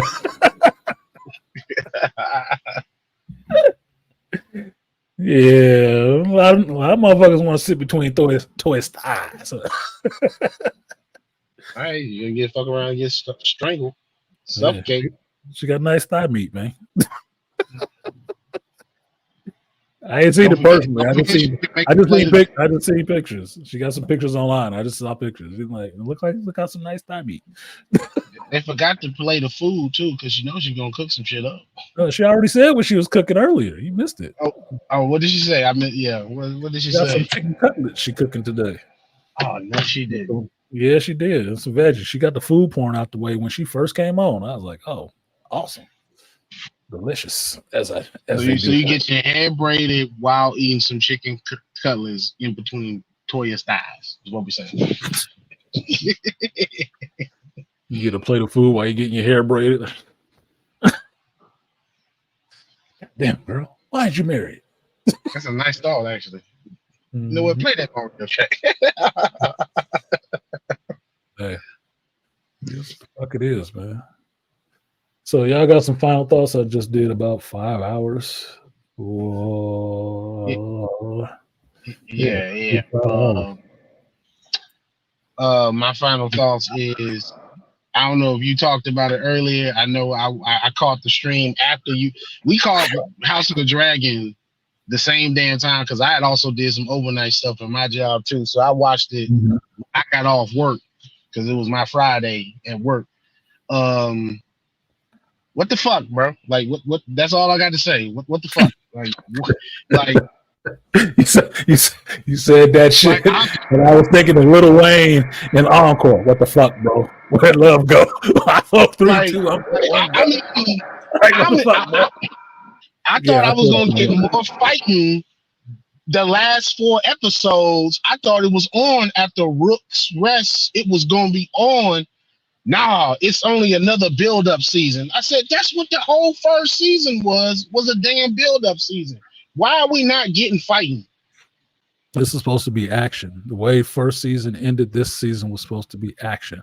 And what I said that you missed, I can tell you again because it's not a spoiler. I said it was disappointing. It was disappointing. It was a flat lever. I did a whole separate stream on Geek Speak about that shit. I was disappointed.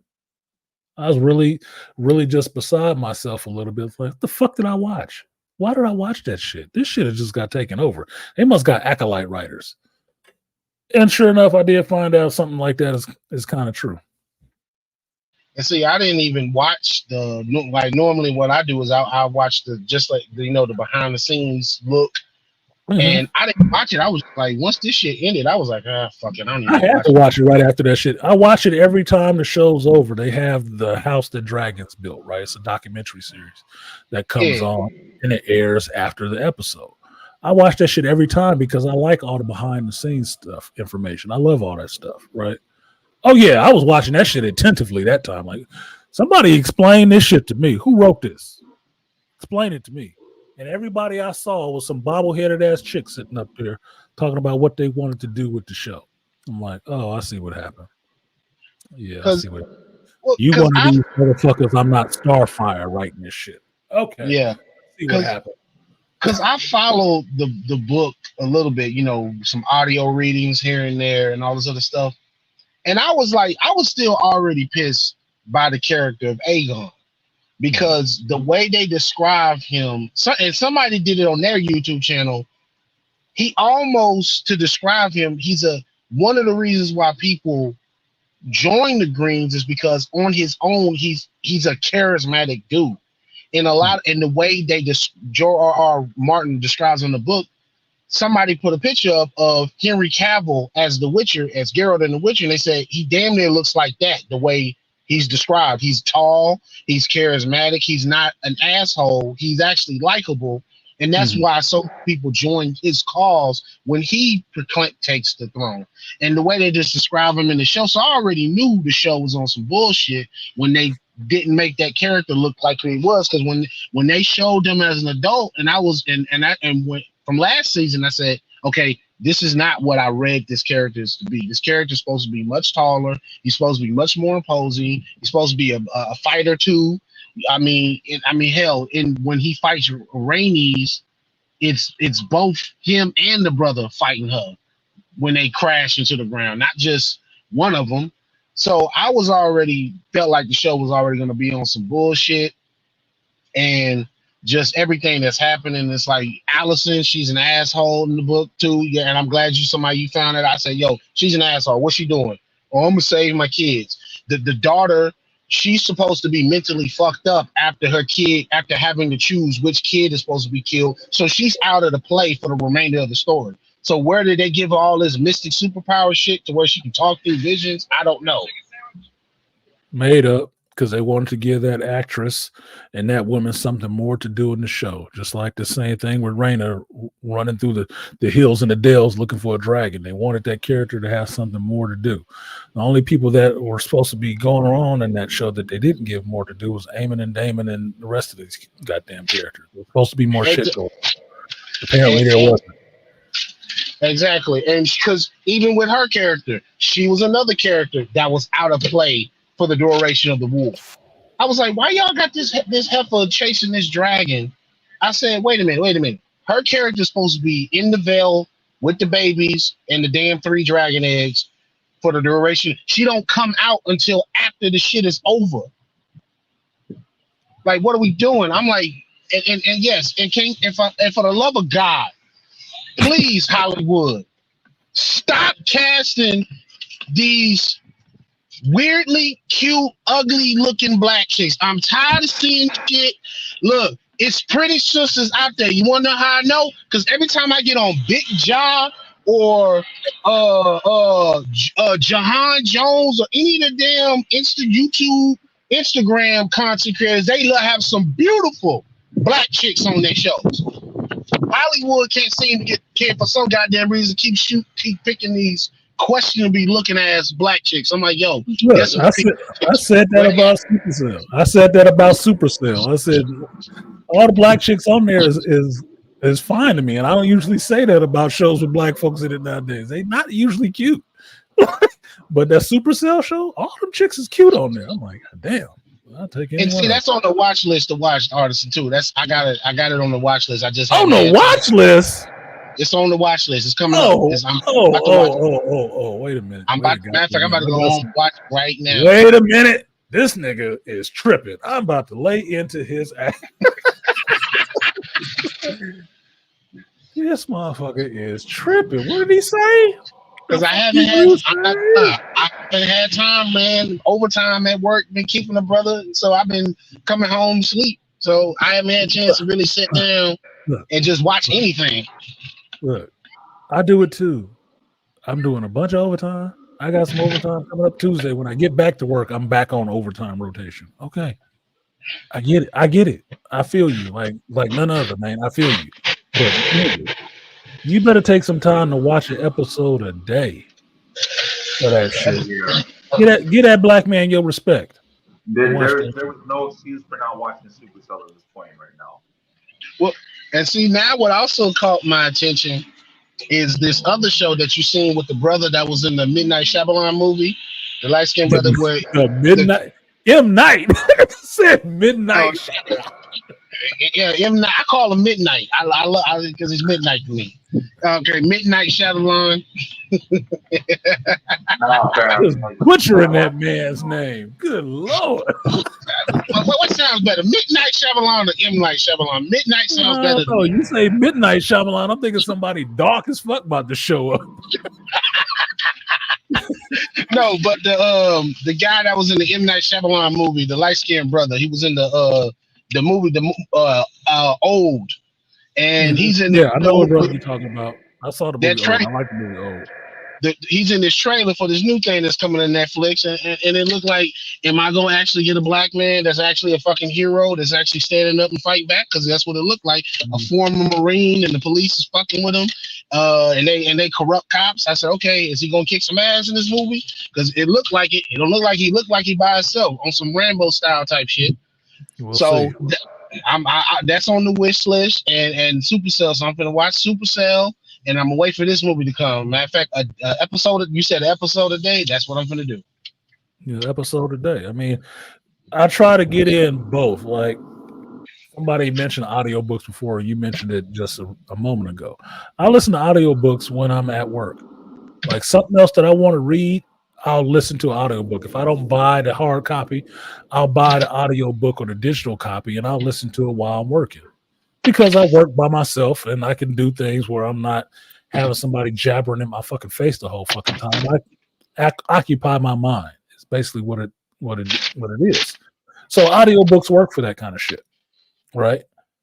But that 1 hour that you might have at home, if you're not working out or cooking dinner or reading before you go to sleep, you got an hour you can pop in a show and watch it for an hour. That'll give you some time before you fall asleep while you eating your dinner or some shit like that, and then knock it out. you know, just to get it done. That's how I have to do things. Cause trust me, I had to watch a lot more shit that y'all ask about than average person just going, oh, I'm just going to watch my fucking show. You ain't got to do a review on it. You ain't got to edit no video, nigga. You ain't got to do none of that shit. You just get to watch it for pure entertainment. I have to pick and choose, like, what am I watching tonight, and do I have to record it? Or do I have to sit there and take notes on it? I didn't do all that shit. So you got time, nigga. I mean, just watch it. Watch Supercell. You deserve it. You deserve it. And that brother Rat Man deserve those views on that shit. Trust me, he does. But those are my final thoughts. So appreciate you for having me up on. I'm gonna check out right now. Peace, everybody. You're always working. You're always welcome. Get your rest in between while you're working, but watch an episode of Supercell tonight. All right. Peace. Just watch the first episode, and then you can go back to your other bullshit. Watch the first episode. Peace. That was the Beastly Nerd. He ain't pimping shit. But what you got, Dre? Since you got the Supercell thumbnail up there. Dre, boy. Yeah, you already know I like the show. I have the avatar. You already know I like the show. Mm-hmm. I can tell. That motherfucker changed his whole avatar like, hell yeah. Yeah, I'm just like, I haven't seen the show in a while that actually highlighted just showing positivity for Black people. Well crafted at that. Just it's a decent enough show that I wasn't expecting very much of. I wasn't expecting much of it. I watched it. Black Bane was trying to get me to watch it. Somebody else had mentioned it, so I went ahead and just watched it. I wasn't expecting that much from it. It was better than I thought it was going to be, and that's why I keep talking about it.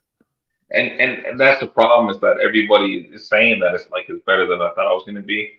And like, when you look at the reviews, like, even when you look at like people, like the non-Black people, like talking about it, they're like, I like the show and everything, but basically I didn't like the parts that were directly related to Blackness. Of course not, because why would they? And that's fine. I don't expect them to like the show that's focused on a bunch of Black folks, and the one white dude in it is a dumbass. Now you know how we feel, motherfucker. I don't like all of that shit either. And what's interesting too is like, they could be like, I don't like all this gang shit that was happening in the show, right? But then the same people will be like, I love Breaking Bad. I love Breaking Bad, and I love Sons of Anarchy. Yeah, because it's all drug shit. But it's drug shit that's more accessible to them because it's mostly white folks in charge of it. Like, you wouldn't believe how many Black folks love Sons of Anarchy. I'm one of them. Well, I'm one of them. I love Sons of Anarchy. That was one of my favorite shows. But bet money if that show was about Black dudes doing some biker shit, nobody would watch it. Why? Black folks don't ride motorcycles? Black folks don't sell drugs now? Getting the guns and making deals with dirty cops and shit like that, and being smart enough to evade the law and still do their business? They don't do that? So I tell you, look at these people when they watch shit and what their actual disposition is. What are they comfortable and uncomfortable with? And it usually gets down as what they can see for themselves and what they cannot see. Some people don't want to believe that a Black man can be anything but a criminal. Yeah. That a regular, like, take Michael from Supercell, a regular ass dude living his life, not a thug, nothing like that, is not interesting to them because they don't want to believe that exists. But it exists more than the stereotype does. But the gang shit they're talking about in it with the Tower Boys and them, Taser and them. What? We don't like gang shit no more? We got a whole hit song out there. Like, they not like us. They not like all gang shit. All he doing is crip walking in the whole video. We don't like gang shit now? Really? Since when? I must have missed that meeting. I thought we loved gang shit here. especially black folks. That's a badge of honor, right? What is this video? DJ Quick and Dub C. One C walking, one doing the blood dance. I thought we love that shit here. So that's not a reason not to watch the show, right? We like Peaky Blinders, ain't they a fucking gang? Yeah, and they definitely love Peaky Blinders because that's So what are we talking about? Motherfuckers will find any excuse to downgrade something so as not to watch it when it's actually good than to watch something that's actually bad. Because mind you, I ain't called nobody nothing for not watching this. I ain't even told them like Joe Biden, you ain't black if you don't watch Supercell. Ain't said none of that shit. I just said you should watch it because it's really good. Everybody that wants you to believe that Acolyte is really good called you everything under the sun for not watching it. For Supercell, I think like that really needs to be said that like you really ain't black if you ain't, or you ain't black. You don't care about black people if you ain't watch this show. For real. Everybody knows that gang culture has spread all over the place through music. So watching this shit, it took me by surprise at first when I saw the TB's Taser's crew wearing red rags. That took me back for a second. What the fuck? I was like, what? But you know, gang culture has kind of spread across the world, spread through music. So why am I surprised? It's a gang. So what? They ain't supposed to have gangs? They've always had gangs. It just wasn't in the traditional red and blue. You know, Republican and Democrat. Another gang. So I'm not worried about that shit. What's the story? I don't worry about the window dressing. I worry about the story. Story holds up. So I'm not finding reasons not to like the show. I'm finding reasons to like it. When I watch any show, even that piece of shit fucking Acolyte, I was looking for a reason to like it. Found very little. It's unfortunate because I was looking hard.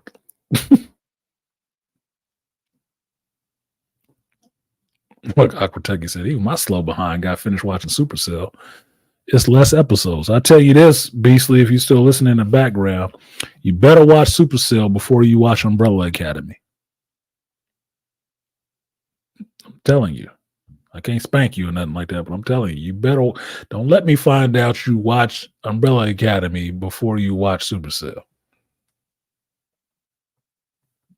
No, sir. No, sir. And if the platform is coming back in the season 2, Supercell should come back with a season 2 as well. I still ain't seen Queen of Sono season 2 yet, but you know, it was from Africa. It only starred a black woman. They probably ain't interested in doing that shit nowadays. Well, the way they ended off Supercell, like you already know there's a season 2 coming. Like, any one of these shows, it could be a season 2. Shit, Jupiter's what is it? Jupiter's Legacy ended where it could have been a season 2, but they canceled that shit. And that was full of white folks. So who knows over at Netflix? Sometimes they don't want to make money. Shit, He's never watched one episode of Umbrella Academy. Well, that's a disrespect to you, sir, because you could have watched the first 2 seasons and really enjoyed it. There was a lot of shit going on earlier, so I didn't have a chance to ask you in the panel. Badlands. You watching that? Have you watched it? Have I watched what? Badlands. Into the Badlands? Like that new movie that just came out. Badlands, the movie? I think it's. You're talking about Borderlands. You're talking about Borderlands? Yeah, Borderlands. Sorry. No, I haven't watched the Borderlands movie, and I wasn't running out to watch it either because it was a friend of mine, a female friend of mine, at the time that got me to play that first Borderlands game, Borderlands 2. The world seemed interested. The game was fun enough to play, but I recently deleted this last Borderlands game that came out on PS5. I got it for free. I deleted that shit off my hard drive. Yeah. Not because of the movie. I'm just not interested in watching the movie. I'm just not. And it's not because Kevin Hart is in it. Can I talk, or do you want to talk over me to get to your point? No, sorry. Good. I'm not interested in seeing the movie, really. It's not because of Kevin Hart. It's not because of Jamie Lee Curtis. It's not because of Cate Blanchett. All of those people I actually like. I'm just not interested in seeing that movie. And I've heard it's shit, which makes me actually want to see it now to see how much shit it is. It's made me more interested to see it than just, oh, Borderlands movie is coming out. Like, so fucking what? Is this going to be another Mad Max effect that everybody likes seeing white folks acting bad in a desolate future? That's just I told y'all I'm not interested in that shit anymore. I have grown up out of that shit. I am not interested in that shit anymore. It's not the first thing I'm running to. So go ahead. Your turn, Dre. Your turn. Borderlands. I wasn't really interested in watching it either. So I did see bad reviews about it. And I wasn't really too sure because I never played the game or didn't know anything about it. First person shooter. What I'm actually interested in is the new Aliens movie. I want to see that. Like Romulus?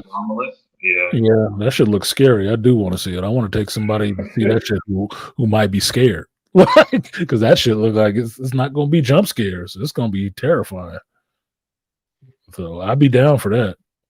That's what I'm actually interested in seeing. Because they can like the whole movie. Like Covenant and the other one, the last ones that came out.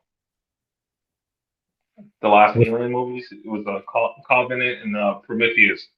That's what it was. Mm-hmm. Covenant and Prometheus. Yeah, Prometheus was first, and then Covenant was the last one. I didn't mind Covenant so much. People hated that shit. I hated how they did that actress who survived in Prometheus. They did her dirty in this other movie because she didn't come back for the second one. That was fucked up. But Covenant, look, if you want to see a movie that people are stupid as shit and make every mistake possible touching down on an alien world, watch fucking Covenant. That'll make you laugh. You can watch it tonight on a Sunday. It's a Sunday movie because that's how I judge this shit. What is it, something that you would watch on a regular day, or is it something that you would just watch on a Sunday if it was on? You watch it on a Sunday. It's a Sunday movie. It's a Sunday binge movie. You can do Prometheus and Covenant back to back and be good. Just like you can watch Jack Reacher and Jack Reacher Never Go Back. And you can see something dumb and never go back because that whole shit with the daughter stuff was stupid as fuck. They could have left that shit out, but they always throw some daughter in there that's supposed to be just as good as Jack Reacher, doing absolutely nothing with no training. Excuse me. Yeah, those were the main things that I wanted to ask you. I don't want to hold you because I could ask you questions for hours, man. I really could. That's fine. I could answer questions for hours. I wouldn't, but I could because I don't know about shit I like. Yeah, like I don't want to pick your brain and hold you, man, because I could ask questions for hours. What did you say? You just got finished watching the Jack Reacher rounder? You just got finished watching both the Jack Reachers? Yeah, Jack Reacher is good. The second movie I think he's talking about Aliens when you said both of them. Were you talking about Aliens or Jack Reacher? As a fan of alien films, those people did do everything and pay. Yeah, they did everything wrong and they did pay the price for it. And I don't feel bad. I laughed at that shit. I saw Covenant in the theaters when it came out. I was laughing my ass off because these people were the worst. The fucking worst people to touch down on this planet. No breathing mask on, breaking shit, slipping on stuff. Like, oh my God, dude, who are you people? They did, you are minors, okay? You are not science people. Like, I'm actually more of a fan of Predator than Aliens. No, but Aliens have been making better movies. I'll say that. I like both of them because I like the Xenomorphs. I like Xenomorphs. My boy Chris, and not Chris from Fracture, this is Chris the chemist. He used to have a shirt I think he bought it for his wife. And it said,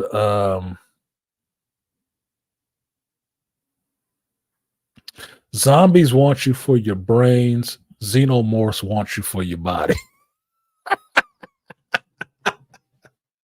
Which is funny because it has little stencils on it with people running from either an alien or running from a zombie.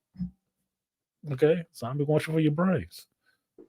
Xenomorphs. Like I was always more of a Predator fan because the Predators are more badass. Because even if you looked at I'm not sure what Predator movie that was, but it was the one where the dude he seen the Predator, he had the gun, and he put the gun down, and the Predator looked at him, and he was just like, not a threat.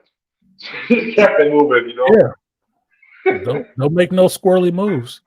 You're fucked up. The last Predator movie, Prey, was interesting. She shouldn't have won, but that was the dumbest Predator I've ever seen on screen. I can say that much. But for the most part, it has some good scenery. It has some good shot scenes. The gun scene in part 1 on the roof scene at the end of part 2. Yeah, Jack Reacher, yeah, he was getting it in, boy. He was getting it the fuck in. That's what made me get interested in that character, how Tom Cruise played it, and understanding, finding out later from the Lee Child's books that Jack Reacher is supposed to look like Alan Richardson. How tall he is and big. That's what he's supposed to look like. It plays a little bit differently in the Tom Cruise movie when you understand that, because some people wouldn't be fucking with him the way they were. But for Tom Cruise being a short dude and beating the shit out of people, that actually works a lot better for me. That actually works. It's funny. I actually read the books on it. Same with like I have said before, what was the movie the spy movie, the main spy movie. Fuck, what was it again?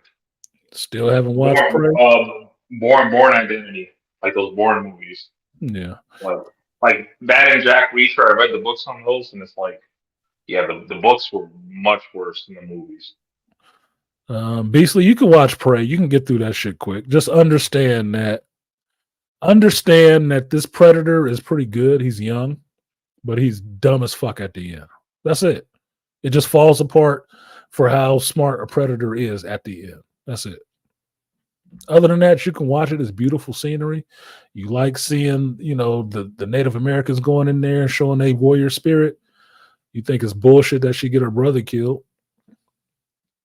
But the fuck ever. You know what the time frame is that this movie was made in and what's going on in the world around you. So the way the shit goes will not be a surprise for you. So you can watch it and take, eat the meat, spit out the bones, or the rest of that shit. You can. Because it's a Predator movie. There's a Predator in there. Because that scene with him and the bear was awesome, nigga. I mean, that bear was getting it, boy. But you see other things that you've seen in other Predator movies. It's just her taking him out. You're like, that's kind of bullshit. It's not that I hate female character. It's just kind of bullshit. You'd have to be dumb to do that. But whatever. Everybody got to die. Well, the thing is that they've been nerfing the hell out of the fucking Predator in all of the Predator movies. Like, even nerfed like a motherfucker. Like even like the Alien versus Predator movie. The fact that he lost to the fucking aliens was crazy to me. There's no way he lost that shit. Yes, that happened in the comic books. If I remember correctly, that a Predator did get infected with an alien. He did get the face hugger treatment at one point. So I'm fine with that. Every Predator is not badass because they have to start young. They get up to being, them pack leaders that can take on anything, anybody, not to be fucked with. If you survived, you was lucky that day. And it wasn't even luck. They just didn't feel like killing you. well, Dan, it's like when they send a predator, in, it's just one predator. So they know that one motherfucker he's taking out everything. But he usually off on his hunt. That's what he does. It's just what he does. So anyway, I'm gonna go ahead and get out of here now. I got some things to do. You got your last final thought? Your final thought? No. I've said more than I wanted to say. Thank you for having me. I No love worries. having these conversations, man. Appreciate you. Cool. Peace, Dre. Like having you up. That was the Canadian Maple Leaf crossing borders to be down here with the geeks. Trust all camera angles from the bottom. Yeah, it don't matter. He's not a tall dude. He's never been a tall dude. Fucking Robert Downey Jr. ain't a tall dude either, and he show his little platform tennis shoes on screen all the time. Whatever. Who gives a shit? It's just Hollywood. Can make anybody tall, anybody short. But I'm now. I didn't even think Toya would watch a Jack Reacher movie. Now I'm curious to see what she'd watch next. Interesting. I'm going back and watching Everything, Everywhere, All at Once. I'm gonna sit down and eat my burrito to that. But thank you guys for coming out. This was a subdued stream. I know it was not where I was expecting to be, talking about what I was expecting to talk about, but it is what it is. I'm still on my bad television cleanse. So if you have a good movie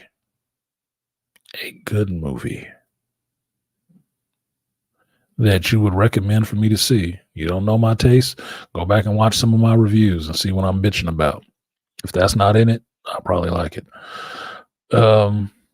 Drop it in the comment section under this video and I'll watch that shit. I still got another day or so left on vacation before I get back into it, and I'm gonna be deep in the work shit. So I'm going to enjoy these last couple of days and soak it up and entertain myself as best I can. I will play my games. I will watch my movies. I will read my books, and I will drink my drinks and enjoy that time to myself. So with that, I will see you guys next time on A Hero's Journey. I do this every Sunday. Rain or shine, home or not. I will give you a show so we can talk about geekdom and everything in between. We'll do it Sundays, 11 a.m. Pacific time, 2 p.m. Eastern Standard Time, 5 to 7 p.m. Greenwich Mean Time. So with that, Alice in Borderland. I have to see how long that shit is. It depends on how much time I want to invest to this stuff. Seriously. That's your suggestion. I got it. But it depends on how much time I want to invest in this. I cannot keep imbibing questionable material. I don't have the patience. But with that, I will see you guys next time. Peace.